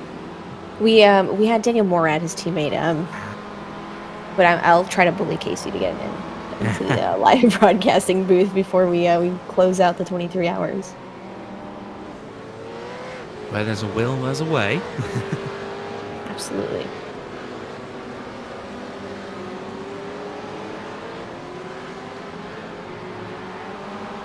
And into the pits has come the race-leading car, so we didn't think it'd be long before Diogo C. Pinto came in. And sure enough, at the end of lap 466, in has come that car. And it looks as though Chris Lullum will be taking over once again. So he was in the car a couple of hours ago, and he's clearly signed himself up for the night shift, because now he's taking back over from the man he took the car over from, Diogo Pinto. So Lullum will rejoin a few seconds back, in theory, from Luke Bennett. Here is the 88 car now.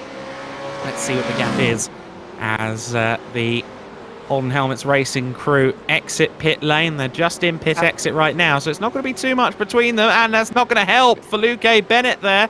A slight run off the circuit. Where's Lullum in comparison? A good 3 or 4 seconds back by the looks of it. It's about 5.3 actually, according to our timing screens. And did we say there was or wasn't a wing on that? I didn't quite see it before. No wing. Okay, so just confirmed there from Daniel, no wing on the 666. So Lullum is going to grin and bear the lack of rear downforce, doesn't want to use a fast repair, doesn't want to sit in the pits for a long repair. He's just going to hustle this car. Aerodynamics, what aerodynamics? What? Never heard of her. What aerodynamics? Again, no rear wing here on this car, due to a little light tap on the brakes. I wish we could see the, what is the word I'm looking for? It is 11 o'clock at night. My apologies. I missed the first bit of the sentence, so I can't really help you. I'll just talk to myself. I'll figure it out. I got it. I appreciate it, Adam. Currently here, Pure Sims Esports, which go back into supercars. And he won with Team Jawline plus 28 and Holden Helmets Racing P3. Good to see Christian Challoner pressing on in the Team iRacing car. Team iRacing, again, I speculate that they might have had access to this car before Monday, the GR86, but they have been in a class of their own, haven't they, so far in this class, and the gap between themselves and Scuderia Racing at Raceface tells that story. Telemetry is the word I was looking for. That has escaped my brain for a couple seconds there. As we are rounding out the evening, it'd be interesting to see that brake tab. And Southpaw Racer giving us a little bit of intel that the V8 can easily survive without the rear wing. I very much expected that was the case based on some of the speed we've seen sans boot lid and sans massive rear wing. But I imagine it's a slight hindrance at least. Southpaw mentioning the V8 can easily survive without the rear wing. And survival, I guess, is the name of the game in endurance racing. Yeah, absolutely right. And, well, so far surviving better than anyone else. His Team Jawline are not quite official race leaders just yet, because Pure Sims Esports still not in. And Jordan Johnson, who has been at the wheel seemingly all day, allegedly has 3 co-drivers, but I don't remember seeing any of them during this race. I hope that at some point he gets a reprieve, because he's been driving very well for a very long time. But where are his teammates?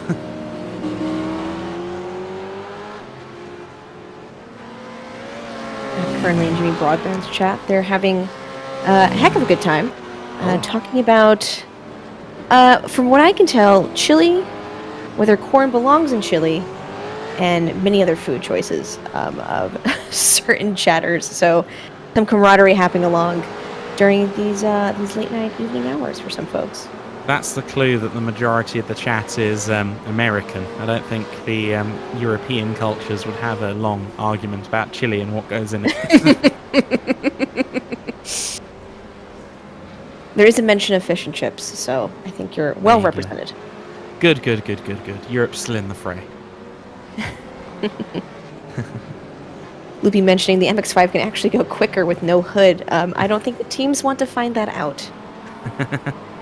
But I will I'm sure take it's a your word for it. precision act to get the hood off without compromising any other part of the car.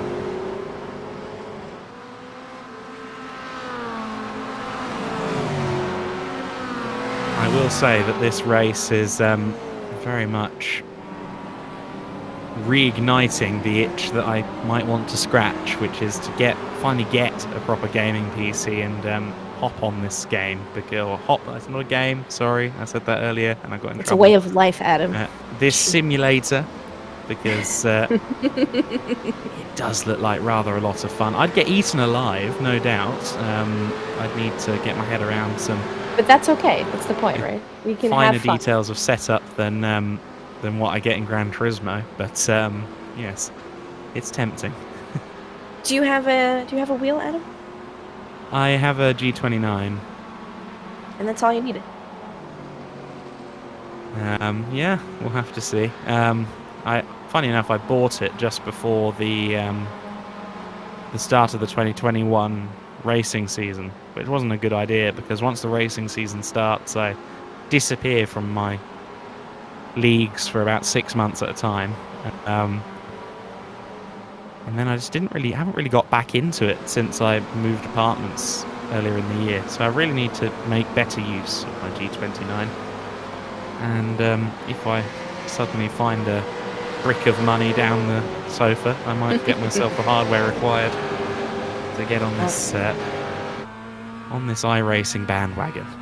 Plenty of pro NASCAR drivers who sim race do use the Logitech wheels, and I know a NASCAR crew member who races with the wheel in his lap, and wins races. So very much doable if you practice and keep at it. That sounds like a absolute hellscape of an experience, to be honest with you. Sounds like an absolute workout, to be honest. Like, how are you holding? I don't ask questions. It happens. I'm just So- imagining the wheel dropping either side, depending whether you're accelerating or braking. I think my little brain would explode at the sensory overload. Loopy mentioning that it started with the G29 and GT Sport, and now fully into the rabbit hole of sim racing as that does happen. Soon, Adam, you'll buy yourself a full rig. You'll get triple monitors. It'll be a whole thing. But I need to buy cat toys. What if we sent you sim racing cat toys, like little cars, a little Mazda MX-5? You For know, Neil? Neil's favourite toy is actually out of a Happy Meal, of all things. Oh, a little bit of a moment going on at the moment for Luke Bennett as he carves his way through the order. They've got one of the other supercars there. About to be put a lap down. Which of the cars is that? If we can take a look at the car ahead of him, that would help so I can just identify who that is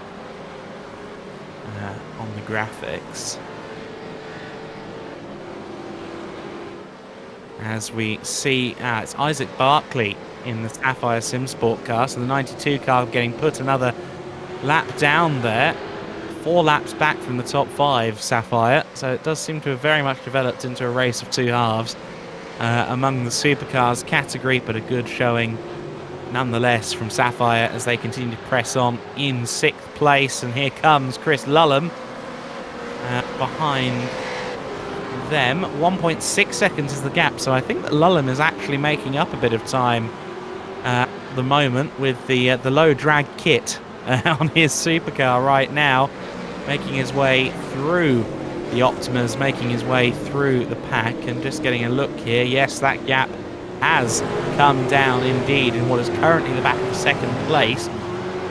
Exciting stuff.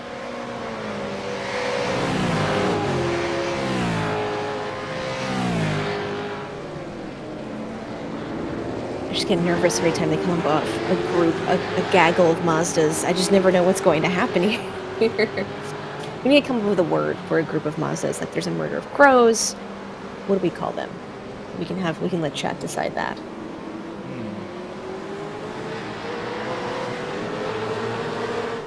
It could also be a murder of Mazdas, to be honest. That kind of pretty much worked out perfectly, so we can probably leave it at that. I think there's potential. I'm interested to see what chat comes up with. Mr. Jello says, I just wonder on how much caffeine the commentators are on now. On my end, quite a bit.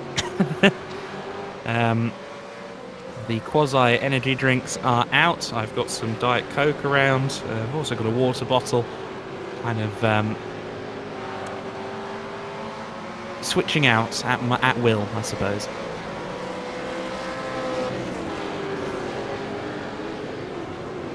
I may also How about Diet yourself, Coke. Ash? How are you for caffeine? Also Diet Coke, which I love that we're both drinking Diet Coke, because I feel like a connection through the Discord channel right now, as we're both drinking Mine it. is And- lime Diet Coke. Oh, darn. Just plain. But also multiple water bottles and doing my best. Sitting in a dark room, I should probably turn the lights on so I don't get a little sleepy.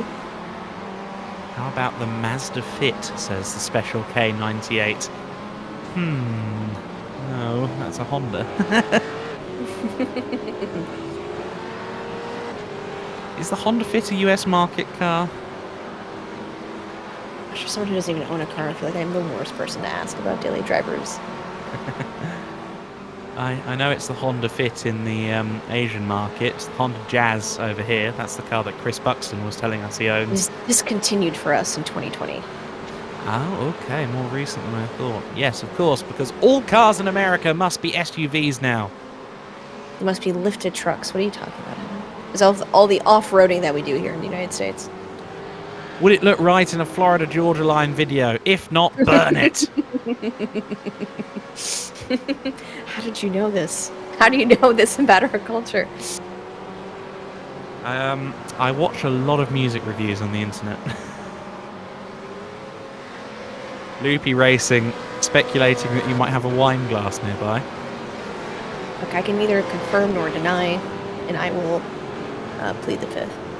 Red or white? Red makes me sleepy, so it's white.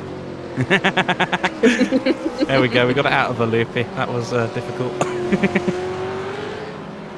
I always thought about this, just like a random change of topic, that I'd be so easy to interrogate if I was ever a special agent. To just be like, I'm very ticklish, so that's used against me.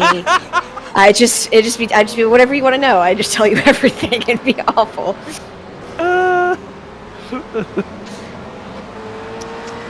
So Loopy does not have to do much convincing for me to answer that question. I didn't see where Escobar put the drugs officer.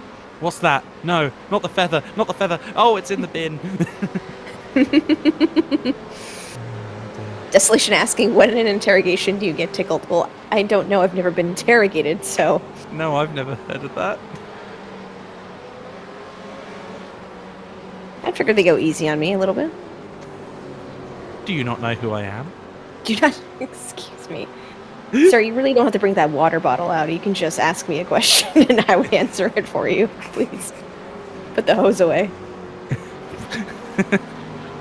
Well, we have just crossed the 13-hour mark in this race. 13 hours and 4 minutes elapsed, well, practically 13 hours and 5 minutes elapsed, which means we are into the final 10 hours of this race. I think that means it's time to look at the class orders right now.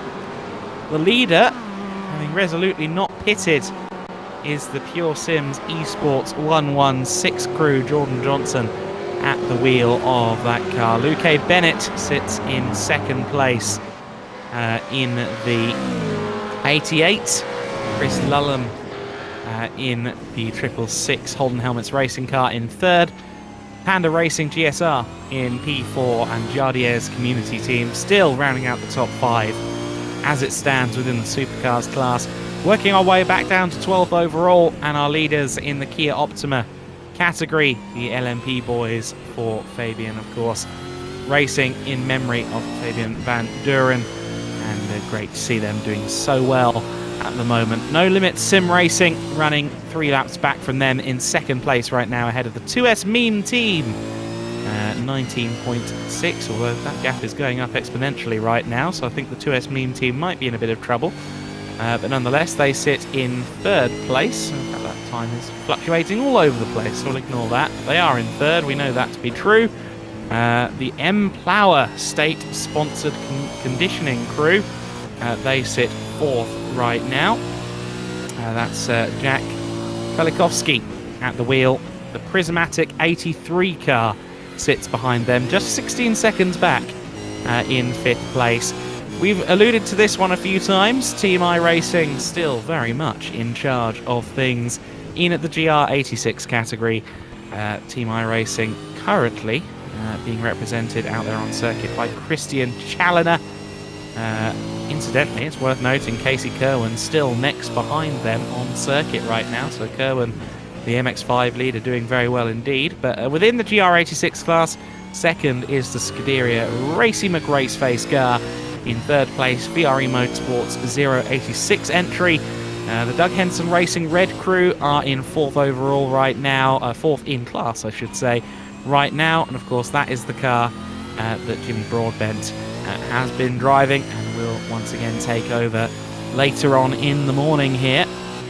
And the NSS Racing crew rounding out our top 5. Kachu Inc. with Casey Kerwin at the wheel is our MX-5 class leader.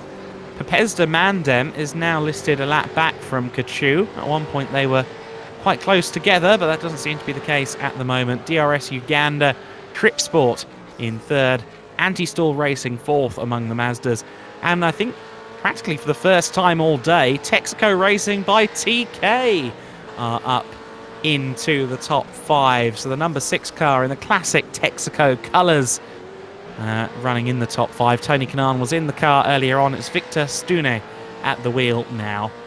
So we are on lap 477 of this race. We are into the final 10 hours. We're into the single digits when it comes to the hours, Ash. The home stretch is nowhere near in sight, but at least a little closer. This is when at the bar you'd start singing Country Roads, Take Me Home, but I will spare chat my singing voice. We're currently at 38,118 pounds raised for Mind Mental Health Charity. So close to that Amazing. 40K. To see that total just hop over 38,000 in the last several minutes. Almost at 1,900 supporters as well. So many people making the donations to the Mind charity through the Race for Mental Health, as we continue to home in on £40,000 worth of donations and getting ever closer to £200,000 raised for Mind across the history of this race.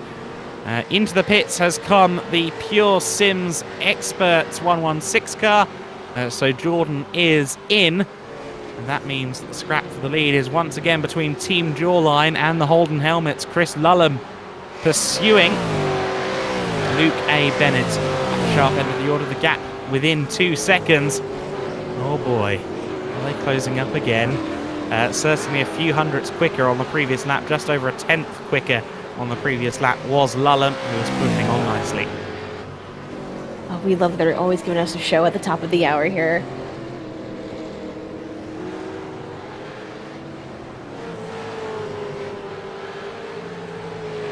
By the way, in the contribution corner here in the Discord, we have some donations from Car 83 for the murder of Car 86. We appreciate it. Some donations as promised for Car number 6673, Ultra Motorsports. Team Yes to Motorsports Pennants for sending a lapped car to the Shadow Realm for doing lapped car things. So we appreciate the donos from the teams as they, might get into some couple incidents. Ooh. That was a little Bruce rear then, but we are okay as they continue on Holden and Team Jawline. Currently, Holden Helmets racing 3.74 seconds. Chris Lundham and Luke A. Bennett.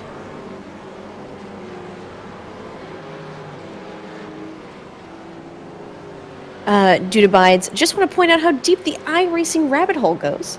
I sold one of my IRL cars to pay for my sim rig, and everything else, not much change from 3K. It's an addiction. It's a one that we love so much and build the communities around. But I hope you do have another car to get around. Not just a virtual one, dude. I did start with a Logitech wheel and have slowly kept building up. Now I'm having a full rig, so you quickly do get down that rabbit hole. And as I jokingly say in the chat, for Mr. Jello wanting to get into iRacing, saying, welcome to the cult, and by cult I mean community. We're happy to have you. Have a small collection of cars. Okay, great. Glad you can still get around. Here we are settling for a bit. 13 hours, 11 minutes of racing. Less than 10 hours to go. I'm trying to think of any kerfuffles that are major that if you're just tuning in, you might have missed. I'm not sure about our barrel roll counters since I've joined. I'm not sure how the Toyota GR86s are doing there. But we've seen some Mazdas. We've seen some loose rear end spin, but everyone, Holden getting to the pit lane right now. We had one of the GR86s roll, albeit with some assistance. So Chris Lullum into the pits then, as you said, for Holden Helmets Racing. That's interesting. How long ago was that last pit stop? That data's been taken from me now. I think it was certainly within the last 12 or 13 laps. That seems like a fairly short stint to me, but he's now back out onto the circuit. So if anything, that feels like that might have been a drive-through.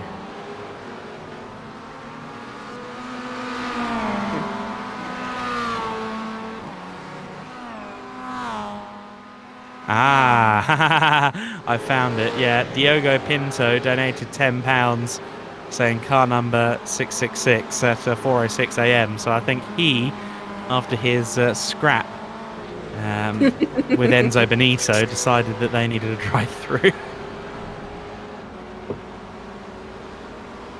All in good fun. All in good jest. I love it. Surprisingly, no blue shells being donated. We'll give it time.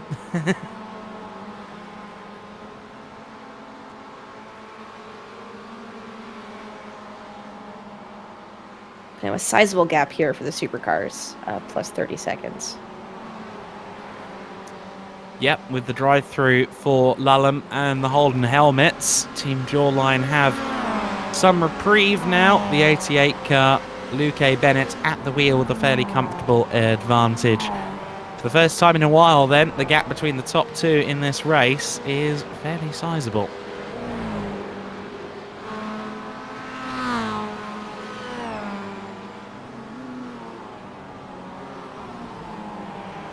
So at highlight moments so far for the past 13 hours, 14 minutes. You've been watching the race. What's something memorable that's happened? Well, I'm not sure if I missed anything in the hour and a half or so that I tried to have a sleep break, but that sleep break didn't work. Nonetheless, I have to say the battle between Pinto and Benito, that was such exciting racing between the top two in this race for upwards of an hour, if not more. In fact, I think probably quite a bit more than an hour. We had this to and fro scrap between the 88 and 666 crews, and Pinto, while he clearly didn't have the pace of Benito, was stellar in defensive driving. I think that is the battle of the race so far, but relatively speaking, the race is still young. So much time left. We say 13 hours has passed, but there's so much time left to go. Yes, I need to remind myself, actually, when am I meant to be out of this virtual commentary box? Let's have a look at the spreadsheet. And I believe you're being joined by Chris Buxton a little bit later on, right before. Yeah. So it looks like I'm on till 9 a.m. Goodness me. I think after that I will have to take a little bit of a nap, but hopefully I'll be back for the end of the race. Yeah, it has been quite the event so far. We follow at the moment Victor Stun in the number 6 car, the Texaco liveried machine. Those Texaco colours, they are inspired by the Brazilian stock car that Tony Kanaan is racing this weekend, but those Texaco colours are classic, aren't they? Some serious metal has worn the black, red and yellow. Again, some of these liveries, right, very iconic. You can actually tell, exactly who they are once you see them. A lot of folks going the meme route, which we always appreciate. And again, just letting our personality shine just a little bit as we do a 23-hour race, or any iRacing event, actually. Great thing about it. And I do appreciate those who have used the neon colors in the dark right now. I've never been more grateful for the bright yellow highlighter car as we're watching. Yeah, that's the 07 machine. I believe that's was Boubier at the wheel of the rough and ready racing machine. Oh no, the 07, sorry, is Mark Wilkie from Zornhau Racing. So they're running the neon yellow right now. There is David Whitehouse in the going solo team, still at the back of the order, 14 laps off the next car, but he's determined to finish that race no matter what hurdles get thrown at him. He's already used all of his fast repairs. He admitted that to us earlier on. But he's determined to be there at the checkered flag. Great to see David Whitehouse continuing on, of course, as a solo driver in this race. Right, if you just heard Adam, he is a solo driver with about 3 minutes notice that he was going to jump in and do the race. We had him on earlier for an interview, and he was just happy to help with the cause. He talked about his story a little bit, which we greatly appreciate, and he's just happy to be here. Okay, my ears have just started twitching at some of the comments going on in the chat right now. The Dude Abides apparently has a Lotus Cortina race car that he's going to get ready for Goodwood Festival next year. Hello. Tell me more. Are we invited? Can we commentate over here? The Cortina, an absolutely fabulous car. I remember, actually,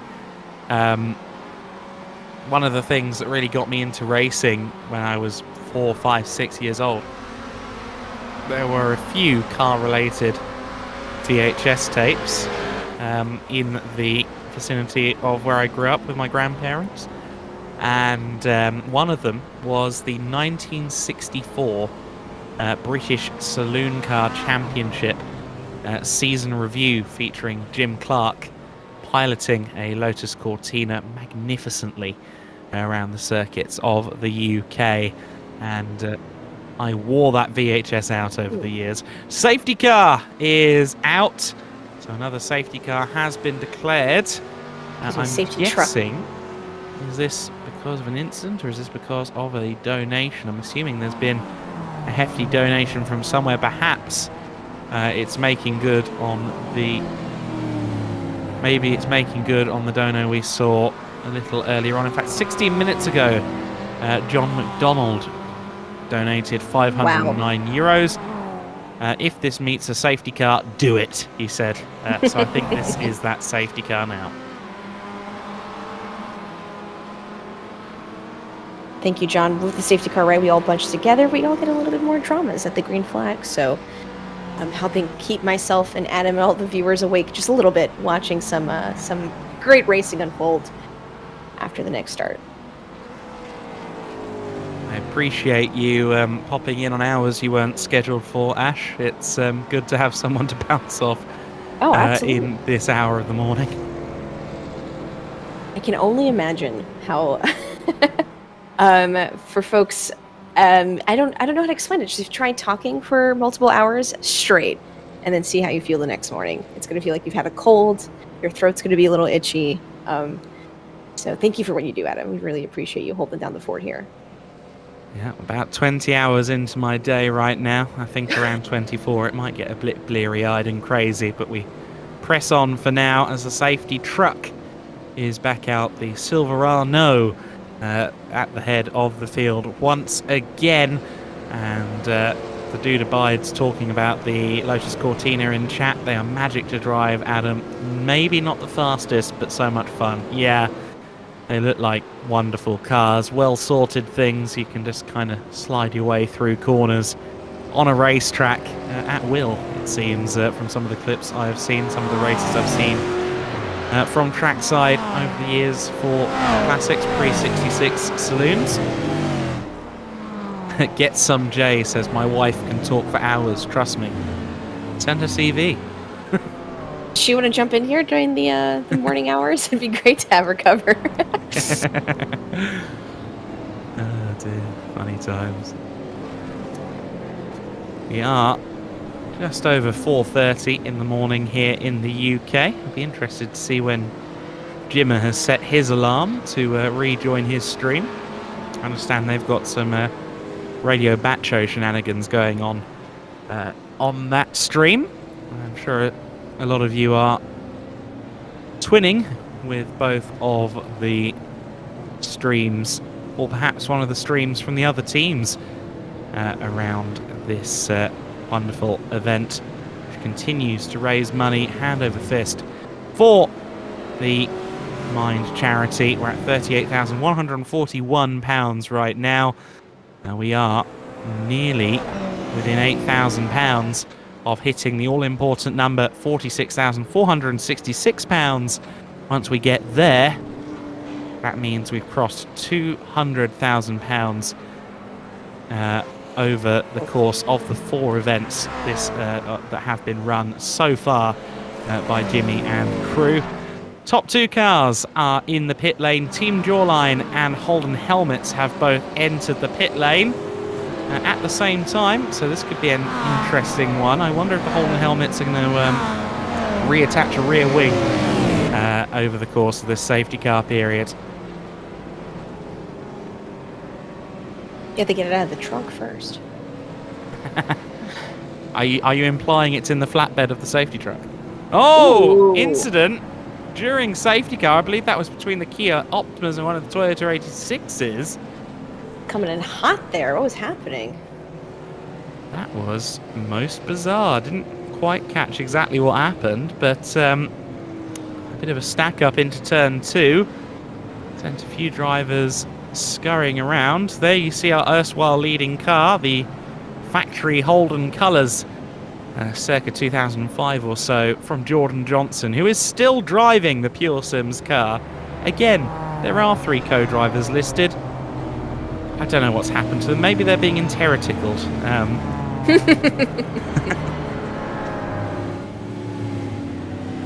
We're going to make that joke in a couple hours, and a lot of people are going to be very confused, Adam. I think a lot of the people will have already left since that.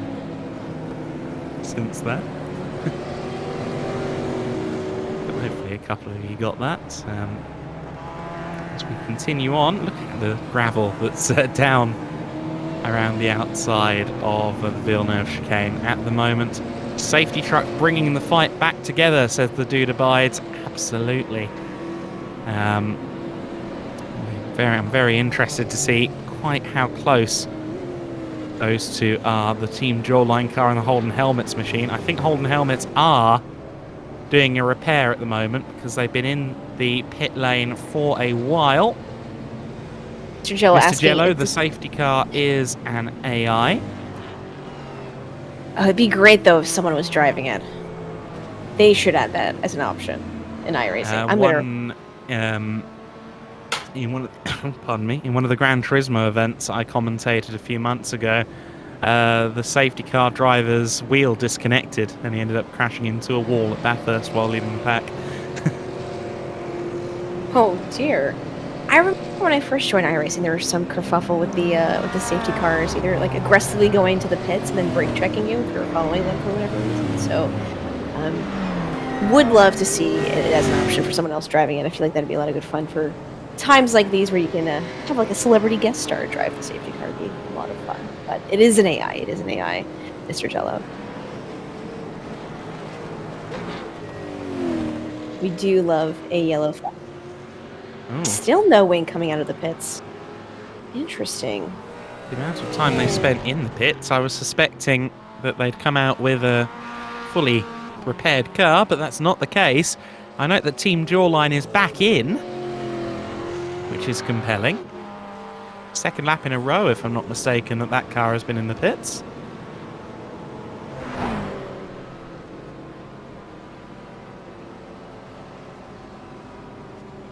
Just seeing if there have been any donations made to cause this penalty. Team Jawline is the 88 car.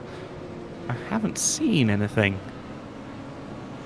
in relation to a donation for 88. Oh, penalty car 88 from William Chadwick at 225. And again, the Holden Helmets car is back in. So 2 hours ago, William Chadwick wanted a drive-through penalty for car 88. But that is his own car, incidentally, which is weird. Oh, no. Of course, he was paying to get rid of the penalty.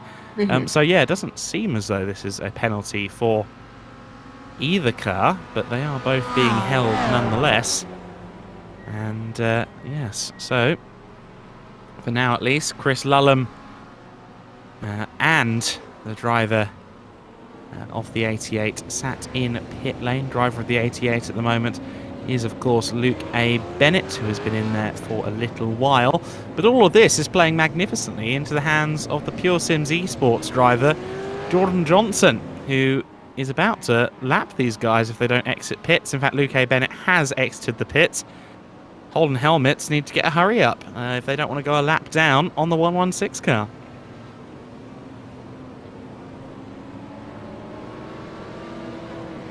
Folks asking if it's a dono penalty, but I don't see anything from previously. No. Yeah. I'm not seeing anything, but it seems likely that that is the case. Let's see if there have been any recent donations on the Just Giving. Can't scroll. That was good. Oh, he's repaired. Ah, the wing is back. We've missed you so much. Welcome back, Wink. In fact, well, that's the... Oh, yeah, no, Chris Lullum has it too. So, yeah, wings in all parties now in that great battle that's been going on between Team Jawline and the Holden Helmets. So that car has been repaired. Someone called Brian C. Made a $10 donation 4 minutes ago. I wonder if that has something to do with those second stops potentially, or at least one of those second stops. But nonetheless, the race's complexion has changed a little bit here then, with Jawline and Holden Helmets probably going to be fairly close together when we do resume. But Pure Sims Esports have now got the lead, and I believe it's a lead on merit as well, because they've recently been into the pit lane. So advantage Pure Sims 116 car right now, an advantage to their seemingly solo driver in spite of his numerous teammates. Lullum in again. What is going on with Lullum? I don't understand the game here.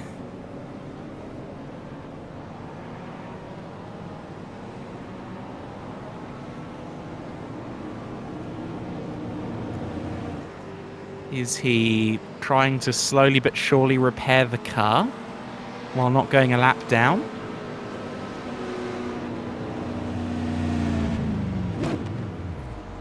Have you ever seen anything like this happen I've before? never seen anything like this. It's a strategy. That's the best thing. That is quite an idea. I guess it's working to his advantage as he's not getting a lap down every so often. Now in the pit exit. If that is what he's doing, certainly very intriguing. But Lullum back out onto the circuit for the third consecutive lap out of pit lane. Loopy Racing declaring that he's from Newcastle, Australia. That's really cool. Got Marco Lima from Brazil as well. Some folks in the chat just sharing about themselves. Special K from Maryland, USA. Get some from North Texas, USA. Folks all over the world.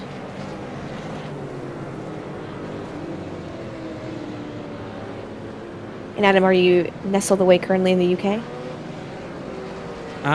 Not particularly nestled, no. Still in my terrible home studio setup, which totally isn't a partially deconstructed wardrobe. Yeah, no, just chilling for now as the 500 lap mark looms ever larger on the horizon. We're about to hit lap 490 of this race. We have just gone into the second half of this hour. We're 9.5 hours away from the checkered flag right now. Still a long way to go. And Chris Lullum, would you believe it, hasn't gone into the pit lane. Amazing scenes.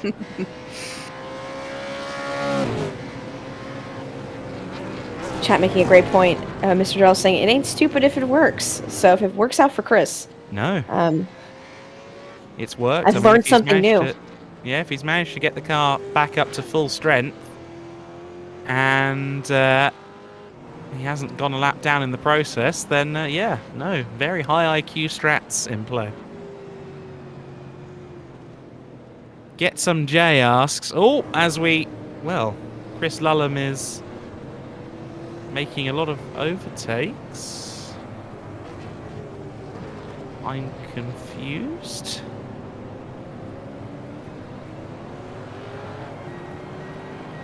Okay, so he's going to be put behind Team Jawline, so we're going to have a great battle again.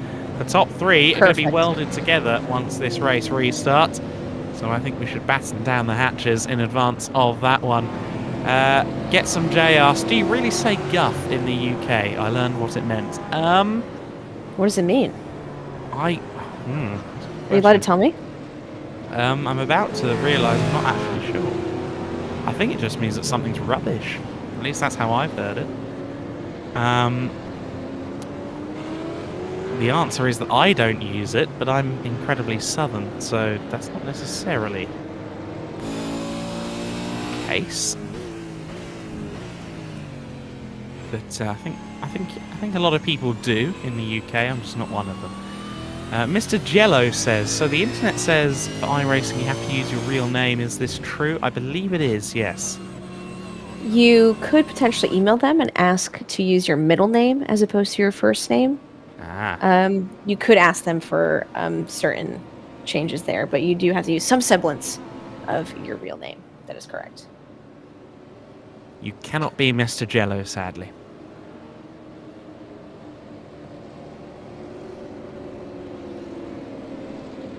There you go. The dude abides. Guff means someone is talking rubbish, talking guff. There you go. Being taught British slang by other British people. Story of my life. I wasn't sure if I was being trolled and it meant something awful, and I would say it out loud in the stream, and then you or Daniel would just be like, "What are you saying? Oh my god!" And I'd be like, "I'm so Daniel's sorry, from I didn't South know." Africa. He might be just as unawares as you. The top three then all together, and you see the lights are out on the Silverano. So we are going to go racing this time. I'm very excited about this. The top three will be covered by just a couple of seconds as we floor it once again and go racing. I think this could be very entertaining. It's a different cast of characters, of course, in the two cars we saw scrapping before. Jordan Johnson resolutely at the wheel of the 116, but Luke Bennett and Chris Lullum will be looking to scrap with him for the race lead. Ash, I think we're in for some grandstand viewing. Yeah, my heart can't handle it. I just... Between the caffeine and the intense racing... And the wine. I wonder... And... Shh. Chat's not supposed to know.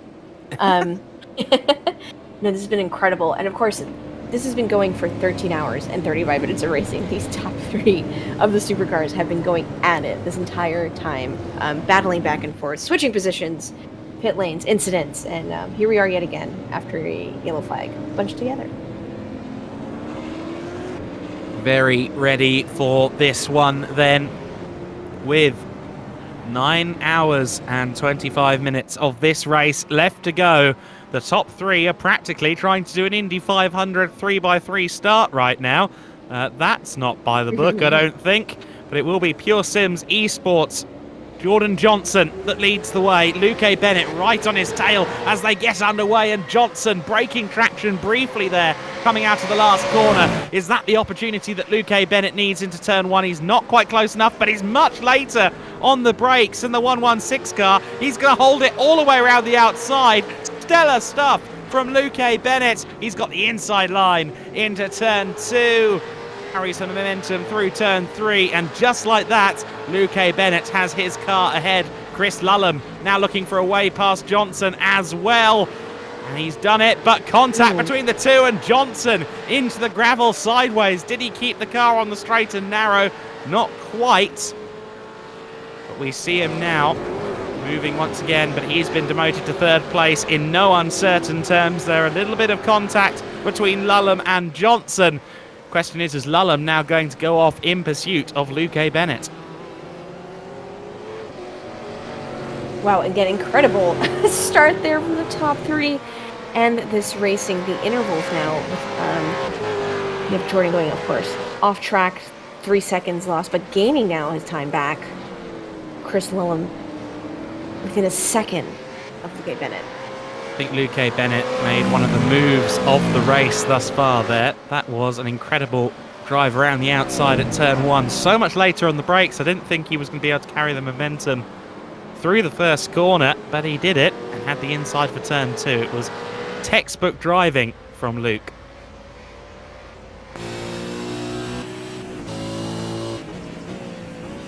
And again, this is what we love to see in endurance racing, right? After a potential yellow flag or getting back bunched together, this kind of racing is what we're striving for.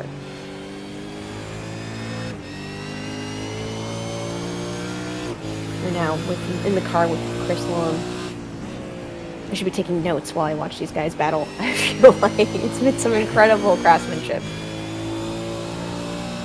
Has been so exciting so far. How atmospheric as well, watching this car in the night, in the glow of the cockpit, as Lullum continues to press on in second place. I'm enjoying the message along with the donation from Mod Kijko in the Just Giving. He says, I am sorry for killing a Mazda. Holy moly though, great numbers. And yeah, we do have such a strong entry, don't we? In this year's event. HyAcey Kerwin there, working his way through some of the traffic, including his fellow Mazdas. But with over 55 cars taking the start, it really is so impressive just how many teams have committed to this event, isn't it? Is it true that HyAcey is still, if he was a Toyota GR86, he'd be P3, I believe, in the class? Let's have a look at that. Yeah, you're right. So Scuderia Racy McRaceface have actually gotten past HyAcey Kerwin in the Kerchew car in terms of the overall standings. And just ahead of HyAcey Kerwin on circuit at the moment is the Trackstars 52 supercar. So they're in danger of falling behind a Mazda. They've already fallen behind a couple of the Toyotas. So Trackstars having a difficult time of it. Apparently the Neil on the roof hasn't brought them the good luck and prosperity that he normally does. Are you saying that because they don't have a roof? Or, I'm just kidding. Luckily, I don't see anyone missing any substantial parts to their aero, as we've seen previously. Folks lucky enough to get pitted before or during the safety car.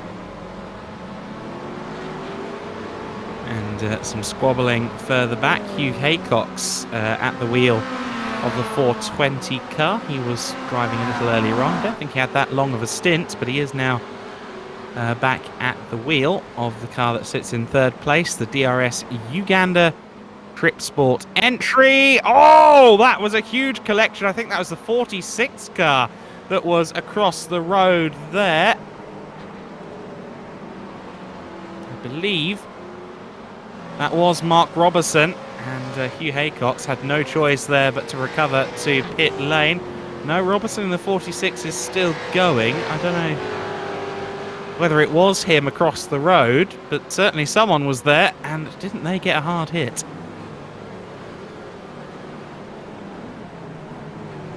believe it was Robertson, because that car still hadn't moved off from the scene of the accident about 10 seconds before we cut to this car moving just fine. I suspect it was someone else with a similar livery, but one of the MX-5s there being Sham Racing, completely car attacked. 47.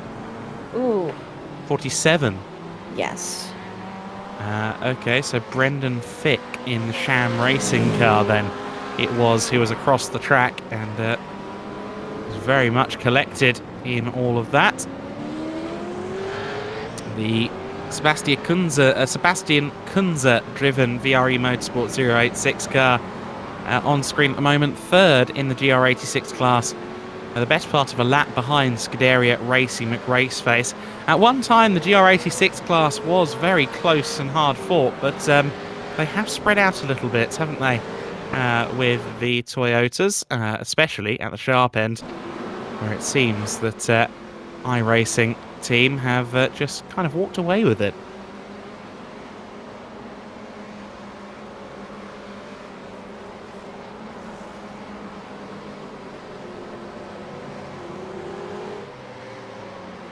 Were we able to get a replay of that Mazda? Oh, look shunt? at this side-by-side moment here for the lead. Just catching this one now as Holden Helmets Racing and Team Jawline go side-by-side once again, battling again between these two. Luke Bennett with a nose ahead around the outside at turn 4. Oh, they tried to split the Toyota 86, but it doesn't work in Bennett's favour. Chris Lullum then through into the lead. Bennett tried to find his way around the left side of that Toyota 86 and found a partially closed door. That will have been a scary moment for him on the grass, and he's lost out to Chris Lullum there. Incredible control there as he went off on the grass. Still within a second of Chris Lullum. What a battle this has been between these two teams. Jordan Johnson doing a good job of staying there or thereabouts, remaining on the lead lap, remaining in touch with these two cars. But it really has been all about the 666 and the 88 in terms of on-track action over what has probably been over 3 hours now. These guys have been the centre of attention, and Luke Bennett stalking Chris Lullum. He's closed right back in on the 666 car. What kind of run does he get out of the last corner? Not a great one. About even then down the straight with Chris Lullum. Both trying to negotiate their way through some traffic, but Lullum making contact there with one of the 86s that really turned in on him. That was one of the VRE Motorsport cars. I'm not sure which one of the two it was, but really caught out there was Chris Lullum as the 86 tried to take the racing line into turn 1, and Lullum frankly did well to keep that car in something like the right direction. Luke Bennett though moves back into the lead.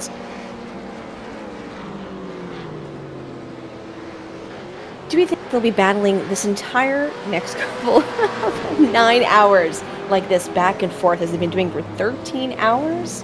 I wouldn't be mad at it. That's a good point. Keeping each other awake, I'm sure.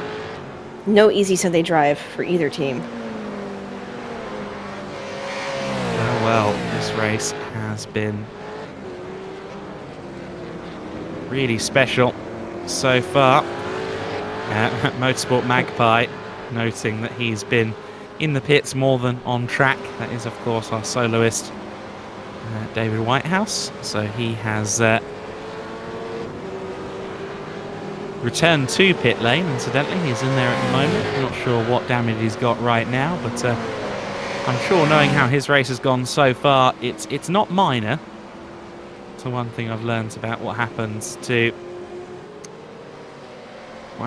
David, it's rarely a small incident, as we continue to follow this lead battle as Chris Lullum stalks. Relentless. The Team Jawline car. Relentless is definitely the word, as Lullum just looked like he was tickling the grass on the outside there between T3 and T4 of the lap. They run behind the paddock on the back straight towards the Klein chicane, turns 5 and 6, hopping over the curbs there as the Mustang up ahead getting loose. We ride on board with the Holden of Chris Lullum at the moment. These pair of 5-litre V8 supercar machines been at blows for many hours and through the hands of many drivers, and hasn't it been entertaining? Traffic ahead. Confidence a rear wing can give someone. This is it's all anyone needs. Right, just a well-placed Mazda, and they'll catch up instantaneously. Let's see what kind of run Lullum gets there. He had to catch a bit of Oppo lock there as he tried to get the power down. Going past the Trackstars car, which looks like it's very injured given the lack of straight line speed there. It looks like the Trackstars Holden is doing about Kia Optima pace right now, which is not good for Luke Hayden and co. Lullum, though, keeping a watching brief, just under a second back right now from the Team Jawline car. Some more traffic up ahead as Lullum aces the line through T4, gained a good 10th or so just on that apex alone as the traffic continued to be negotiated there by the 88. What a scrap this is, though. I mean, we've been doing this pretty much since midnight here in the UK, I think potentially maybe 1 a.m. This has been sensational. Noticing the other cars getting out of the way very quickly of these two competing supercars here, as Luke and Chris are still head-to-head here. Interesting that Dave is saying that he believes that Johnson is solo, but also in VR in the Purism's Esports 116. So, I mean, he was listed as having four team members in total, including himself, but apparently word on the street is he might be doing this whole thing solo in VR, which I've seen happen before, and to say that it creates a broken man after 24, or indeed in this case 23 hours, is putting it lightly. So if that is what he's doing, props to him. A lot of sim racers preferring the VR. However, being in VR for that long, I can imagine it's a little bit difficult once you take it off. Yeah, no, it was... I was a bit worried that my buddy Charles Grout wouldn't be able to stand up after doing 24 hours in VR, and he definitely was worse for wear after that, but it was an amazing showing. And well, if that is what's happening with Johnson in the third place car, then props to him for staying on the lead lap, staying in the hunt. But the battle is at the very sharp end. The top two continue to run close as Lullum there slightly abuses the curbs and the runoff area at Villeneuve. He's remained within a second of the Team Jawline car for the last several laps. It is Luke A. Bennett that leads the way, but by the finest of margins.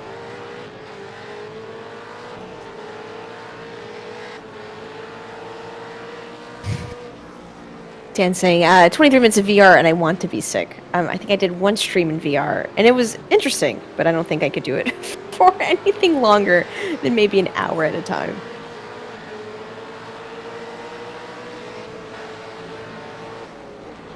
PJ Linda, 24 hours in VR, mad lad, absolutely.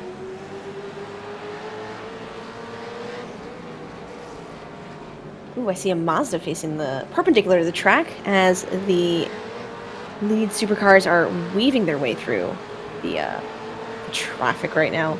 Skillfully, I might add.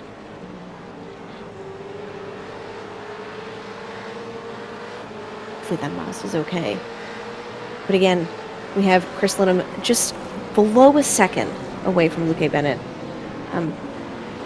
as traffic gathers around. A gaggle of Mazdas, I may say so myself.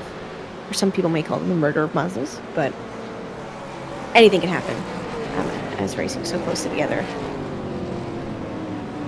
I'm going to come up with a good answer to that pluralizing Mazdas thing, and Team Jawline there I think might have had a slowdown penalty. One of the MX-5s ahead having an incident there, but thankfully no one collected in that. But it looked to me as though Luke A. Bennett had a slowdown there.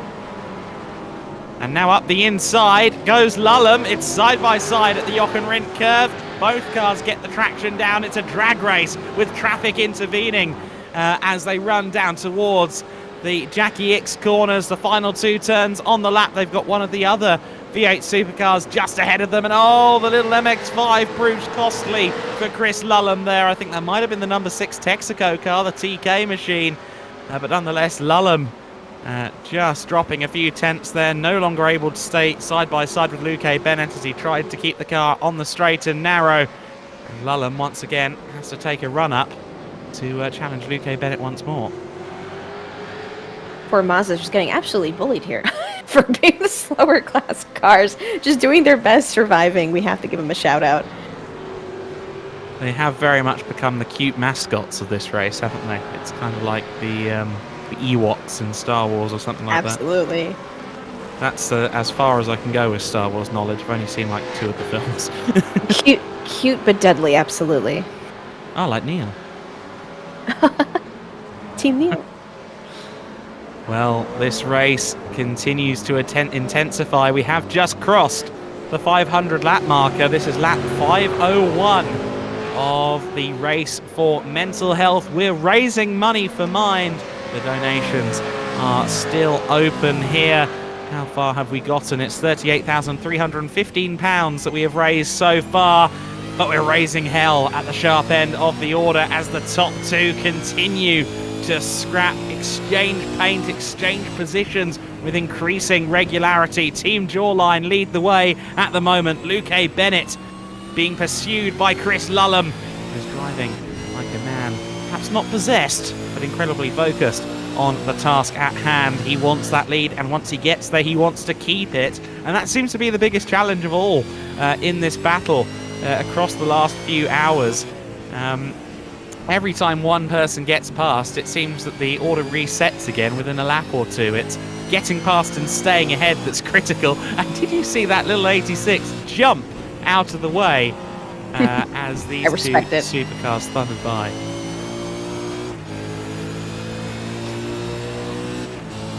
Definitely respect the cars getting out of the way. You do not want to be the cause or in any of incidents that might happen because of these 2. I think I would say both of them were driving as men possessed, trying to get away from each other. Cat and mouse game. Incredible to watch as we're 13 hours, 53 minutes in. And they've been going at it this entire race. Practically, yeah. Certainly the battle has intensified in the night hours, particularly since Saturday became Sunday here in the UK. But this has been grandstand viewing. Lullum once again close, but once again not quite able to get the power down sufficiently to draw alongside or closer to the Team Jawline car. It seems as though Bennett and Lullum are incredibly evenly matched, whereas we saw Benito being quicker than the 666 earlier on. I think it's now more a matter of 2 extremely evenly matched drivers. It's not a matter of one driver putting on a defensive masterclass. These 2 seem to have absolute parity out there on the circuit. It's kind of great chemistry between these 2 when you can find someone who can match your skill level right. You can fight back and forth between apexes and corners and hours and minutes. It's fun to watch.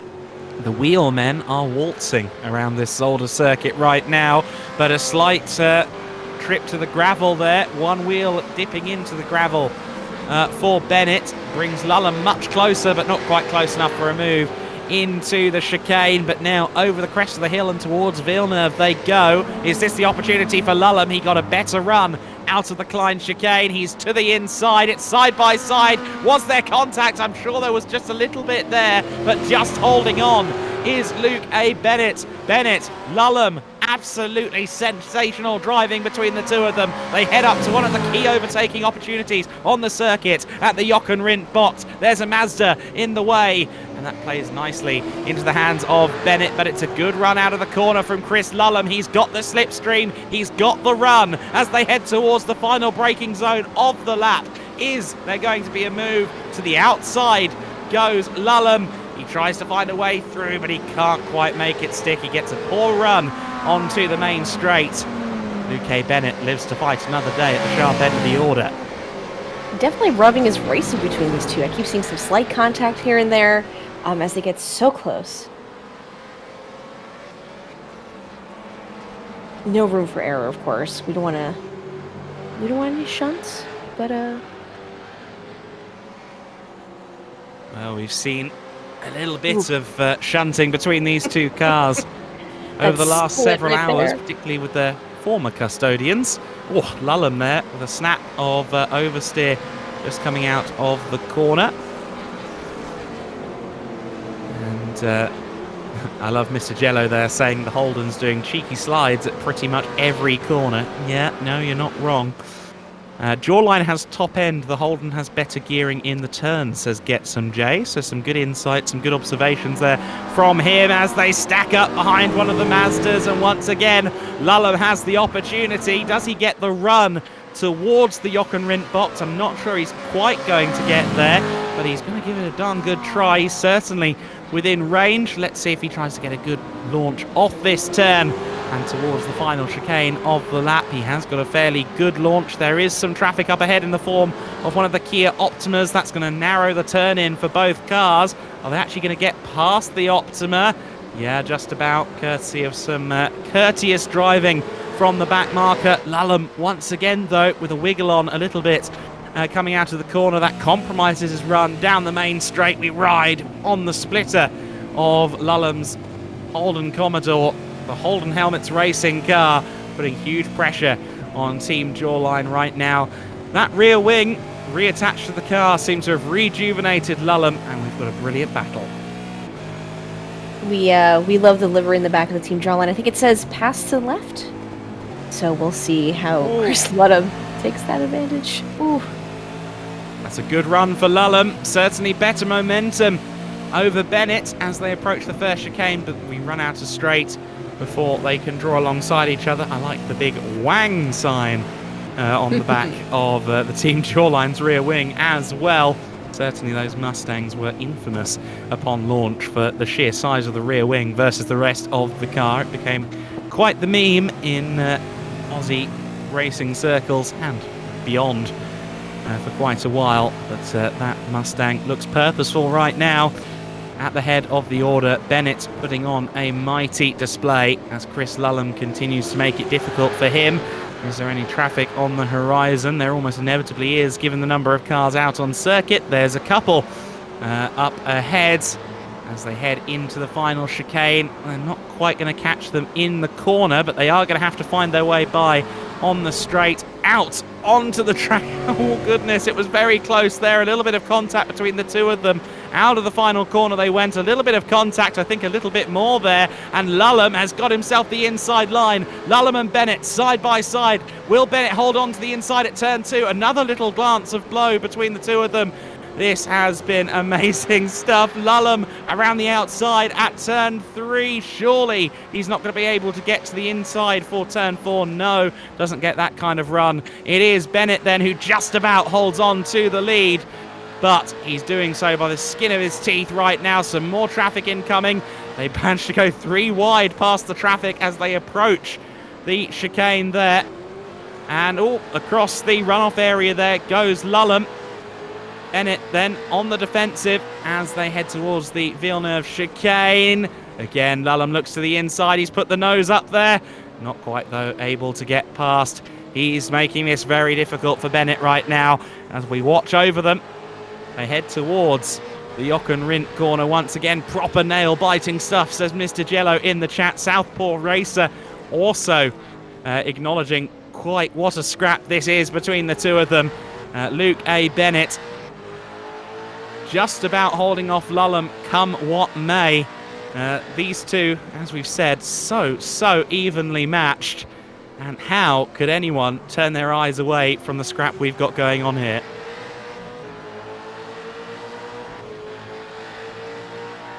I think everyone's the other cars are kind of parting the scenes here, trying to get out of the way, of course, making sure they do not get in the way of these two battling for first place.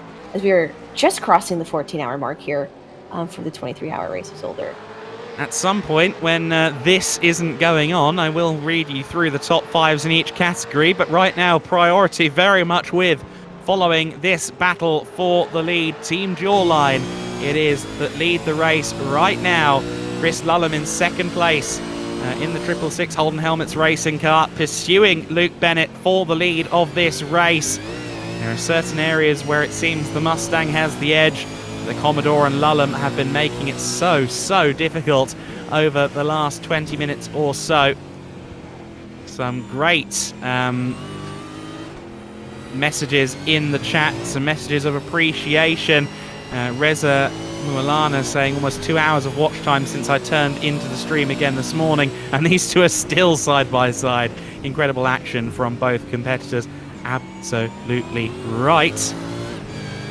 And what a battle this is proving to be. Lullum through the gears into 5th, into 6th before the braking zone in T13, T14 through the Jackie X bend, powering out onto the main straight once again. Mr. Jello asks how long before these two have to make a pit stop.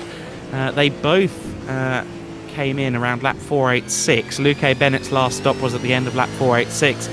Lullum's was in 487. Now they're on lap 507 right now. I think that means somewhere around 4 or 5 laps potentially before the next stop for them. Maybe a little bit more, but I imagine within 10 for sure, as the MX-5 once again proves to be something of a tripping point there, but Lullum manages to negotiate it very well indeed. And onto the brakes a little bit earlier goes Luke Bennett. And he's a little bit calm right now in the sense that Lullum hasn't quite got close enough for a move, but you get the feeling that a foot wrong, especially in amongst all of this traffic, even a quarter of a foot wrong might cause dramas, and exactly what we've seen there. Luke Bennett making contact with one of the MX-5s. It's actually worked out slightly in his favour, really, because Lullum has dropped a little way back there, but contact between the two at a very inopportune place there. Oh, another car facing backwards there. They're throwing everything at these two right now, but Luke Bennett there got slightly caught out by the back marker.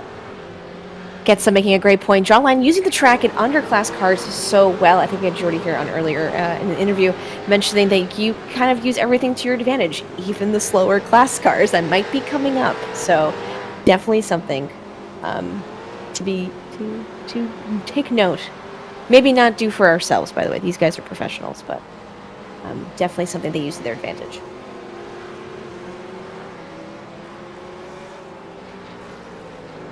I do appreciate Daniel from our production team mentioning this is the entire MX-5 class versus these two supercars, which is very true, as they are all getting out of the way to the best of their ability. And again, as Getsum said, using the underclass cars very well to their advantage. The traffic upcoming, I think the gaggle of muzzes, until we come up with a better name. Ooh, currently Chris Lullum just a little bit over a second away from Luke Bennett. So trying to gain back some of that time from that incident that occurred. Ooh, gaining up in this oh, another Mazda out! Oh! Luke Bennett taking no prisoners here. Lullum coming up side by side. We might have a move on here then. Creeping up the inside is Chris Lullum there after a slight off track for Luke Bennett at the Villeneuve chicane. Dives up the inside, lap traffic in the periphery of both drivers, and Chris Lullum just about gets there. All but the Toyotas proving to be a hazard there for both parties. Lullum has done it then. Can Bennett retaliate? If you're watching this broadcast and you're on the track or listening to us, just get out of the way. Save yourselves. It's all I can say. These two want the win. They are hungry for it. Here comes Bennett once again, trying to get to the inside at turn 2, and he's managed to negotiate his way there. Not quite able to carry the momentum, though. Chris Lullum holds on to the lead. He got an 86 up ahead. Both of them clear it just before the apex of turn 4, but wide there goes Lullum. Stays within the confines of the tarmac and the curbing. And some more traffic here. Really needs to clear that car. Oh, dearie oh me. That's one of the Kias going straight on. And a little bit of a touch there between Bennett and Lulham as they headed out of the Klein chicane towards Villeneuve. And Bennett is not close enough for a move on this occasion. They both attack the curbs as you need to do at Villeneuve. Can Bennett make a move at the Jochen Rindt box? There is car up ahead of them. I think they're going to clear that one well before the corner. Yes, they do. And Bennett not quite close enough, or is he? Because he dives to the inside. Lulham leaves the door a little bit open there to ensure there's no contact. Masterful driving here from Lulham. He seems to be very conscious of what's going on around him at all times. Again, fortitude of being chased, getting chased, back and forth, being the chaser. Constantly weaving through traffic, making sure you're hitting your brakes, making sure you're getting your apexes, using everything to your advantage. It is incredible the reaction times of these guys and exactly what they're doing.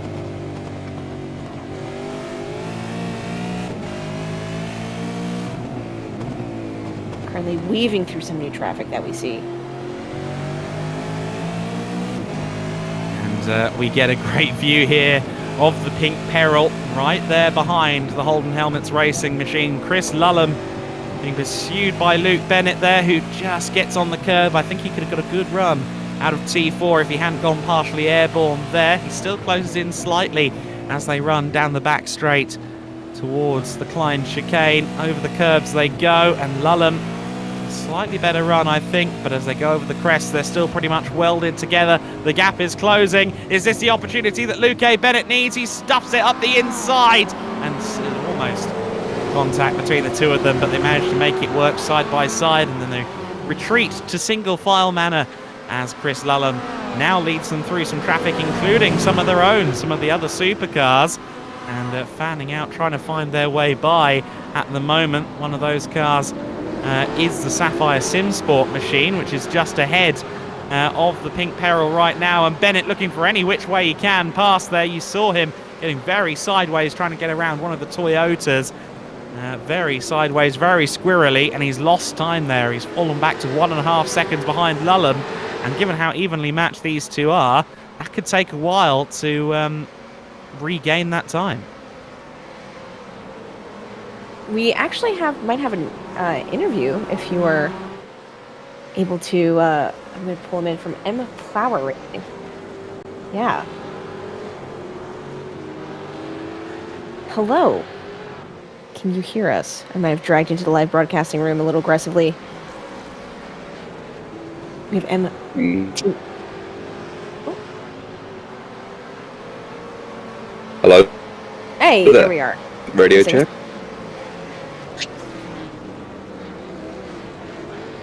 Yeah, great to hear from you. I'm afraid your name isn't on screen. Which of the M-Power drivers are you, sir?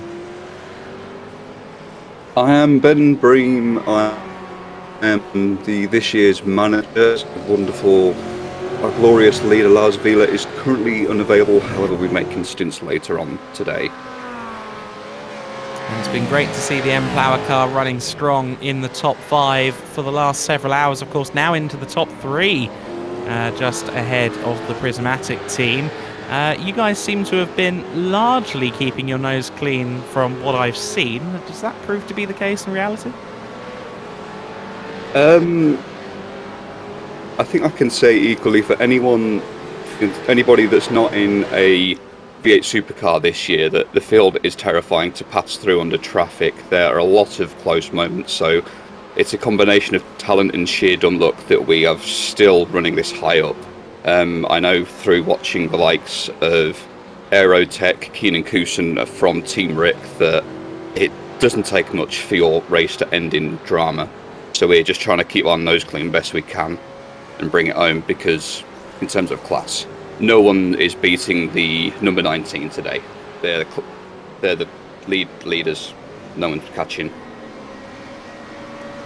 Yeah, they really have seemed to be in a class of their own so far in this race. We are continuing to watch this lead battle, but for now Luke Bennett's not able to get close to Chris Lulham as they work their way through the traffic. You mentioned there Being in anything but one of the supercars is scary. No matter which of the 3 other classes you're in, the straight line speed disparity is quite something, isn't it? Straight line speed is certainly something, but I think terrifies me the most out of this is the difference in braking and in the slower corners, because that's where you really notice the disparity between classes. It's truly terrifying. I've had some close moments in my earlier stints, and I've got a couple more to go later today. And you really do have to use your brain and pick your moves carefully when going through traffic, because I've had some of the V8 supercars that are not patient. I'm sure a lot of flashing lights you're seeing around the track. How is it racing in the evening comparatively to the daylight hours? I'm sure besides the visibility, but the sense of just the cars whizzing by you, the possibly lack of lighting in certain corners when you're by yourself. How is the whole ambiance on the track? To be fair, as this is my second Zolder in the dark, I'm kind of used to the night. It's not really a personal concern, but it still takes some practice to do in your own time to get comfortable with night driving, especially as this is a track with minimal lighting. And if you damage your car sometimes, you're not going to see much at all. We had something in years gone by with the HPDs and the DPI that was in testing that you lose your front end, you lose your lights, and you're not seeing anything at all. How many practice laps, or how many laps would you say you've done around Zolder in your sim racing career? Oh, that's a tough one to work out. That means I'd have to engage my brain. I couldn't answer that one. Would you say over 1,000? Over 2,000? Probably safer to go with a conservative estimate of about 1,000. Very nice. How many of So these have you competed in one of these 24 hours before? Last year was my first year. Okay, But, so you probably would last have year done was a bit of a personal issue. Right. But yeah, you probably would have done something close to 1,000 laps last year. Yeah, especially at the speed of the HPD last year. That was a learning experience and a half for multi-class racing as someone who jumped into the game quite naive. Something that they never teach at you really is that the disparity between classes and multi-class. We see it a lot of the times in real motorsport and the esports professionals, but until you've experienced it, you don't quite understand where the disparity comes in. And so you were driving the HPD last year? Unfortunately, yes. I only managed one stint last year due to some health concerns, but I did my stint, I did my fair share, I brought the car back in mostly one piece. We're just hoping that this year we can at least keep it going and fight for the whatever top position we can get that isn't P1, because nobody's catching them today. This is going to be their race for them. So the total on the donations at the moment, £38,380. Has the checkbook come out to avoid any penalties for you guys so far? For the time being, we have been incredibly lucky. However, anything is possible. I'm not going to say anything until the flag has dropped and we've all stopped, because who knows? I've got another double to do in a few hours' time, and I could make a buffoon of myself. And bail yourself out. Depending. Yes, well, no, certainly. Obviously, we've done a great job raising money so far.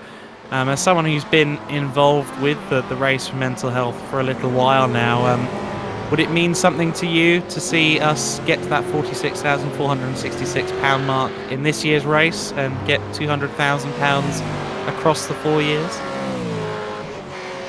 It would certainly be quite the achievement for the community as a whole, and in general mental health. As someone who unfortunately suffers with my own mental health concerns and is around friends and whatnot, it's still, unfortunately, with the way that things are globally, there's still so much more that can be done, but anything is better than nothing in this circumstance. So even if it's a couple of quid, a fiver, it doesn't have to be much, just a little bit of something, and depending on your location, you might be able to give that with gift aid. I don't know the ins and outs of that, so you'll have to check on your location before donating.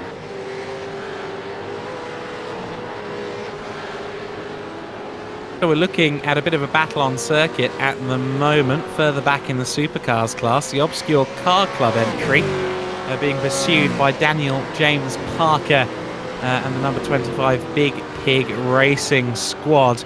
I imagine they're bad enough to deal with individually, the supercars, but when you get two of them side by side coming up to you, that's got to be an entirely different ball game. Oh, for sure. Whenever we've had the supercars passed, I would personally say that the most prolific two are the leading two in class, Team Jawline and Holden Helmets Racing, respectively. Those two have obviously been fiercely battling throughout the entire race, and their pace is terrifying, especially as a slower class. When it comes to... Sorry, my brain's going this morning, I'm not completely awake. Me neither.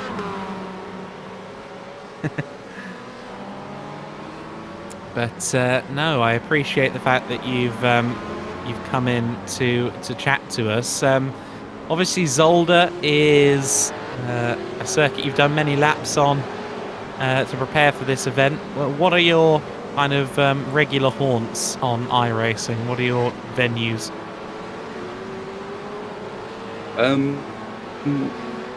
To be fair, I'm usually fairly track agnostic, but favourites are typically places like the more infamous ones. Spa-Francorchamps, also in Belgium. You've got the Daytona, which we plan to partake in the 24, although as to what class, we'll have to wait and see.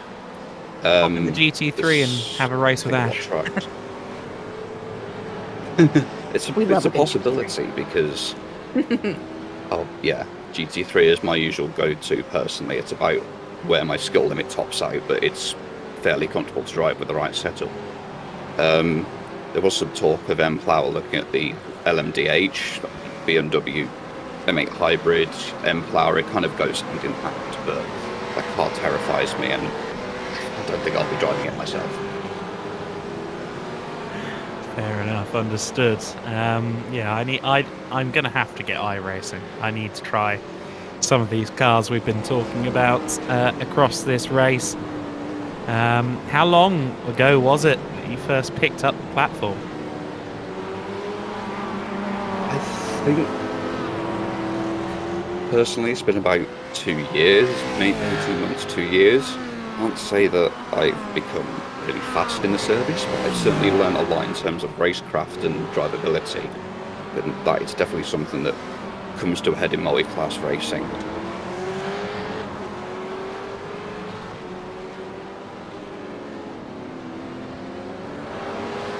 I'm just getting word. Do you have any? Oh, go on. Sorry, just getting word that car number 27, Yes to Motorsports, had a national anthem penalty and served it by singing the American national anthem. Again, no say can you see. Oh dear. She's the most popular choice. I pray that we don't. It does seem to be a popular choice. All I can say is that we hope that we don't follow suit and M-Plow, because I don't think anybody wants a weird combination of the English and German national anthems, as we are a multinational team. Well, now that you say that, I actually do. So, Deutschland, it's nice in theory, but the king. Paul, oh wow. yeah, I mean, all credit to Lars for allowing me to join the team and having the banter that we do between friends, but I love the lad, but he can't hold a note that well, and I can't say I'm much better. And we don't need to make all of the iRacing chat hear it. I'm sure. No full-time karaoke. Well, thank you so much for joining Yeah. us. If you guys ever That need would to... be an interesting experience for penalties, wouldn't it? Top we two have- both into the pit lane at the same time. So the Holden Helmets Racing Squad and Team Jawline have both come in at the same time. This will momentarily hand the lead to Pure Sims Esports and apparent soloist Jordan Johnson. But the top two both into the pits. And David Whitehouse mentioned in the chat that he's going back out there for his solo stints continuing. So big shout out to David for soloing this race. And last minute's notice. Incredibly valiant effort by the 116. Massively so. Would you ever have a go at doing a solo gig, a solo race of this length? At this length, probably not. Due to my own health concerns, I'll probably limit myself to 4 or 6 hours maximum. Probably the actions of a wise man. Well, they say... No, never mind, I've got some of that, my brain's gone. Well, the leading two cars early. are just exiting the pits, or is it too late?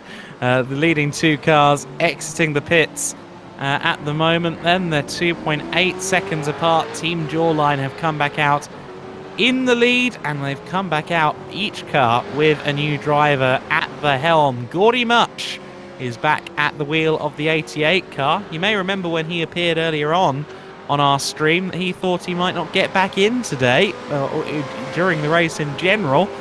But there he is at the wheel of the 88. So Gordy Much in the lead car, 2.4 seconds clear of Diogo C. Pinto, the stern defender we saw going at it earlier on with Enzo Benito. So let's see if Pinto can catch the Praga UK champion, Gordy Much.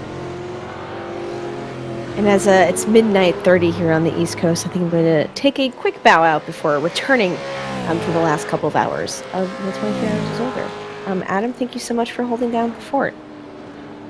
No worries. Thank you for joining me for a few hours there, Ash. It was great to have you with us again from Washington. Dispatches from Wine County, Washington, D.C.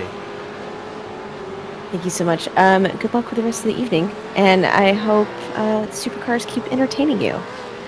Well, Have a they've great been very entertaining so far, so I think we can count on that. That is Ash Vanderlei, everybody, once again helping us out here in the commentary box. Great to have her as part of this broadcast crew that we have here for the 23-hour race. And I will be with you per the schedule until 9 o'clock this morning, although, by the way, this is working out, I rather suspect it might go a bit longer than that. I see that Dirty has left, so Dirty's interview has been concluded. He'll go back to helping the M-Plower team on their way, but thank you so much for joining us in the commentary box there for an interview. It's great to get some insight from the Kia side of things. I think we've had many chances to do that so far today. Well, we're having a look at the moment at the battle for third place. Battle for second place, I should say, in the GR86s, as the VRE Motorsport car gets through into second place. Oliver Verhagen makes his presence felt there, makes the move in tidy fashion on Brandon R. Dean in the Scuderia Racing Raceface entry. One of the supercars getting involved as well, but that looks rather elementary for Verhagen in the 86, the Belgian car. Scythed by, and he's already made a second, and that gap is only going up, so I think that there's a slight disparity in pace between Verhagen and Brandon R. Dean. In fact, just behind Verhagen is the 44 Mazda of Patrick Wolf. Those two are actually on the in a bit of a battle in overall classification. Of course, Patrick Wolf in the Pepesda Mandem Mazda. That car is currently the MX-5 Cup leader. I think Kurtu have been in for a pit stop? Yes, they have, because Sam Adams is now at the wheel of that car. So about 5 or 6 laps ago, Sam Adams took over. So Pepes de Mandem are current leaders and just pursuing the 86 that sits second in class right now. This parity between the MX-5 and the 86 has certainly made for some entertaining battles out on circuit. Here is Patrick Wolf in the Mandem machine. And I don't know if he realises he's battling for overall position. Of course, the graphics should be telling him so on screen. Although he's probably just seeing what's going on among his class, so I don't know if he is fully aware.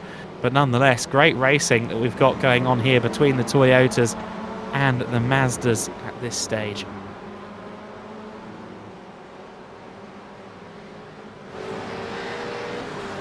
Goodness me, apologies. Bit of a cough there, but we continue to watch Patrick Wolf as he goes side by side with the Toyotas there. I don't think that was the VRE car. I think that was another machine. Indeed, Verhagen remains just ahead as those two battle for positions. At the sharp end of the order, Team Jawline are still our race leaders at the moment. Gordy Much at the wheel. Seems as though he and Pinto are fairly even right now, as Gordy Much approaches the Villeneuve chicane with a lot of traffic in his immediate line of sight.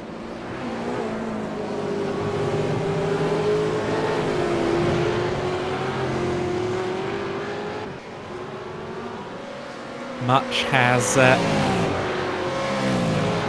course, been in the car earlier on for a fairly significant stint after sticking the 88 on pole.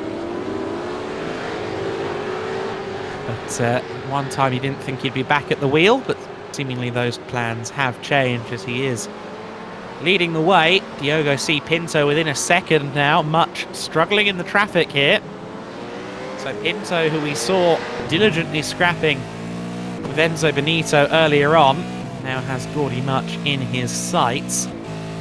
Who's quicker when they have clear track is going to be the question. On the last lap, Pinto was faster, but of course we saw Much struggling with the traffic. Looked like Pinto struggled on turn in there at the first corner.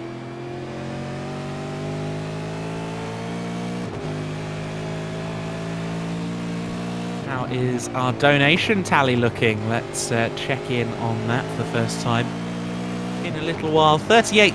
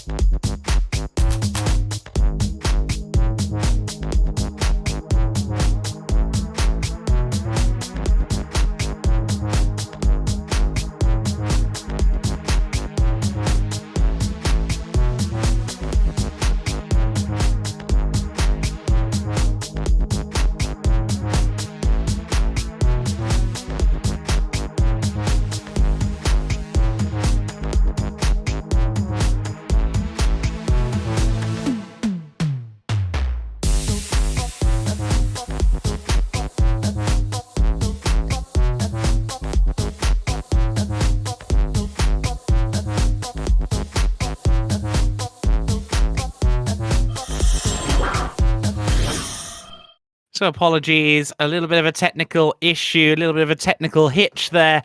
But we should be back with you now as Diogo C. Pinto has once again closed up on Gordy Much in the battle for the lead here at the race for mental health. The 23 hours of Zolder. We're approaching the final 8 hours of racing, and there hasn't been any let up in what feels like 8 hours between the Team Jawline crew and the Holden Helmets Racing outfit. Diogo C. Pinto certainly hunting Gordy Much here as they work their way through the traffic.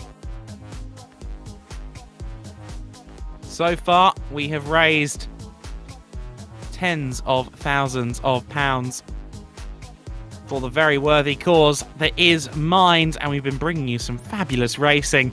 All the while, we have raised almost £38,500 since we got started. 38,429 so far.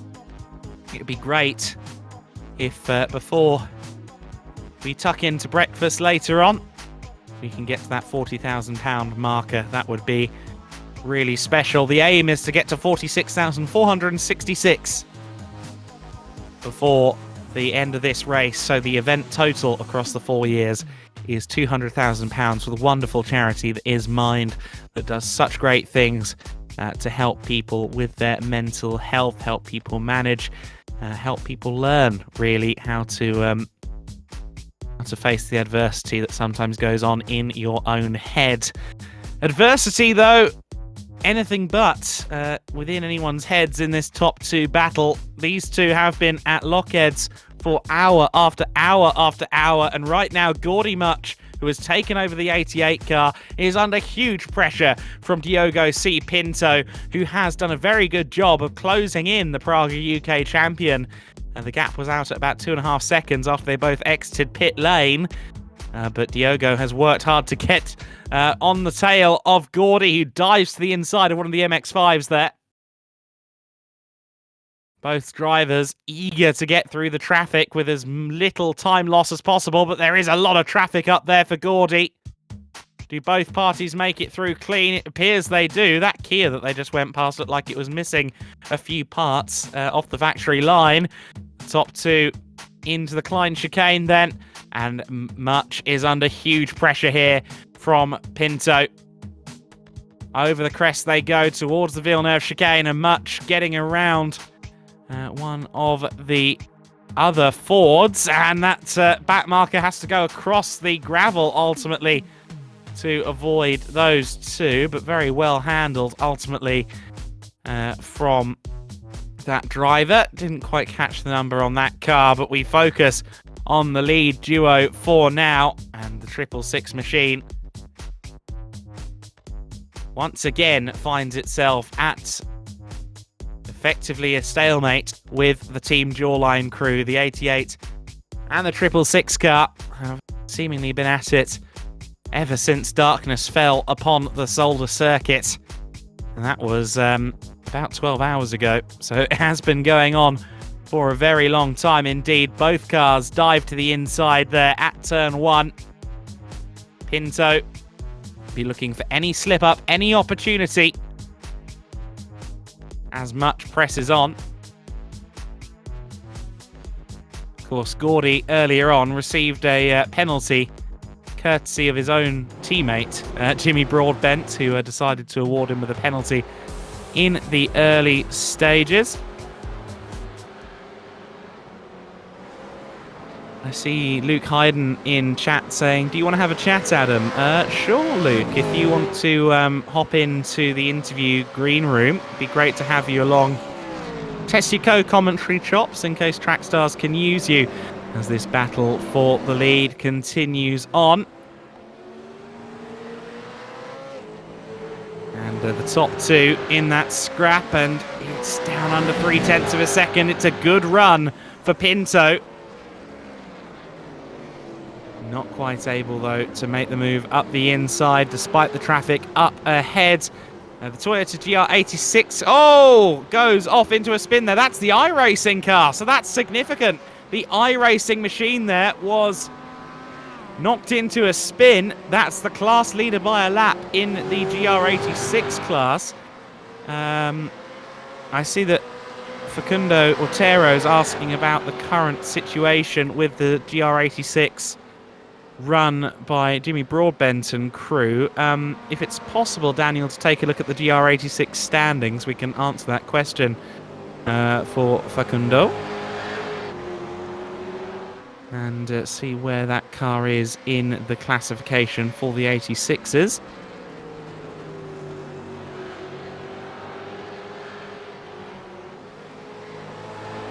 And not in the top 5 is the answer to that. They are currently down in 8th place at Doug Henson Racing. That is Jimmy's team. But we should probably quite quickly head back to our lead battle as it continues to spice up here. The Supercars class has been very much must-watch viewing all throughout this race so far. Team Jawline just getting caught up behind.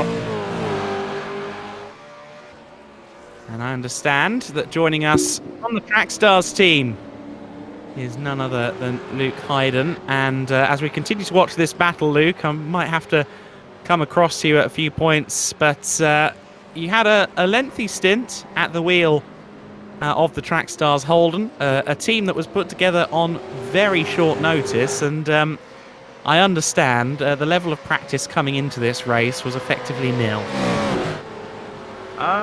Yeah, so I had a 8.5 hour stint just now, and just fresh off that, and 3 hours sleep, so, you know, pretty good. As for practice, I literally had 1 lap. That was all it was. So, and here we are. It was certainly an eventful stint for you. Of course, Pat's back at the wheel of the Trackstars machine now. He did the first 6 hours of the race while you were getting some kip or going about your day one way or another.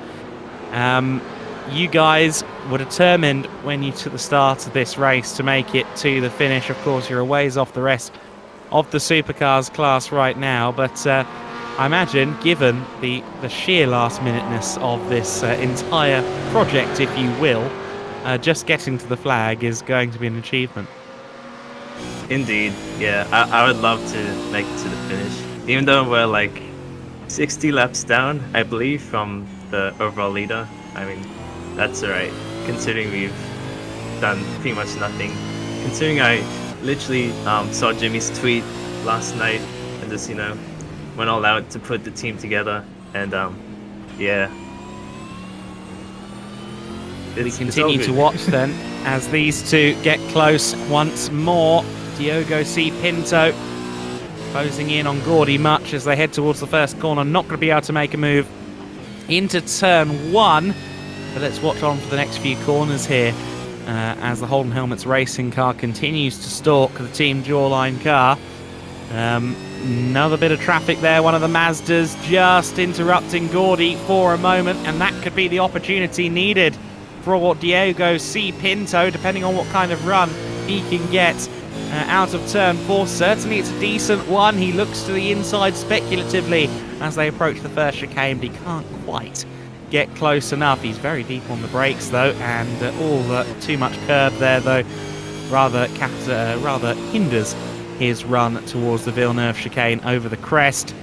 Continue to watch this with bated breath. But Luke, obviously I'm very aware of you as Lurox22 within the Gran Turismo community of Trackstars.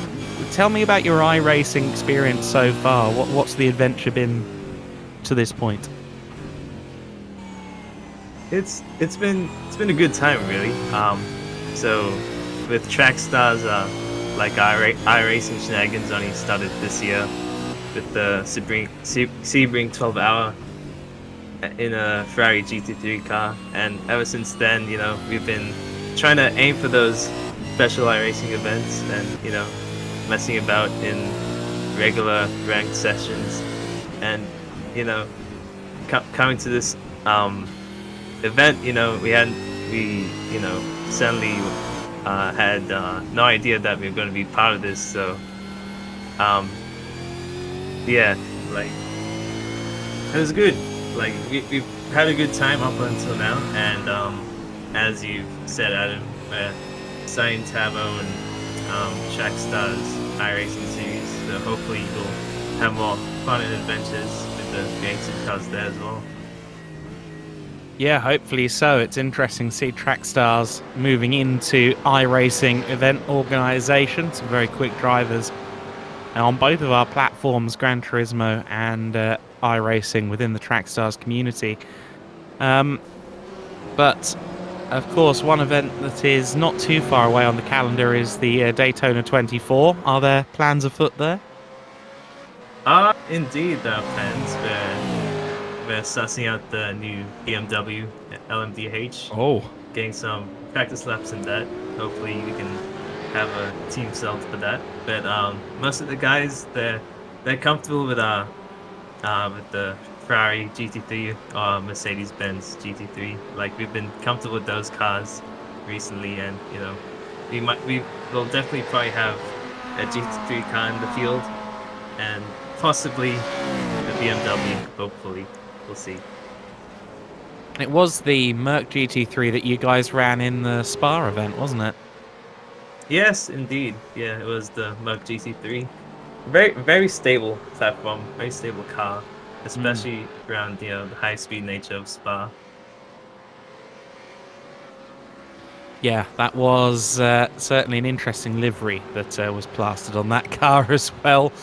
Yes. Lots of references to the Colonel and Zinger boxes and so on. And, all the running and joke. we can't forget Neil the Cat. You always gotta have Neil the Cat. Yes, for I'm sure. disappointed that we haven't yet been able to clock Neil the Cat on that roof yet. Hopefully come daylight we can scout that out on the Trackstars 52. But it's a bit too dark to spot the Black Cat right now. The top two, though, still within a second right now. Team Jawline and the Holden Helmets Racing crew at close proximity, although it seems that Pinto right now just losing out to Gordy a little bit while they're not in quite as much traffic. And missing the apex there, seemingly at the Jochen Rindbocht as well.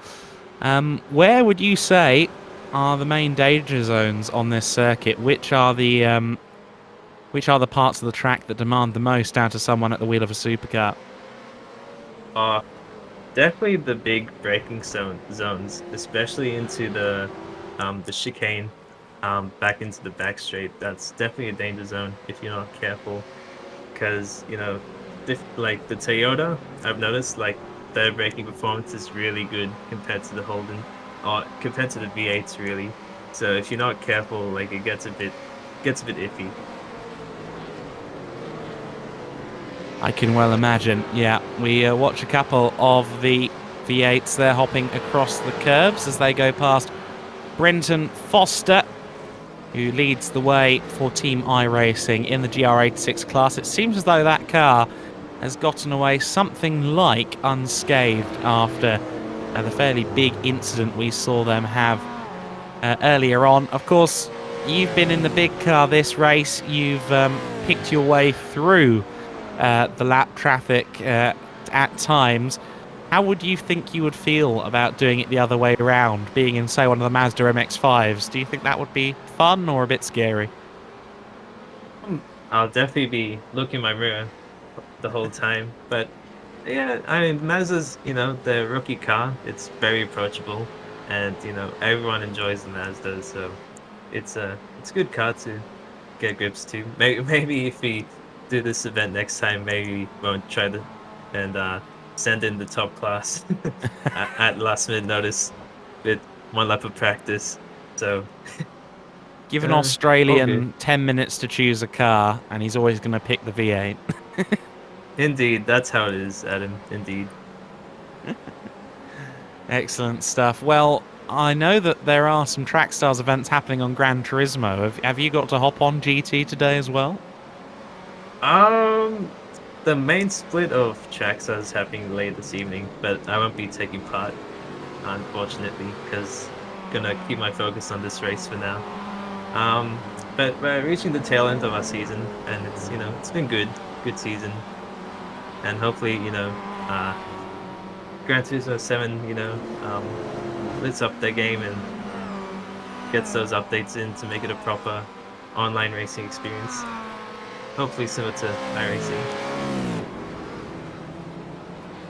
Yeah, no, hopefully so. It has been very interesting to see how GT7 has evolved so far. They've got some work to do, I would say, but hopefully the final product of the game, whenever they stop focusing on continued development, is up to scratch. But as I've been saying throughout this stream, the iRacing bug is getting dangerously close to biting me. And unfortunately, as someone without any of the hardware, that could become quite an expensive task quite quickly, setting myself up for iRacing. Oh, surely, Adam, you've got this. Like, you know, you in Trackstars, you've been a quick driver. I reckon you'll be fine on iRacing as well. I would love to see you, you know, hop on this service. I wouldn't be fine with the money I'd have to spend to get a computer that runs it. Oh, you never know. I've seen a lot of, you know, computers, a lot of Nintendo PCs that run this game, this simulator, sorry. True. You know. Yeah, it's a game. I got told off for that at the very start. Yeah, I've been listening to the mainstream for a while, so yeah. Wow. Well, I thank you for doing so, Luke. I will let you head off to keep managing Pat. Yeah, I this definitely need stage. a nap as well. Yes, probably a smart idea. Yeah. How long is Pat expecting to be in the car this time? For about 3 or so hours, that's the plan, and then we'll see how things are towards the end of the race. Okay, well, yep, I think you should go and hit the hay and make sure you're as fresh as you possibly can be for your next stint in the car. But Luke, great to speak to you, and yeah, good luck in the closing stages of this race. Yeah, thanks for having me on, and you're doing a great job, Adam, you know, staying on the comm box the whole 18 or so hours, or whatever hours you've done so far. You know, you've done a great job. Kudos to you. Have a good one, and see you in a bit. Thank you. May Neil give you good luck in the closing stages of this race, since he's on your roof. But Yes. yeah, we've got a long way to go. I know I will be relieved in the commentary box at some point, but it's going to be a little while yet. But thank you very much, Luke Hayden. Enjoy your nap, sir. Thank you, Adam. Excellent to hear from Luke then, as the Trackstars team continue on. I know that Luke caused a couple of raised eyebrows during his stint as he got to grips with the Commodore. But one driver that's got to grips with the Falcon very well indeed is Gordy Much, who currently has a 3-second lead over Pinto in second place for Holden Helmets Racing. That gap has extended out while we're talking to Luke. I think a lack of lap traffic getting in the way of Gordy has allowed him to find his rhythm. And now, Gordy Much in the 88 car has something like a comfortable lead. And once again, it says a lot about how this race has gone so far that we consider 3 seconds a comfortable lead. And we're about to hit the 15-hour mark in this 23-hour race. Into the back of one of the Kia Optimas there goes Gordy Much, but doesn't seem like that's any particular issue. Just a little tap there coming out of the last corner. Much, who of course was the teammate to Jimmy Broadbent in Prague's this past season. What a dynamic duo they were. And Gordy has quite the team behind him here in the form of Team Jawline in this race. They've been right up there at the sharp end all race long, as has Holden Helmets Racing. You got to shout out Pure Sims Esports in third place as well. We understand that Jordan Johnson is doing the whole thing from lights to flag in VR. Now, he was listed as having 3 co-drivers, but yeah, I don't know quite what's happened to them. However, he's committed to the bit and is apparently doing the entire race in VR. The mind boggles at the preservational abilities of some of these drivers. Just closing in on the Trackstars machine there was Jordan Johnson and Pat Trappett, who started the car, making it fairly easy to get around him. Trappett down in 23rd overall and last of the V8s. I think Pat's goal will probably be to get them past some more of the Optimas and the other cars that have gotten ahead. But it is all about finishing for them, as we heard in that interview with Luke Hayden, the last-minute entry from Team Trackstars, and the same also applies to the going solo entry of David Whitehouse, who joined on just a few minutes' notice before the start of this race, and is doing it on his own. Just taking a look there at Brett Widner's Prismatic Motorsports car. Currently 4th within the Kia category, although 2S Meme Team have just pitted, so I think that might be a factor in them being in 4th right now. Only 50... the gaps in the Kia class seem somewhat broken because they fluctuate a lot. But Prismatic not too far back from M-Power. Plower, I should say. Not affiliated with BMW, no matter what you heard a couple of years ago.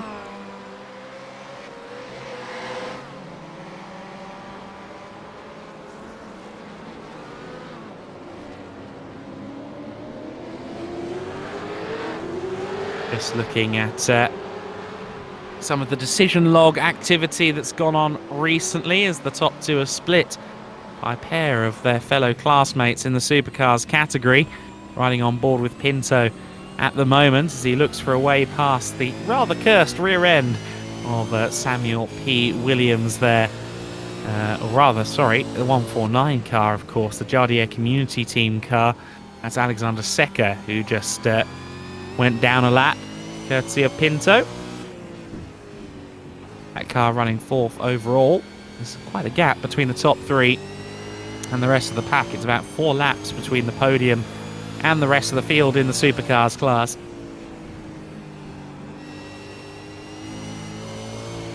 I understand we had a minor penalty come in 15 minutes ago for Gordy Much, and £5 paid for car 55's penalty as well. So some payments coming in as Pinto continues to try and find his way around the 69 car of James Egan. Egan leaving the door open to the inside, and that makes it fairly easy for Diogo C. Pinto to continue on.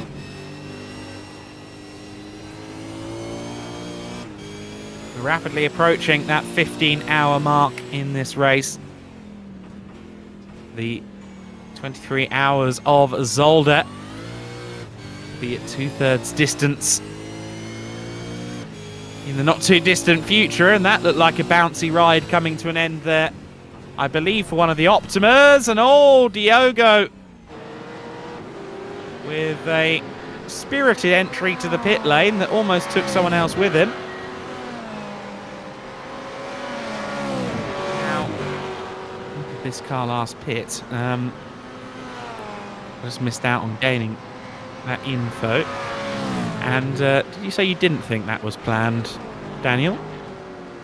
Yeah, I got the same impression. Daniel in production just saying, I'm not sure he meant to do that. And yeah, I kind of agree. It was very weird how Diogo quite managed to enter there. And he is going straight through the pit lane. So I do think that was a trip up rather than any intended visit to pit lane. And that's unfortunately cost them the better part of 30 seconds as Gordy Much suddenly has a cushion. Not sure whether it was intentional or not. It certainly didn't look like it for Diogo C. Pinto. I think he maybe got caught out by the Kia Optima ahead of him going into the braking zone for the final 2 corners. And that is a very costly error, if an error it in fact was. I can't think of any other reason to drive through the pits, and he's immediately tagged out one of the MX-5s. That's not going to be looked upon very nicely, I don't think. Diogo C. Pinto there, shaking off the MX-5. In quite the rude manner, unfortunately. I'm sure the stewards will be taking a look at that one. But Pinto there, I think, thought he had a bit more room than he did. I don't think there was any malice in it, for sure, but the end result is the end result, and that MX-5 has been sent to the Shadow Realm. And people who send other people to the Shadow Realm aren't looked upon particularly nicely by the likes of Oliver Hardwick.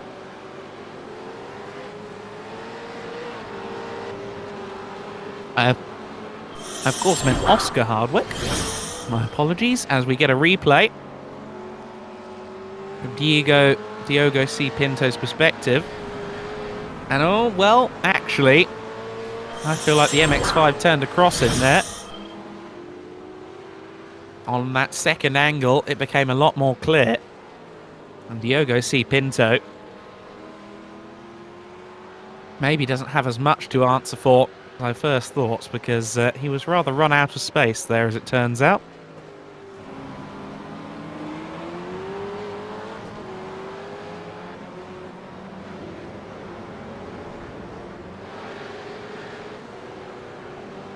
Christian Stricker driving for the 2S meme team right now.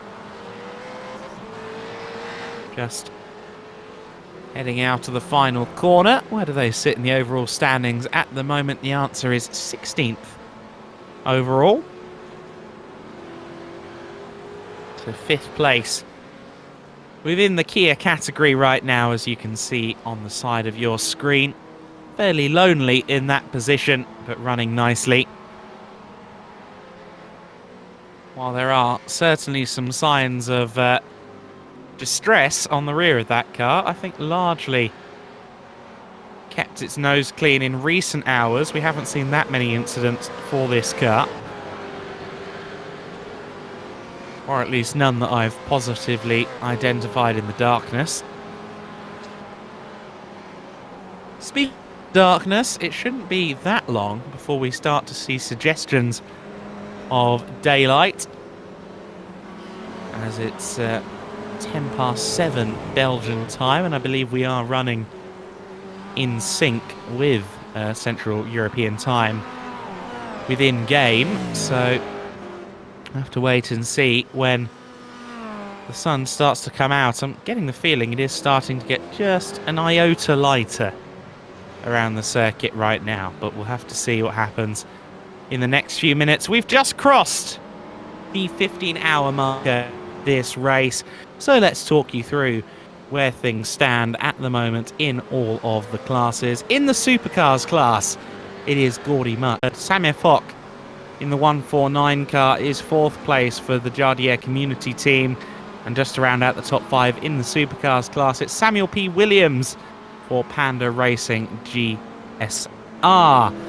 The LMP boys for Fabian team, running in honour of their friend Fabian Van Dooren, who tragically lost his life to suicide back in October.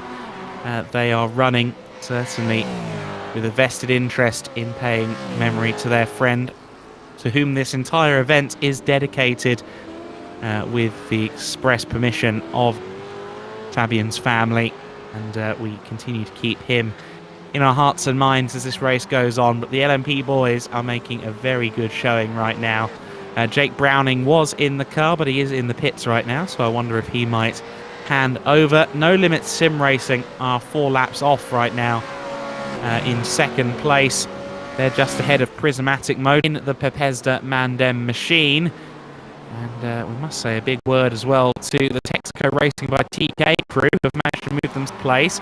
Granted, they are many laps back from the top 2 in class, some 7 laps back from the top 2. But the Texaco Racing by TK car that was driven by Tony Kanaan a little earlier on is now up into 3rd place. Sham Racing are 4th in the MX-5s, and Anti-Stall Racing round out our top 5 within the MX-5 category.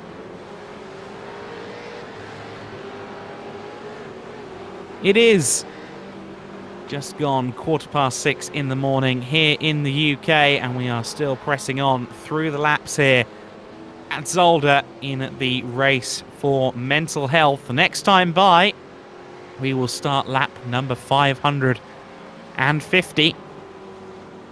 Reminds me of the Ferrari 550, a very successful car in FIA GTs, including here at Zolder over the years. But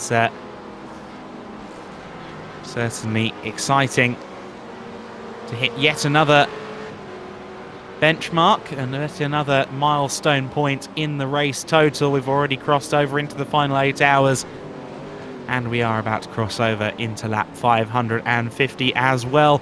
In terms of the donations, we're just under £38,500 right now. £38,498 have currently been raised by Jimmy Broadbent and all of our competitors here today in at the race for mental health. It's worth noting as well, if you're yet to donate, there is the opportunity to win some great prizes if you donate £5 or over. You must remember to have gift aid turned off to be eligible for the raffle. But we have some great gifts, or great prizes on offer within the raffle. The Huizingveld sprint pedals with a clutch built in, 2 of them available in the prize giving. 2 Casio G-Shock watches, a GMW B5000 and a GA B2100. Limited edition Jimmy Broadbent gloves from F33L, and 3 pairs of Broadbent's classic gloves as well from F33L. The SimMagic TB1 handbrake is also up for grabs, as is the Moser R5 wheelbase, the Moser FSR Formula wheel, a wonderful HKS Tamiya RC Nissan R32 GTR kit. 3 pairs of custom Abruzzi racing boots are up for sale, or up for offer here as well in the raffle prizes. The custom Abruzzi karting suit too. 10 signed caps from Tony Kanaan. 3 sets of Jimmy's Iced Coffee 12 packs, as well as 5 iRacing $50 gift vouchers. And all you have to do is donate a minimum of £5 and make sure that you turn gift aid off, and that will put you in the hunt for some of those fabulous items that are on offer from Jimmy and his tireless efforts to get some prizes together for everybody.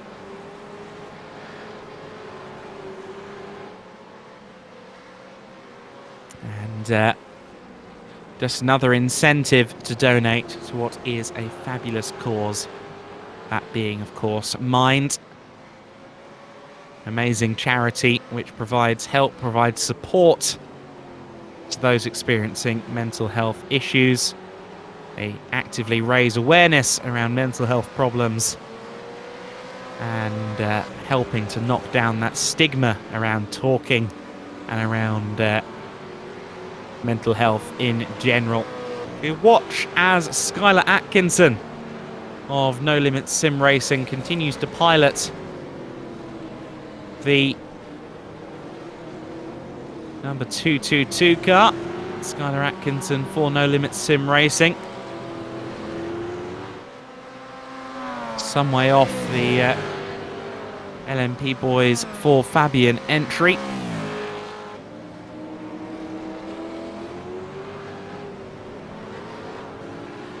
Although I note that Matt J. Farrow has been in the pits for a while, and in fact, Skylar Atkinson is potentially about to take the class lead here. So, what's going on with the 19 car, with the LMP boys? Have they decided to make this a bit harder for themselves?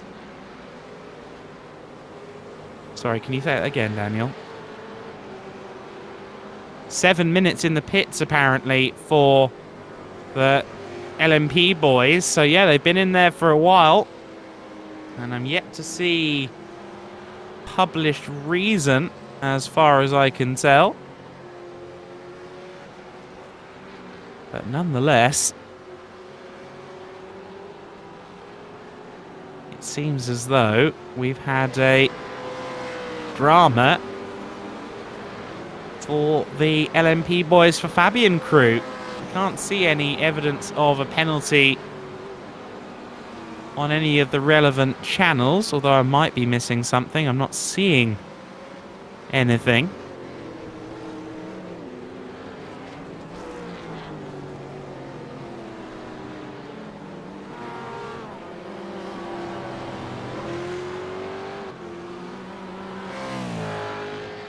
Seems to be something of a mystery as to why they're stuck in the pits. Into the pits as well is the Team Jawline car. And so is the Holden Helmets entry. So both of our top two are in. They seem to be about in lockstep when it comes to the driver changes, or rather when it comes to the pit stops as well. Gordy Much and Yogo Pinto both only hopped in the car a short while ago, so I'd expect both to continue on into a second stint here. Meanwhile, the Pure Sims esports machine of Jordan Johnson continues to mosey on. My favourite livery on the grid, I must say. The 116, the homage to the HRT liveries of the mid-2000s that were piloted by the likes of the Kellys and Mark Scaife.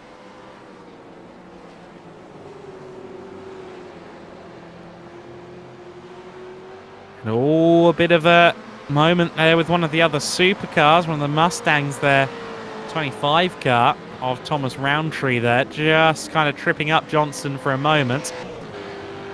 Johnson only unlapping himself there, incidentally, on Much and Pinto, so Johnson has fallen back away from those two. Both cars have exited pit lane now, and Diogo C. Pinto 35 seconds back from Gordy Much after what we understand was an unscheduled visit to the pit lane by the looks of it. Certainly that was the vibe we got watching it unfold for Diogo C. Pinto when he straight-lined it towards pit entry and then just kind of drove through the pit lane seemingly without much other option. But Pinto has got a lot of work to do to reignite the scrap that was so entertaining between the 88 and the 666 car. Diogo C. Pinto has looked a little bit quicker than Gordy Much at times over the course of his stint, but he needs to dial out mistakes like the one that sent him straight into pit lane several laps ago.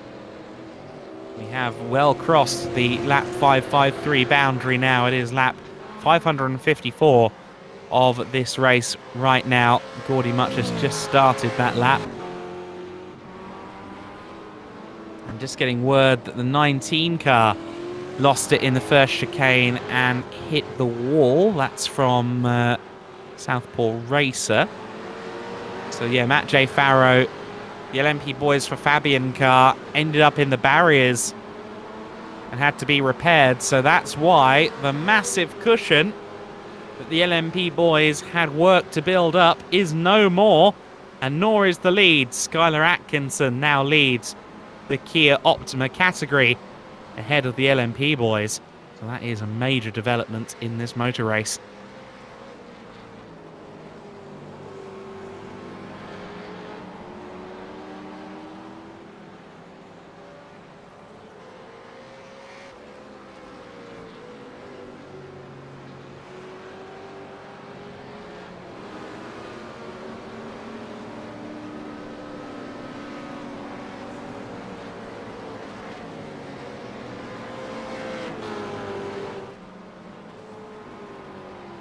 So then,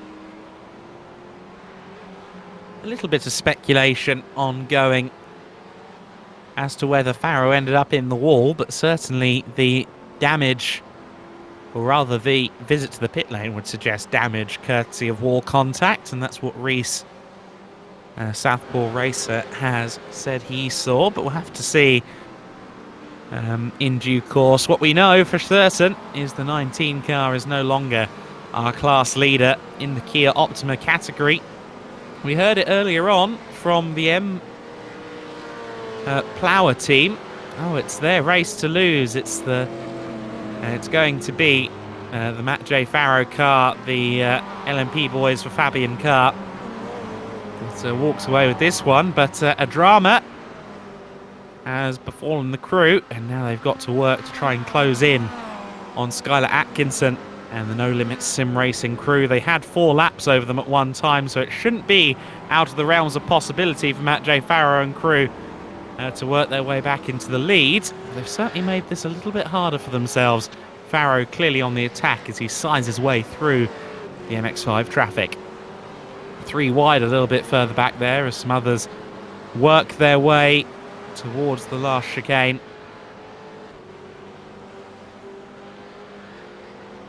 What an event this has been so far. We've had some excellent fighting up and down the order. Gordy Much and Diogo C. Pinto had a good scrap a little earlier on. Of course, before that, Pinto, along with Enzo in the 88, had a fabulous scrap too. We've had some real treats to watch during this race. We're approaching the daylight hours, and there are some relatively close battles on circuit. Christian Stricker for 2S Meme Team is only 25 seconds back from Matt J. Farrow, who we watch at the moment.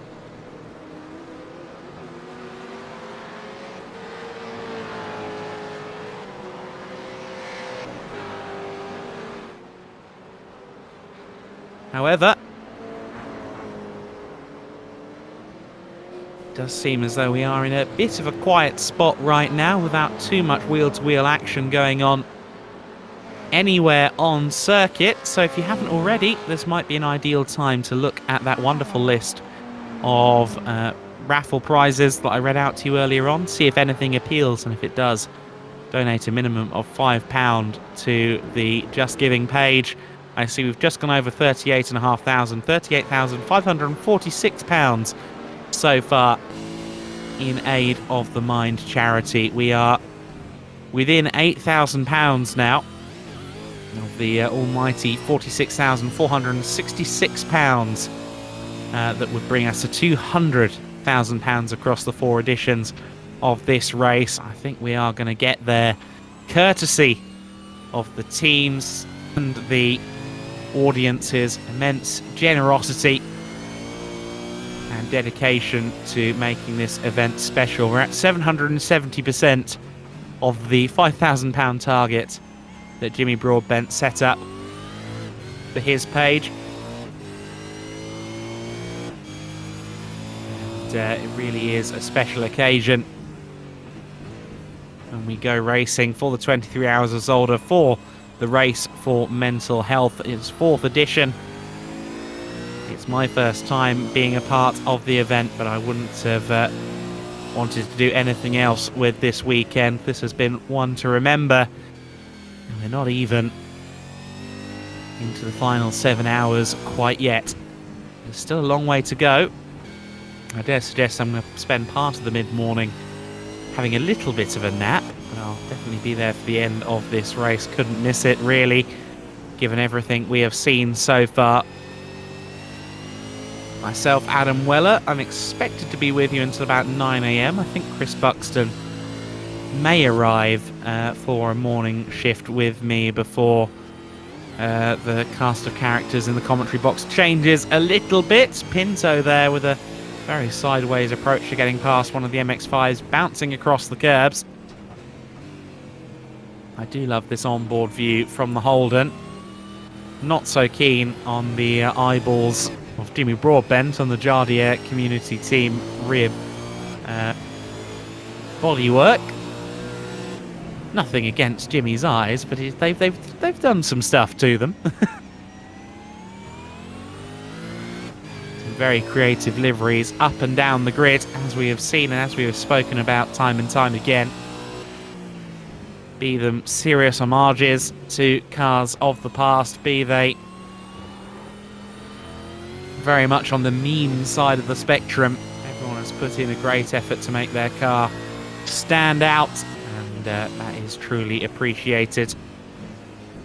Little MX-5s again, just getting involved with the supercars. You've got the Trackstars machine up ahead of Pinto right now, and Pat looks like he's adapting well to the Commodore as this race has gone on. He's certainly more up to pace with the rest of the supercars field, as we can see from the fact that Pinto is just kind of keeping a watching brief, not finding a way past the driver of the Trackstars machine.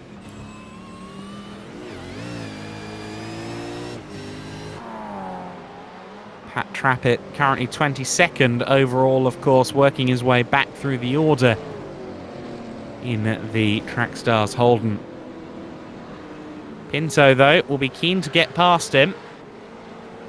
Well, these two are going to end up having a little bit of a scrap. I think Pat will probably make it fairly easy, I'd say, hesitantly, as they go side by, or go line astern by one of the back markers, but then Pat does indeed lift off the throttle to make sure that Diogo C. Pinto does get through. So Pinto losing a bit of time. He has lost 3 seconds to Gordy Much since the pit stops, which were just 6 laps ago.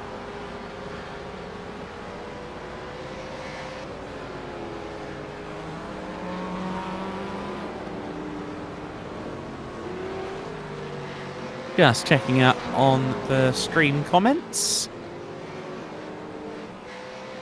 If I am missing anything, I do apologise. I'm trying my best to keep up with all of the tabs at the moment. Not seeing any new comments there, but do let us know who you're backing if you're watching along with us right now.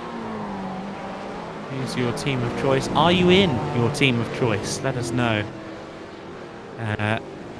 Whom you're watching for and why, as we saw one of the supercars there getting very loose indeed, coming out of the first chicane there. I didn't see quite who that was, but the Klein chicane claiming another victim there from the supercar order. Doesn't look like any contact was made, so hopefully just a harmless spin and some flat spotted tyres.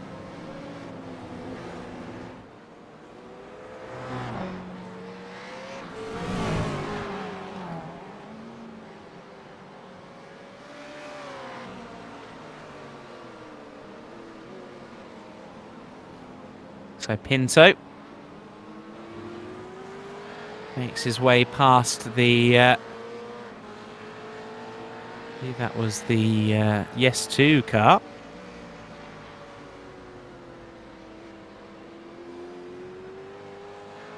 How are they doing at the moment? Team Yes 2 Motorsport, the 27 car. I believe currently running 1, 2, 3, 4, 5, 6, 7th in class. 6th in class, I think, for Nate Stewart at the moment. There we see proof of that on screen. The Yes 2 Motorsport crew who had a tumultuous time of it. They've been up and down the Toyota GR86 order quite a lot. And at one time they're in the top 3 around midnight, I believe. And they were well outside the top 10 during daylight hours earlier on, and now find themselves somewhere in the middle in 6th place with a lap over the Doug Henson 53 car. Jimmy Broadbent's team currently sitting 7th, and Slipstream Racing are 2 laps clear of Team Yes 2 Motorsport. So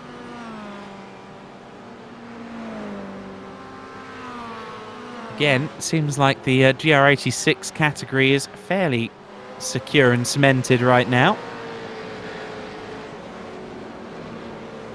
But perhaps as we get into the daylight and some of the protagonists awake once again, we might see some more use of donation penalties and things like that. And whether that might change the complexion of the 86 class and indeed the rest of the classes.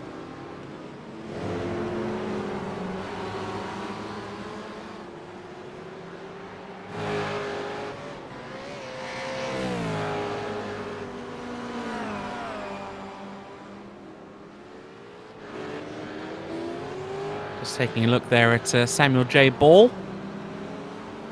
The premature acceleration car that Samuel J. Ball is driving has been a factor towards the sharp end of the Kia Optima class earlier on, but after a few incidents overnight, it seems as though they have fallen out of contention somewhat.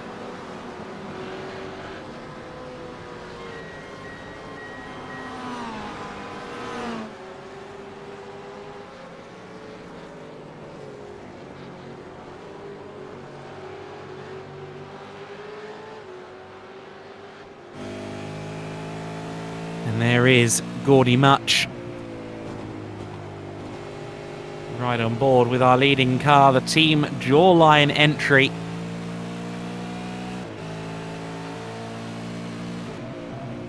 Team Jawline, of course, one of the stronger lineups, you have to say, up and down the grid.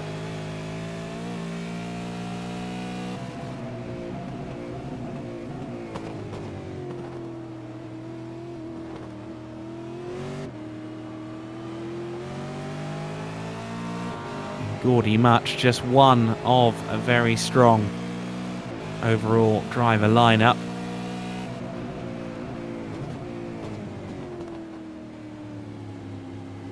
It is Gaudy at the wheel for the second time. He was expecting to potentially be one and done after his opening stint at the wheel of this car, but he's back in for the early morning shift. And some very interesting decals on this car, it must be said. I hadn't noticed the England jersey there, but given happenings yesterday evening in Qatar, I guess that's somewhat apt. Perhaps a sign of not a victory if the France versus England game is to be believed. Spoilers, I suppose I should have said.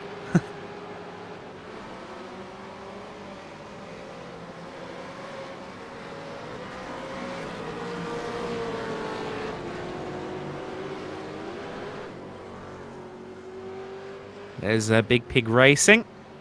Thomas Rowntree at the wheel. I think that car's been without a spoiler for about 90% of the race so far.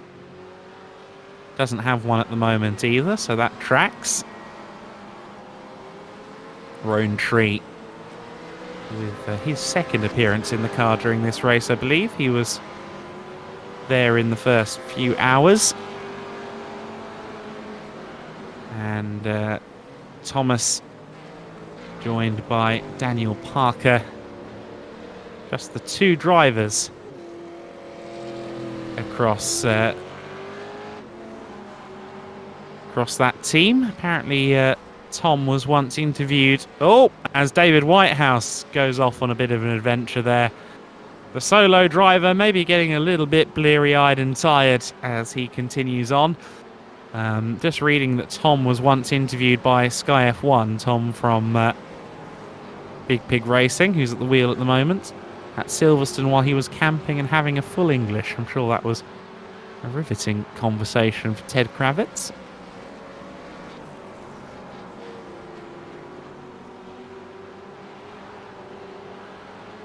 There's Peter Cordukes in the 07 car as one of the 86s is pointing the wrong way out of turn 4.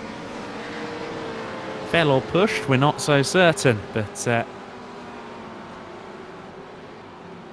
nonetheless, hopefully that car stayed out of the way and rejoined without causing any particular dramas.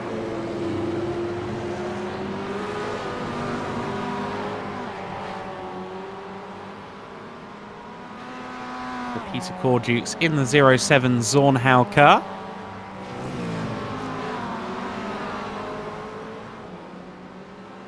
Zornhau team have been, as I said earlier on, a little bit anonymous, but they've stayed in the hunt, they've stayed on the circuit. That's what's important for Mark Wilkie and Peter Cordukes, the duo based in the UK.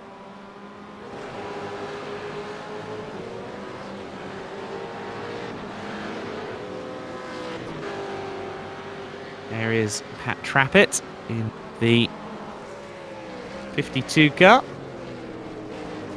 The Trackstars entry, which allegedly has my cat on the roof. I'm now noticing the roof is relatively dark blue, so no wonder we couldn't differentiate the dark blue from the black cat earlier on. There are some good lights down into turn 1. Let's see if we can spot Neil the cat on the roof this time. Trappett just getting lapped there. Seems to be on relatively good pace, albeit quite a ways off well, some of the supercars, most of the supercars, all of them actually, just looking at the delta on screen, 57 minutes off according to that data. Let's see if we can spot Neil then on the roof. Here's some good lighting at T1. Not quite able to see it yet. Daylight is going to have to come before we verify the Neil, although I'm all too aware of their habit of putting my cat on their liveries, so I'm sure he's there. Patrick Wolf now leading the MX-5 category at the moment, and very committed through the Klein chicane there. The Pepesda Mandem car of Patrick Wolf. Patrick has been driving that thing for a number of hours. Let's see if I can get their info up and tell you a bit more about this crew.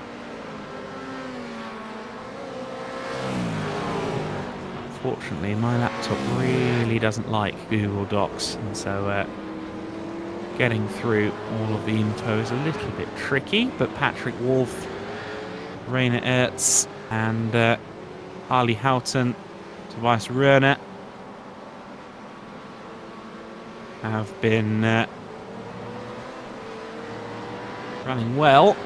Currently sit at the front of the order, of course, having a good back and forth with Kachu Inc. They've got an interesting bio about the in the section they gave to us. Hecking heck, Chris, they say. Stop jumping the start. Honestly, how hard is it? I get that it was at the start of your iRacing career, but as a somewhat professional driver, I think you should be able, and it continues on beyond the remits of my screen. But they have some complaints, clearly, at Pepesda Mandem. But even though they've certainly gone for the meme side of the liveries, even though they're clearly racing with a tongue slightly in cheek, they have been very quick within the MX-5 class. Patrick Wolf in the 44 car, running very nicely indeed, and currently 24th overall as well. So again, we have a situation where only one Toyota is actually ahead of the Mazda leader right now, and that is the Team iRacing car. So Mike Berg in the 64 iRacing car is some 4 laps clear of Pepesda Mandem, the Mazda leader. And DRE Motorsport 086, that of course being the car that's second in GR86s. They're just a little way behind, in fact just a little way behind Patrick Wolf. You can see them still very close together as they were earlier on here. Here is Kunze in the 86, so still just a few seconds between them in what's a battle, I suppose we could say, for 24th and 25th overall, although I'm sure they're focusing more on their class matters.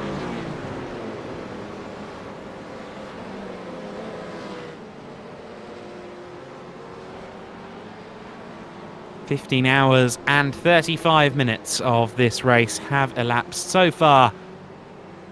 The Zolder 3 hours. The race for Mental Health 4, 4th edition of this event, run by Jimmy Broadbent and friends. Of course, we saw Jimmy doing a lot of running earlier on.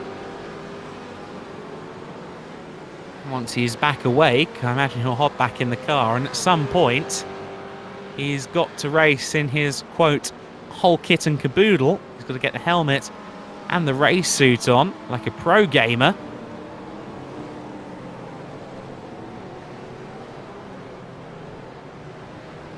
He said he was only going to do 5 laps, because otherwise I think he would cook.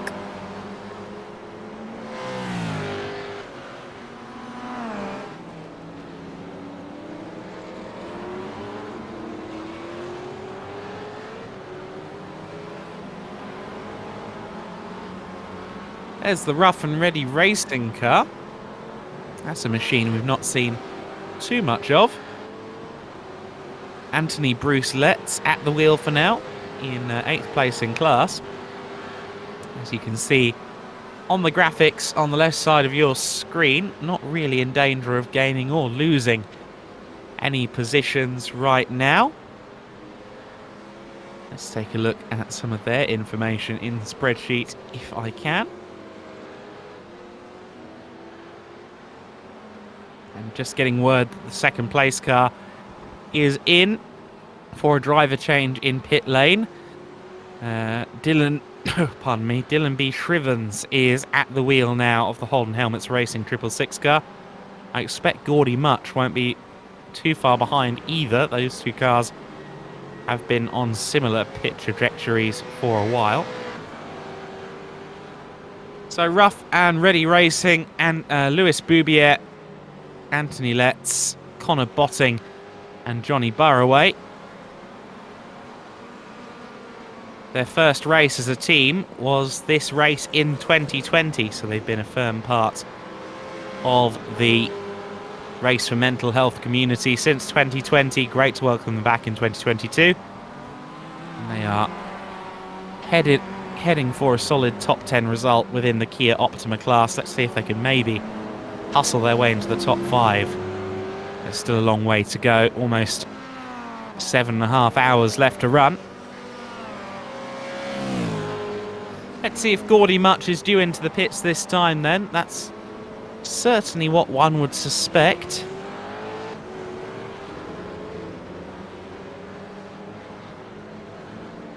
And Much just carving his way through Toyotas and Kias. Is he in? No, continues on. So Much not handing over the car just yet. Well, he might not hand over, he might stay in, but no need for a pit stop yet. His last stop was on lap 552. This is lap 570. So actually, I don't think he necessarily needs the stop just yet. Dylan B. Shrivens then is at the wheel of the 666 car now. We ride on board with him. Just a little bit of fighting the car on power application. We've seen plenty of that in the supercars. Just 11.6 seconds back right now is Jordan Johnson in third place, but Jordan has been out there actually not for quite as many laps as I thought, so I think potentially Jordan Johnson could be a hindrance here to Dylan B. Shrivens.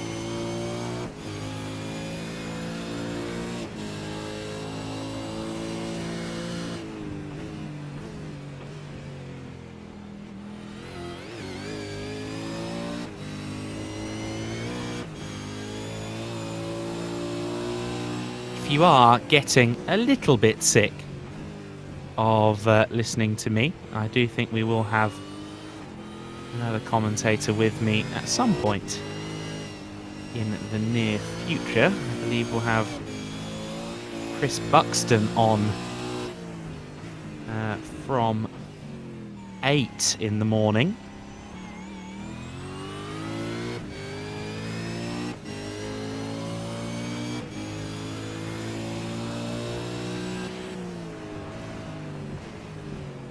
Make that 7, so he should be with us very shortly actually, Chris Buxton, but we'll see. I might see if I can talk him into doing a little bit solo, since I've been at it all night. I would quite like a little bit of rest to be somewhat replenished for the closing stages of the race, but we'll see. Regardless, we will be bringing you the action all the way through this race, courtesy of the great folks at Sim Sport Solutions and the fabulous commentary team that we have assembled for this race, including Rob Lomas, Alex Goldschmidt, Chris Buxton, and of course Ash, who we had earlier on, and myself, Adam Weller, on this night shift with you. We've survived this far, ladies and gentlemen. We're not too far away from the 600 lap marker. We're not too far away from welcoming daylight back into the scene as well, I don't think.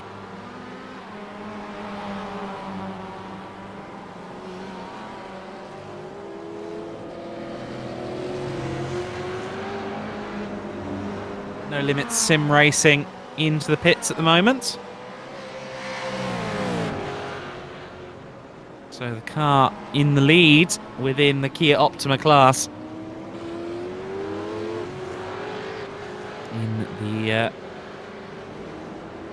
In the pits right now. LMP boys for Fabian therefore take over the lead once again. Just a note for those of you watching, in just under 10 minutes, just around 7 AM UK time, so at the top of this hour, we are going to have a change of streams and broadcasters, so there will be a part 3 link here on the Sim Sport Solutions YouTube channel in just a few minutes, and there is the link that we'll be going to in the comments section at 7 AM.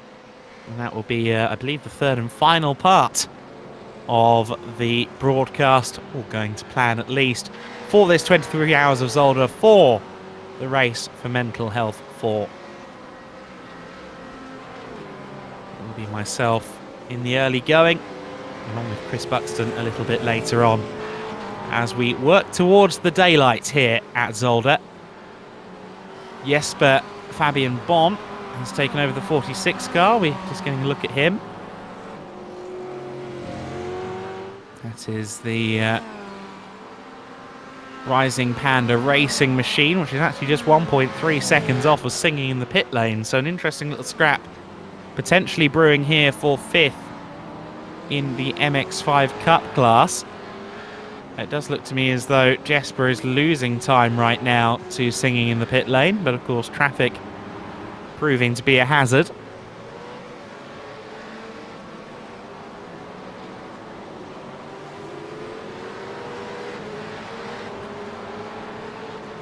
Of course, Rising Pandas have been in the wars, I think it's safe to say, over the course of this race. The odd collision, spin followed by a collection, has happened at least 2 or 3 times.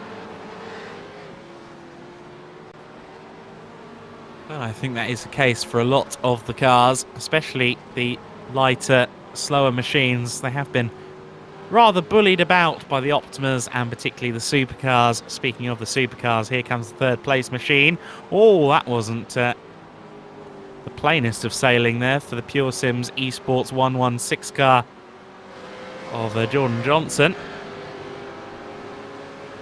Jesper Fabian Bonn there had to make room to make sure there wasn't a meeting in the middle.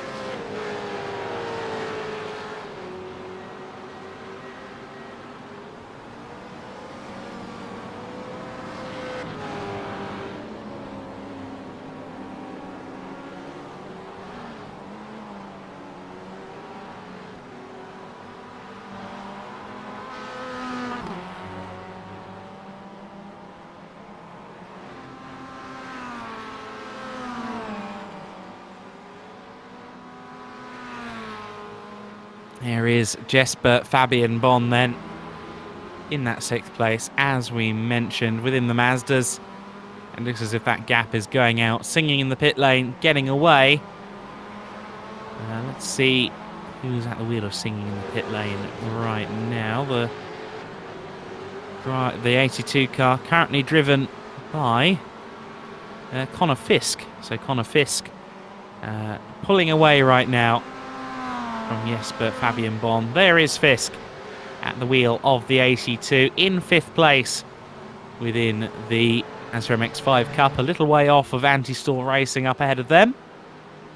But I'm sure there's potential to make up some more positions if misfortunes occur, and we've already seen plenty of misfortunes during this race, striking some of the hot favourites. Of course, we saw the LMP boys briefly lose what was once a 4-lap lead for Matt J. Farrow. Farrow's back in the lead now, although I think he's going to be having a fight with No Limits Sim Racing along with the rest of the team quite some time to come. And we see there Dylan Vanderlands has now taken over the No Limits Sim Racing car in 2nd place. So No Limits Sim Racing pressing on. Confirmed now that when we do switch over to the new stream at 7 AM, we will be joined by Chris Buxton, who's on standby, ready to go when we switch to the final part of the stream at 7 a.m. What? What? You've got no proof. Oh, he's decided to do a run in. How are you, buddy? How are you still going, Adam? How? You absolute champion. No, I'm looking forward to this. I had a lot of fun in my 4-hour stint last night, and looking forward to carrying on the morning hours here in the UK. Ready to see what carnage what carnage awaits us today. Absolutely. Well, the answer to how I'm still going is caffeine and the often very funny Ash Vanderlei as well, who joined me for a portion of the night. It's been certainly been an entertaining evening's racing. We'll get into talking a bit more about what's been going on as we transition to the final part of the stream at 7 o'clock. We will be shutting down this stream in just a couple of minutes, so if you are tuned into this stream, make sure that you join us on the part 3 link, which has been posted in the comments section. We'll run you through the gaps, we'll run you through the orders in just a little while, once we switch over to the stream at 7 a.m, to the final stream of this event. We'll catch you up as we rapidly approach the 16-hour mark of this race. We've got a good scrap on at the moment as Prismatic have closed in on the M Plower state-sponsored conditioning car. And so we watch the Kia Optimas in 3rd and 4th place having a good scrap for the final podium position. However, we will now just fall silent for a moment as we get ready to switch to our final stream of the event, part 3, coming shortly.